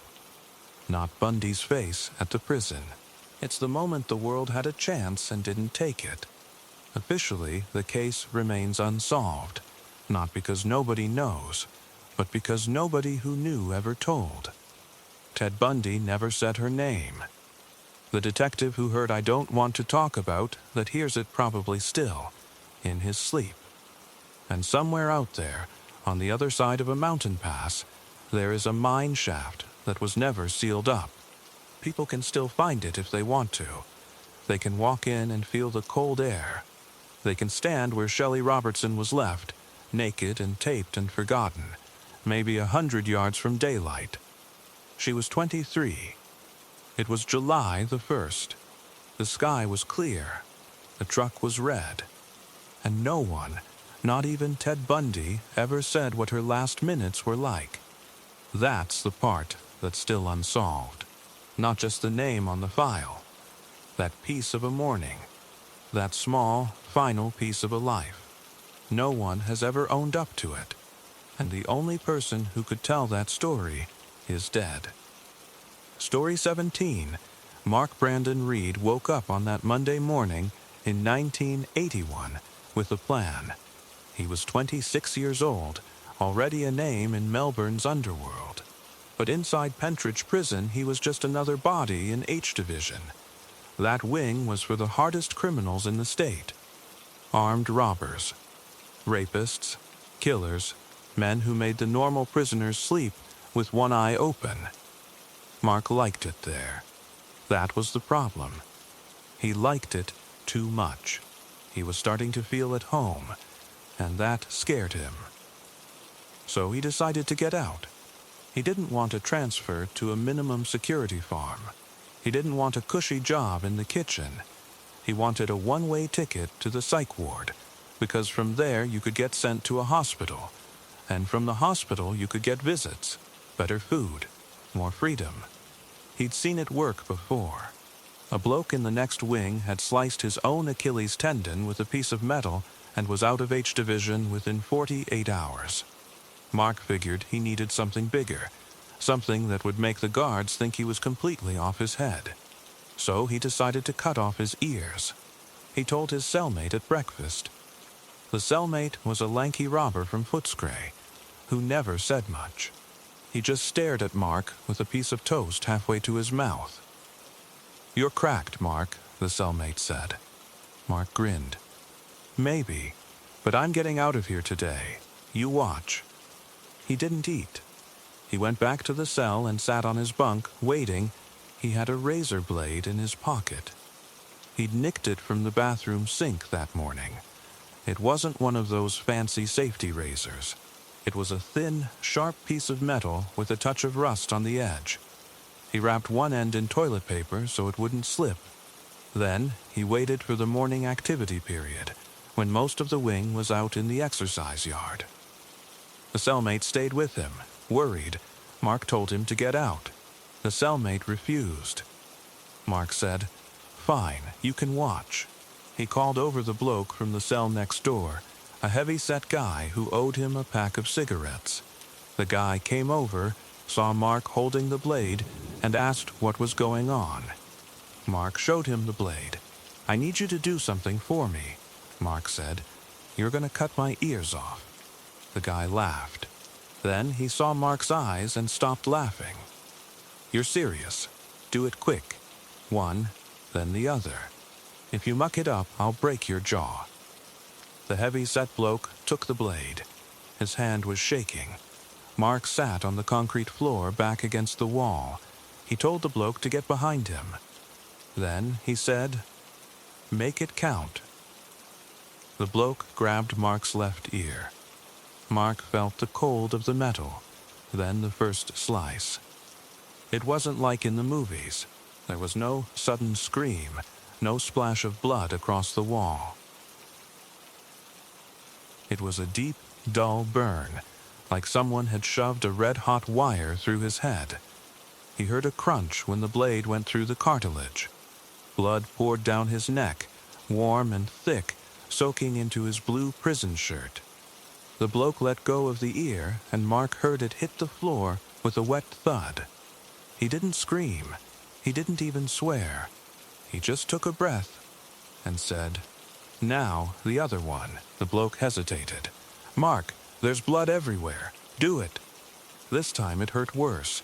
The first ear had been a shock, but the second was pure, sharp agony, a hot knife twisting into the side of his skull. Mark squeezed his eyes shut and gripped his knees. He felt the ear come off.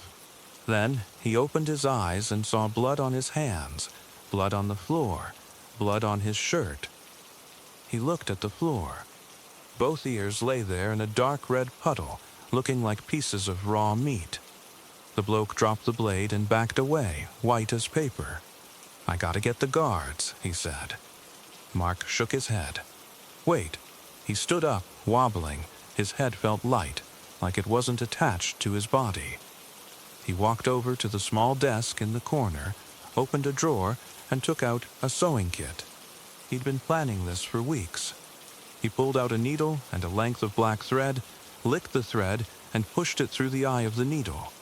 Then he picked up his left ear from the floor. He examined it, turned it over, and placed it against the side of his head where it used to be. He tried to sew it back on. He'd later say it was the hardest thing he'd ever done. The blood made everything slippery. The needle kept going through the cartilage, but the thread wouldn't hold. He had to push the needle through his own skin, into the wound, through the ear, and back out. He did it 7 or 8 times, feeling every stitch like a small explosion. He didn't use anything for the pain. He just did it, methodical, like he was fixing a torn shirt. The heavy-set bloke stood there, staring. He didn't know whether to run or throw up. Mark looked up at him, blood dripping down his chin, and started laughing. It wasn't a normal laugh. It was a wheeze, a cackle, like something from a broken radio. "You should see your face," Mark said. "You look like you've seen a ghost." "I think I'm gonna be sick," the bloke said. "Don't you dare throw up on my floor. I just cleaned it." This wasn't a movie. This was a man with half his ears hanging off, sewing himself up on a prison cell floor, laughing. The bloke later said he'd never seen anyone so calm in a crisis. It was like Mark had turned off all the parts of his brain that felt fear or pain. And then, to make it worse, Mark started talking. "Did I ever tell you about the bloke I suffocated?" he said, still poking the needle into his ear. The bloke shook his head. He didn't want to hear it. Mark told him anyway. He was a junkie, owed me money. I went to his apartment late one night. He was so high he didn't even hear me come in. I put a plastic bag over his head. He woke up, started struggling. I held him down with one knee on his chest. He was strong, but not strong enough. I watched his eyes go wide, then red, then dead. It took 3 minutes. I counted. Then I shot him in the head for good measure, just to be sure. Mark said this the same way someone might describe how they fixed a broken tap. The bloke next door took a step back. "You're joking." Mark stopped sewing and looked up. The needle was halfway through his earlobe. He smiled. "Do I look like I'm joking?" He didn't wait for an answer. He went back to the sewing. The guards came 10 minutes later. They found Mark sitting on the floor in a pool of blood, ears still attached by a few threads. the razor blade hidden under the mattress. One of the guards grabbed the radio and called for an ambulance. Another one started gagging. Mark waved them off. "Don't worry, boys, I'm fine. Just a little accident." They took him to the prison infirmary. The doctor there took one look at him and said, "What the hell did you do?" Mark shrugged. "Got in a fight with a razor. I think I won." The doctor shook his head and started cleaning the wound. Mark lay on the bed, staring at the ceiling, humming a song. The doctor later said that was the worst part. It was a children's tune, a nursery rhyme. Mark hummed it like he was waiting for a bus. Not a single tear, not a single shake in his voice. Word spread fast. By the afternoon, everyone in H Division knew what Mark had done. Some called him crazy. Some called him tough. Mark just sat there, eating a jelly sandwich, complaining about the food. Then a psychologist came to talk to him. She was a young woman, maybe 30, with a notepad and a nervous energy. She'd read his file. She didn't need to be there, but she asked if she could ask a few questions. Mark said sure, as long as she didn't touch his ears. They talked for about an hour. The psychologist asked about his childhood, his time in prison, his crimes. Mark answered everything openly, with a smile. Then she asked if he had ever killed anyone. Mark leaned back on the cot. He looked at the fluorescent light on the ceiling. Then he started to laugh. It was a low, rattling laugh from the bottom of his chest. He didn't answer her directly. Instead, he told her about a man he'd met in the underworld, a cleaner who took care of problems. Mark said he'd watched him work once. The cleaner had shot a man in a nightclub car park, right between the eyes.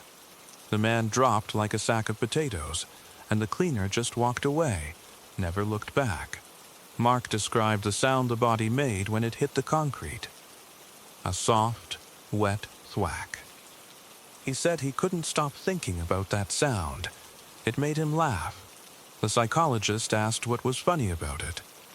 Mark sat up, looked at her, and said, "Because it's the last sound that bloke ever heard. And I got to be there for it. That's a privilege." His voice was calm. His eyes were bright. He smiled like he was talking about a free meal. Then he told her about the suffocation again. The same story he'd told the bloke in the cell. He described the plastic bag, the struggle, the eyes going wide. He pressed his hands over his own mouth and made a muffled sound as he mimicked it. Then he laughed again.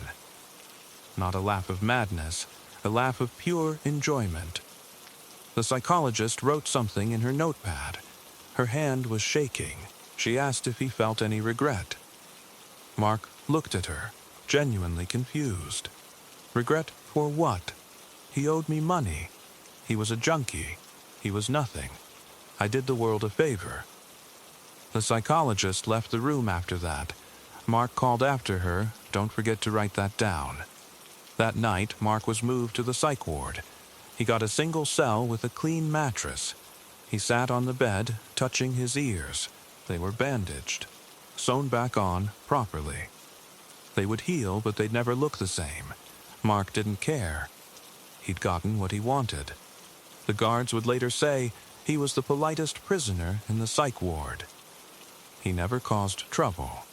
He'd talk to the other men, telling them stories, laughing at his own jokes. The only thing that worried the staff was the way he'd sometimes stand at the window and stare at the moon for hours, not moving, not blinking. The morning after he was moved, a guard found a small piece of paper in the cell where Mark had cut his ears. It was a drawing, done in blood, of a smiling face with no ears.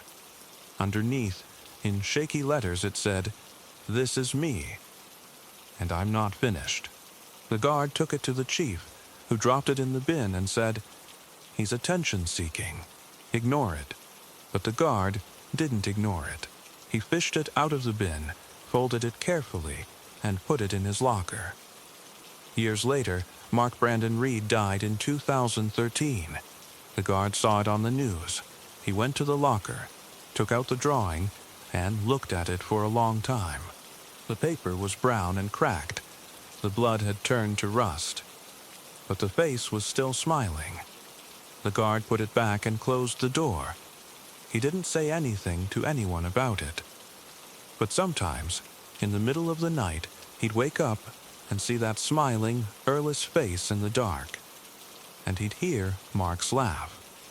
Not the laugh from the interview, but the laugh from the cell floor, when Mark sat in his own blood, sewing his ear back on, telling a story about murder like it was a funny story. The guard never threw the drawing away. He said it was proof. Proof that Mark wasn't in pain when he cut off his ears. Proof that he was already smiling on the inside. The last thing the guard said about Mark Brandon Reed was this: he was the only man I ever met who truly got what he wanted. He wanted to be a monster. And he was. Story 18. Samuel Little sat in a wheelchair in a windowless room in a California prison, his hands folded on his lap like he was waiting for a bus. The detective across the table had a folder with a few photos spread out. It was late November of 2018. Samuel was 78 years old. His heart was bad, his body was falling apart, but his eyes were clear. That's what made it worse. Those eyes looked like they saw through the walls. The detective asked about a murder in Alabama, a woman named Brenda Alexander. Samuel nodded slowly. Then he started talking, not like a confession, more like he was describing a meal he had once. He said she was short, maybe 110 pounds. She had a gap in her front teeth and a scar above her eyebrow. He told which street he picked her up on, what she was wearing, and how he put his hands around her throat and squeezed until she stopped moving. He said he liked the way she looked when she realized she couldn't scream. That was the start. For the next several hours, Samuel didn't stop. He talked about a woman in Georgia, Fredonia Smith. He remembered her full name, which is something the cops had been trying to get for decades. He described her shoes. Her shoes. He said they were cheap white sandals, the kind you get at a drugstore. He said he saw her walking near a highway ramp and called her over to his car. He said she got in because she thought he was just another John.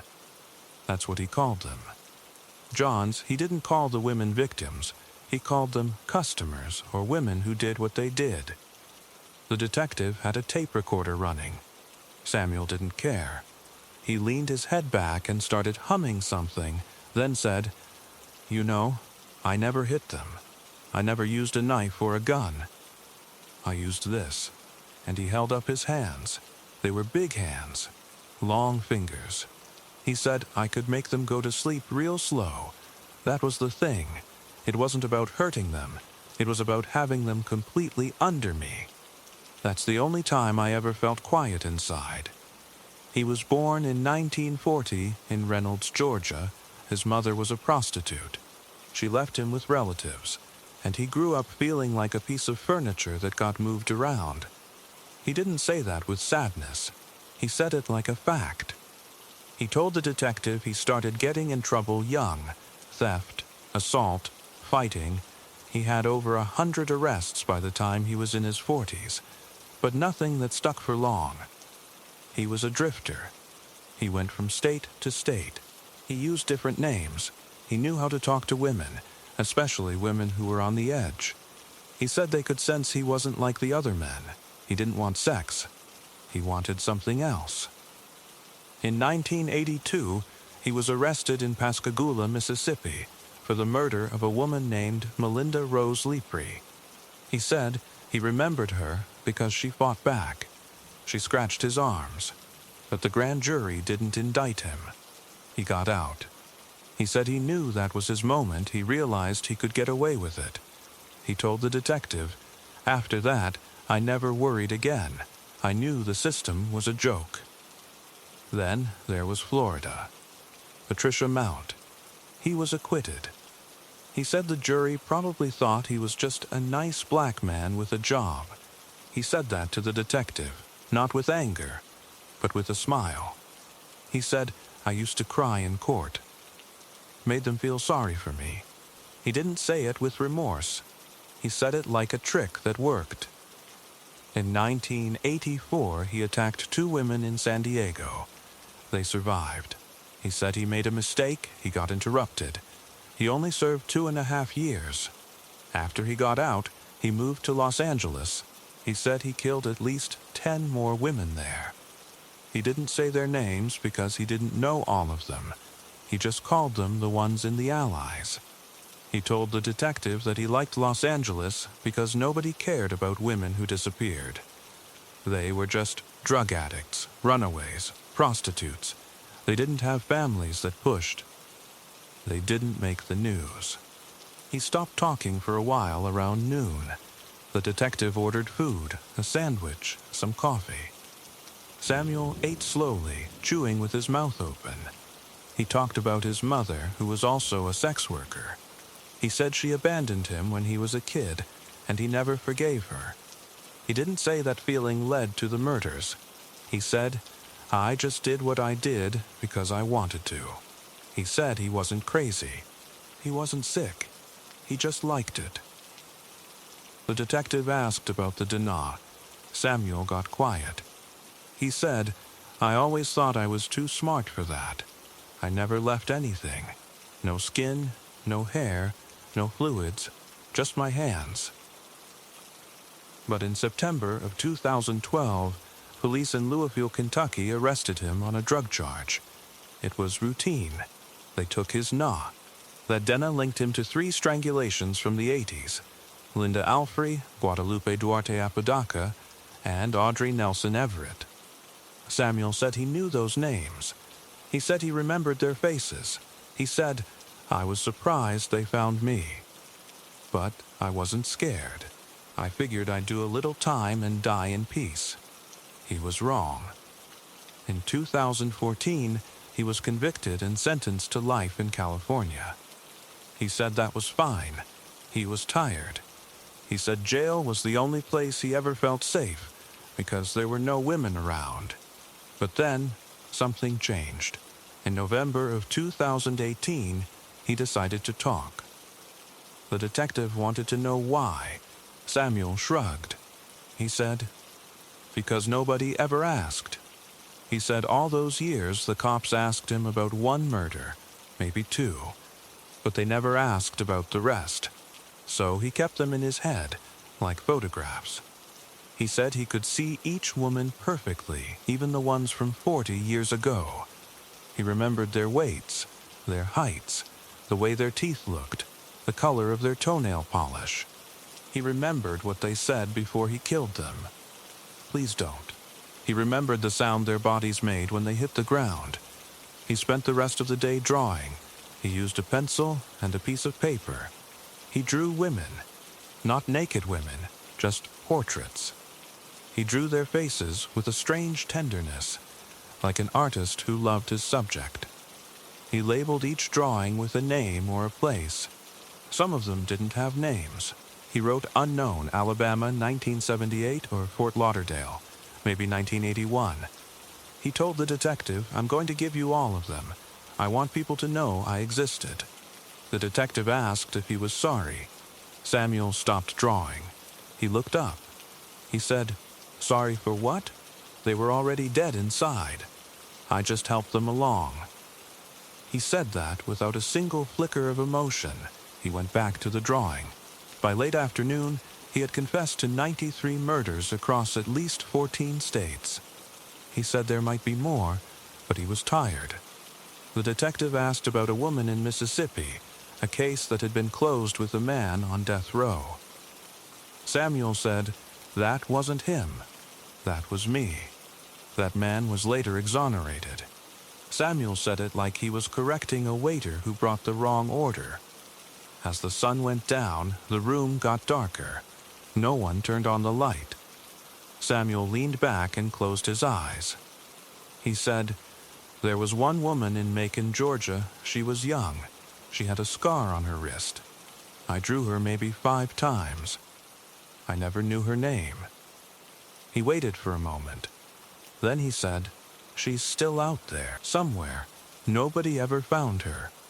Nobody ever looked." He didn't say anything else after that. He just sat in the wheelchair, breathing slowly. The detective looked at the drawing. The woman in the drawing had a smile that looked like she was about to cry. There was a small scar on her wrist, drawn with careful, precise lines. Samuel opened his eyes and saw the detective staring. He said, "You won't find her." And then he closed his eyes again and started humming the same tune from the morning. The meeting was over. The detective left with the drawings and the tape. Samuel Little stayed in the room, humming, his hands folded on his lap, waiting to be wheeled back to his cell. The last thing the detective saw, through the gap in the door, was Samuel smiling to himself, like he had just told the best joke in the world. Story 19. To understand what happened that morning, you have to know who Brett was before. He wasn't some distant, dangerous figure. He was an ex-con who had robbed 12 banks. Yes, 12. He did it with folded notes, never pulled a gun, never hurt anyone. It was his way of trying to stay above water after debts swallowed him. When he got caught, he got sent away for years. When he got out on parole, he swore he would never go back. He met Kristen Baxter, and for the first time in his life, he felt like somebody was going to love him in spite of the worst thing he'd ever done. They got engaged. She made him laugh. He taught her how to make his grandmother's spaghetti. They were the kind of couple people described as so happy it's annoying. But Brett was still lying. He hadn't had a job for almost 7 months. He got dressed every morning in a collared shirt, kissed Kristen goodbye, drove to a parking lot, and sat there. Or went to the library, or walked around the mall. He told her he was working as a warehouse supervisor. He told her the money was okay. In reality, he was burning through the last of everything he had, and he was too ashamed to tell her. The same shame that drove him to rob banks was eating him alive again. Because he knew if she found out he was a failure, she would leave. So he made it worse. He started taking money from his mother, Susan, small amounts at first. Then he stopped answering her calls. Susan was 63. She was the one person who knew Brett better than anyone. She could tell when he was lying because he was her son, and because she had spent years loving him through court dates and prison visits. When she found out he was hiding his unemployment and his debt from Kristen, she didn't yell. She gave him a choice. She told him he had to tell Kristen the truth before the weekend, or Susan would do it for him. She wasn't threatening him. She was trying to save them both. But Brett didn't hear it that way. In his mind, his mother was about to take the only good thing he had. So on the Wednesday before, Brett bought the crossbow. He didn't buy it online or from a licensed dealer. He met a stranger in the parking lot of a Tim Hortons, handed over $200 cash, and put it in his trunk. It was not the kind of weapon that belongs in a suburban driveway. It was heavy, black, and had a scope on it that was cracked on one side. He hid it in his closet. Kristen saw it once and asked what it was. He told her he was storing it for his brother. She didn't ask again. On the morning of August 25th, Kristen left for work at 7:30. She kissed him on the cheek and told him she would pick up dinner. He watched her pull out of the driveway. Then he went to the closet, took the crossbow, and put it in his car. He drove to his mother's neighborhood, parked a few houses away, and sat there for a long time. There were 3 bolts on the passenger seat. He loaded one, then unloaded it, then loaded it again. At some point, he told himself he wasn't going to use it. He was just going to show it to her. He thought it would make her understand how desperate he was. He walked up to the front door and used his own key. Susan was in the kitchen. She was wearing a blue housecoat and one slipper. The other was near the fridge. She had just made coffee. She looked surprised to see him, but not scared. It was her son. She asked why he wasn't at work. He didn't say anything. He put the crossbow on her kitchen table, right next to her cup, with the barrel pointing at the wall. She didn't scream, she didn't grab the phone. She just stared at it, then looked at him and said something like, "You need help." Then she said she was going to call Kristen herself. Right then. Not at the weekend. Right now. Brett stepped between her and the phone. She asked if he was going to hurt her. He said no. She looked at him like she didn't believe him, and that look did something to him. He reached for her to get her to sit down. She pulled away. They struggled. She fell backward, and her head hit the counter on the way down. That's when he grabbed the crossbow by the stock and hit her with the butt of it. Not once. It was a short, violent swing, like he was swinging a hammer. Then he hit her again, and again. He hit her hard enough to crack the stock. There was blood on the tile and on the underside of the kitchen counter. She was still breathing, so he knelt down and put his hands around her throat and squeezed until she stopped moving. He didn't call anyone. He didn't run. He sat on the kitchen floor with his back against the cabinets and stared at the wall. The coffee maker was still on. It burned the pot dry. He later said he didn't remember how long he sat there. But then the front door opened. That was Chris. Chris was the oldest, and he had a routine. He stopped by Susan's house every morning before work to make sure she was okay and to grab a coffee. He had a key. He walked in, saw the kitchen, saw his mother on the floor. He said something, but Brett couldn't understand it. He bent down and reached for her. Brett picked up the crossbow, stepped forward, and shot him at close range. The bolt caught Chris in the chest. He went down without a sound. Then Aj arrived. Aj was there because he was supposed to take Susan to a doctor's appointment. He pulled into the driveway, saw Chris's car with the door open, and came inside. He didn't make it far. He saw his mother and his brother on the floor, and he turned to run. Brett shot him in the back.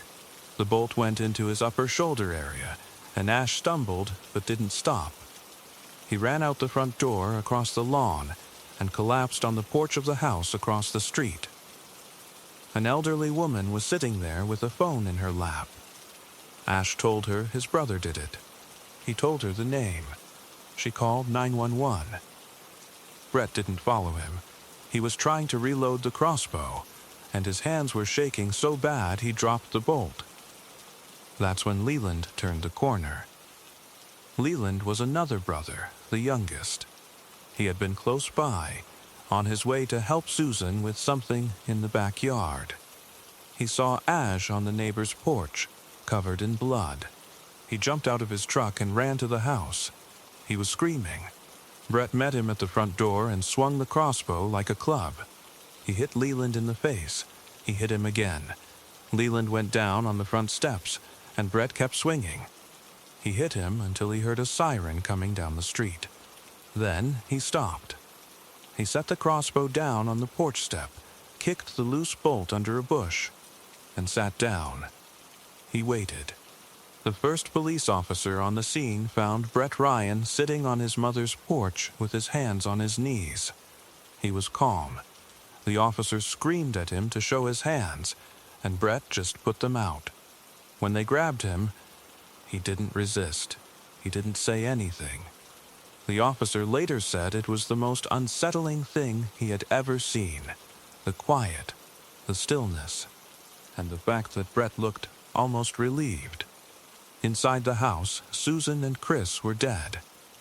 Ah died at the hospital that afternoon.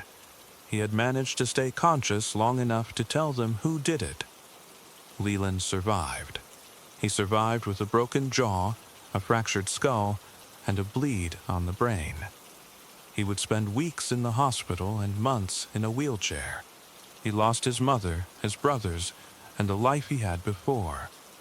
He still has a scar that starts near his eyebrow and disappears into his hairline.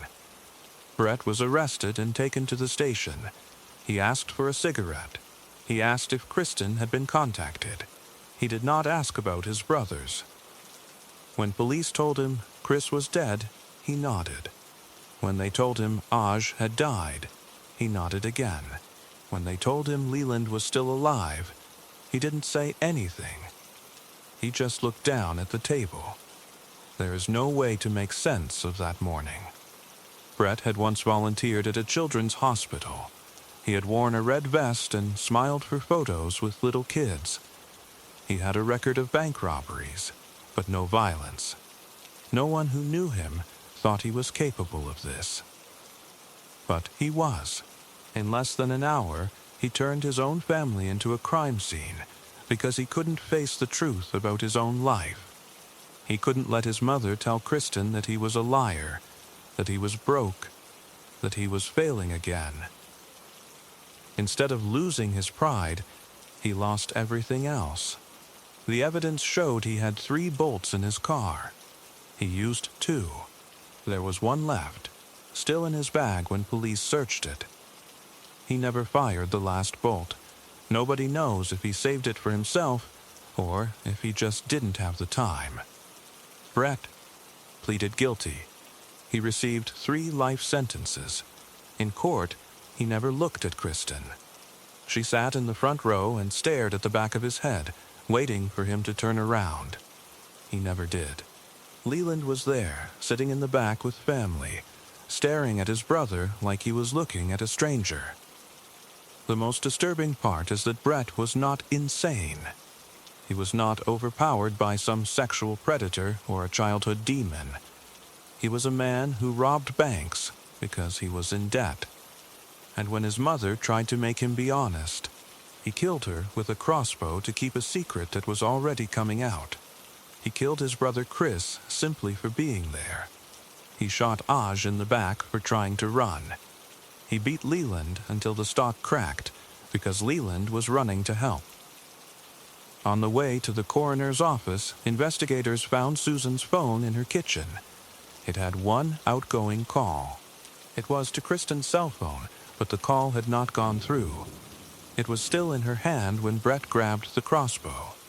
She had somehow typed the number while they were arguing.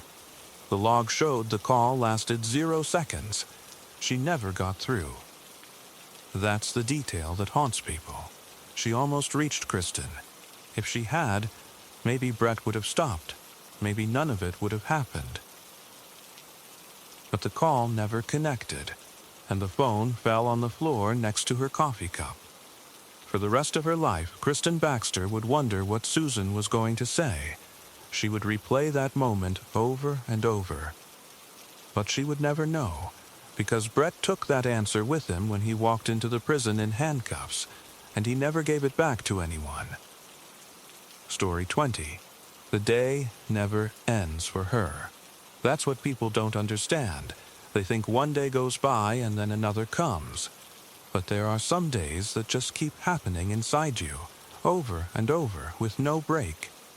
For her, it's the 30th of June, 2019, mixed with the day of the verdict. It's all one long day. It always will be. She was making coffee that Sunday morning. The phone rang. Unknown number. The police officer asked if she was the sister of Yoon Song-yeop. She said yes. He told her to sit down. Then, he said there had been an accident at the river in Gapyeong. Her brother drowned. They pulled him out a little after 7 in the evening. She asked if he was okay. The officer paused. He said, "I'm sorry, ma'am. He's gone." She drove to Gapyeong without changing out of her house slippers. That's a detail she still remembers. She didn't put on shoes. She just got in the car and drove 90 minutes. When she arrived, the police officers looked at her feet. They didn't say anything. They just showed her to the riverbank. The water was calm. That was the most sickening part. It looked like a nice place for a picnic. There were hills and rocks and a rope swing from a tree. Her brother was dead in that water, but the water didn't look angry. It looked gentle. She looked at it and hated it. Yoon-hae was sitting on a rock with two other people. The sister recognized Jo Hyun-soo, a friend from her brother's old workplace. There was another woman she didn't know. Yoon-hae stood up when she saw her. Her hair was wet, but her makeup was perfect. She didn't hug her. She just stood there with her arms at her sides and said, "He jumped from the cliff. He wanted to surprise us. He wanted to show he could swim." The sister looked at her. Yoon-hae's eyes were red, but they were dry. She wasn't crying. She wasn't shaking. She looked like she had just stepped out of a shower. The sister said, "Show me." At the hospital morgue, they pulled down the sheet. Her brother was pale and waxy, like a store mannequin. There was a cut on his left eyebrow. And then she saw the arm. The right forearm had a bruise shaped like a hand. Not a mark from a rock, a hand. Fingertips, thumb, pressed so hard you could see the outline of nails. She grabbed it. She turned it over. The coroner said it was probably from branches under the water. She didn't believe him. She didn't argue either. She just fixed that image in her head and carried it with her. It's still there. She can look at it whenever she closes her eyes. The funeral was the second sign. Yoon-hae wore a black dress and heels. She stood next to the coffin for 3 hours, shaking hands, accepting hugs. She didn't cry. Not one tear. At one point, the sister watched her from across the room. Yoon-hae was talking to Hyun-soo. She said something, and Hyun-soo covered his mouth to hide a laugh. They both looked at the sister, then looked away. A few minutes later, the sister walked past them to get some water. She heard Yoon-hae say, "I'm not staying late. I have to pack for Jeju." The sister thought maybe she heard wrong. She didn't. That night, Yoon-hae posted a selfie on her Instagram story from a hotel room. The caption had a flower emoji and nothing else. The sister saw it and felt something cold move in her chest. She took her brother's bag from his car after the funeral. She doesn't know why. It was a small black shoulder bag. She put it in her closet and didn't open it for a week. When she finally did, she found his phone. The screen was cracked. The battery was dead. She charged it. She turned it on. She sat on the floor in the hallway of her apartment and read everything, the text messages. She will never forget them. Her brother, a grown man, asking his wife for money. "I don't have enough for bus fare. Can you send me something?" Yoon-hae answered, "You should walk. It's good for you." Another one, "I ate ramyun for lunch and dinner. I'm hungry. Please just 5,000 won. Yoon-hae, I'm at a spa. Can't talk." And then the conversations with Hyun-soo. "Bring your big tube. Make sure it has no holes." "It's ready. He'll be fine. We'll tell him it's shallow. Don't let him wear his glasses." And the line that destroyed her, sent on the morning of the 30th, "He's scared of the water." Perfect. The sister sat in the hallway and couldn't breathe. She read the messages over and over. She took screenshots. Then she called the police and said, "I want to reopen my brother's case. I have proof." The officer asked what kind of proof. She said, "Someone planned his death. His wife planned his death." After that, everything came slow and then all at once.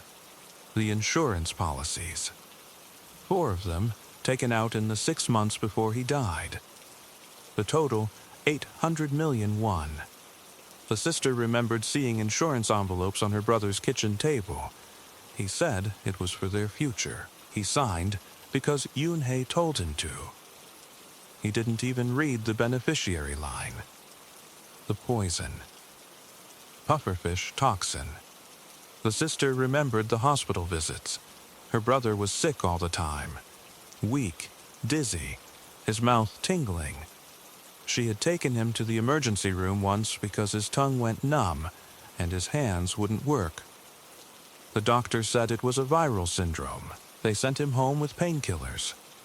It wasn't a virus. It was tetrodotoxin.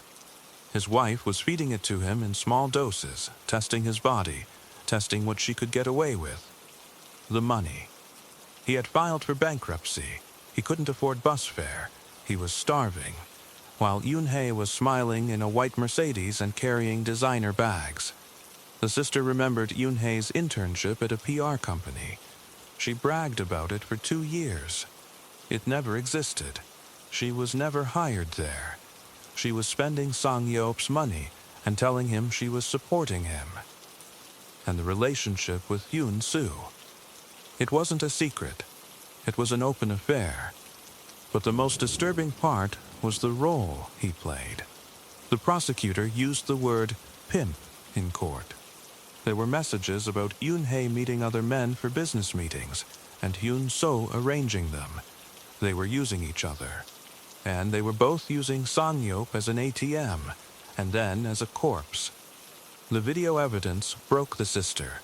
It was filmed on Yoon-hae's phone from the riverbank. The police recovered it after she tried to delete it. The court played it once on a big screen.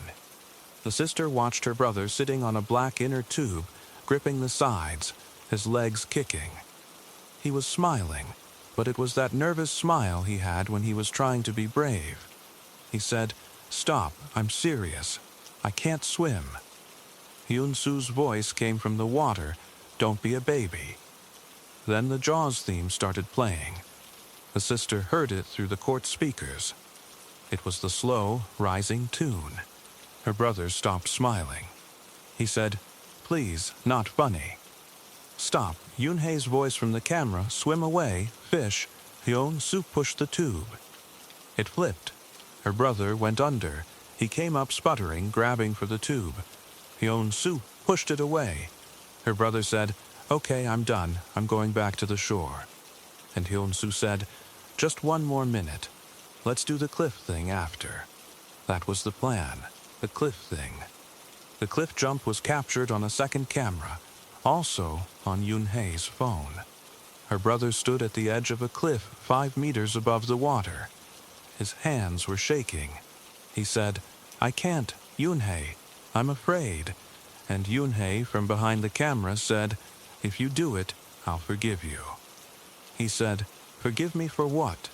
She said, "Just jump." He jumped. The camera followed his body through the air.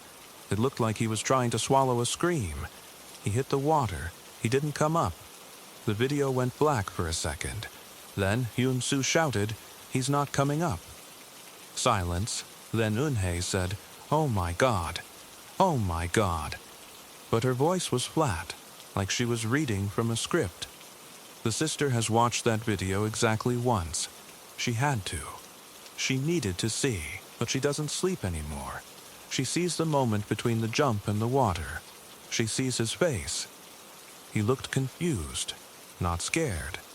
Confused, like he was wondering why his wife was standing there filming him instead of stopping him. The trial exposed the other deaths too. Yoon-hae's former fiancé had drowned in an empty pool years earlier. The case was called accidental. Her ex-boyfriend before that drowned in the ocean during the day, alone. The families never asked. They trusted the word of the woman they loved. She was there in both cases, the one who called the police. The sister thinks about that a lot. She thinks about how many times Yoon-hae practiced before she got it right with her brother.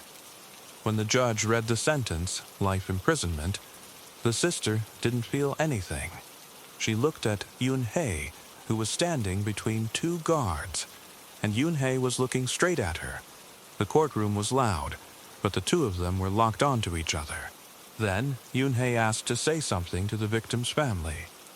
The judge allowed it. She turned around. Her face changed into something soft, almost kind. For a moment, the sister thought she was going to apologize. But instead, Yoon-hae said, "Did you ever look inside his bag? He always kept secrets from you too." Then she smiled. Not a real smile, the idea of one. And the guards pulled her away. The sister didn't move. She thought about the black bag in her closet. She had only gone through the phone. She had been too shaken to check the other pockets. She drove home that night, her hands trembling, and she emptied the bag completely. Wallet, sunglasses, a half-eaten snack, a bottle of aspirin, a flask, and a folded receipt. The receipt was from a pharmacy in Gapyeong, dated the day before the trip. It was for one item, a package of oral syringes. That's it. No name, no explanation. The sister sat on the floor holding that receipt. She didn't know what to do with it. Oral syringes are for giving liquid medicine to babies or pets. They're also used for extracting poison from capsules. There's no reason a grown man would carry a package of oral syringes in his bag unless he was planning to give something to someone. But her brother wasn't a planner. He was a victim. She hasn't told anyone about the receipt. Not her family, not the police, not the lawyers. She doesn't know why. Maybe because the trial is over, and it's just a piece of paper. Maybe because she's afraid of the answer. What if Yoon-hae was telling the truth? What if Song Yeop was keeping a secret? What if he had tried to poison his wife first, and she found out, and that's why she killed him? The sister will never know. Yoon-hae is in prison. Hyun So is in prison. Her brother is in the ground. And the receipt is in her drawer. A tiny insect of doubt that eats at her every time she remembers it. The receipt is still there. It will still be there tomorrow. And the day after. She doesn't know what it means. She doesn't know if it means anything. Last night, she opened the drawer and looked at it again. The ink is fading. She folded it back up and put it back in the envelope. She closed the drawer. Then she opened it again, just to make sure it was still there. It was. She closed it. She hasn't told anyone. It's her secret now. It's the thing she carries instead of her brother's ashes. And somewhere in the prison, Yoon-hae is probably smiling like she knows something. She does know something. She just won't say. And the sister can't force her. The receipt is still in the drawer. It doesn't mean anything. It means everything. She doesn't know anything anymore.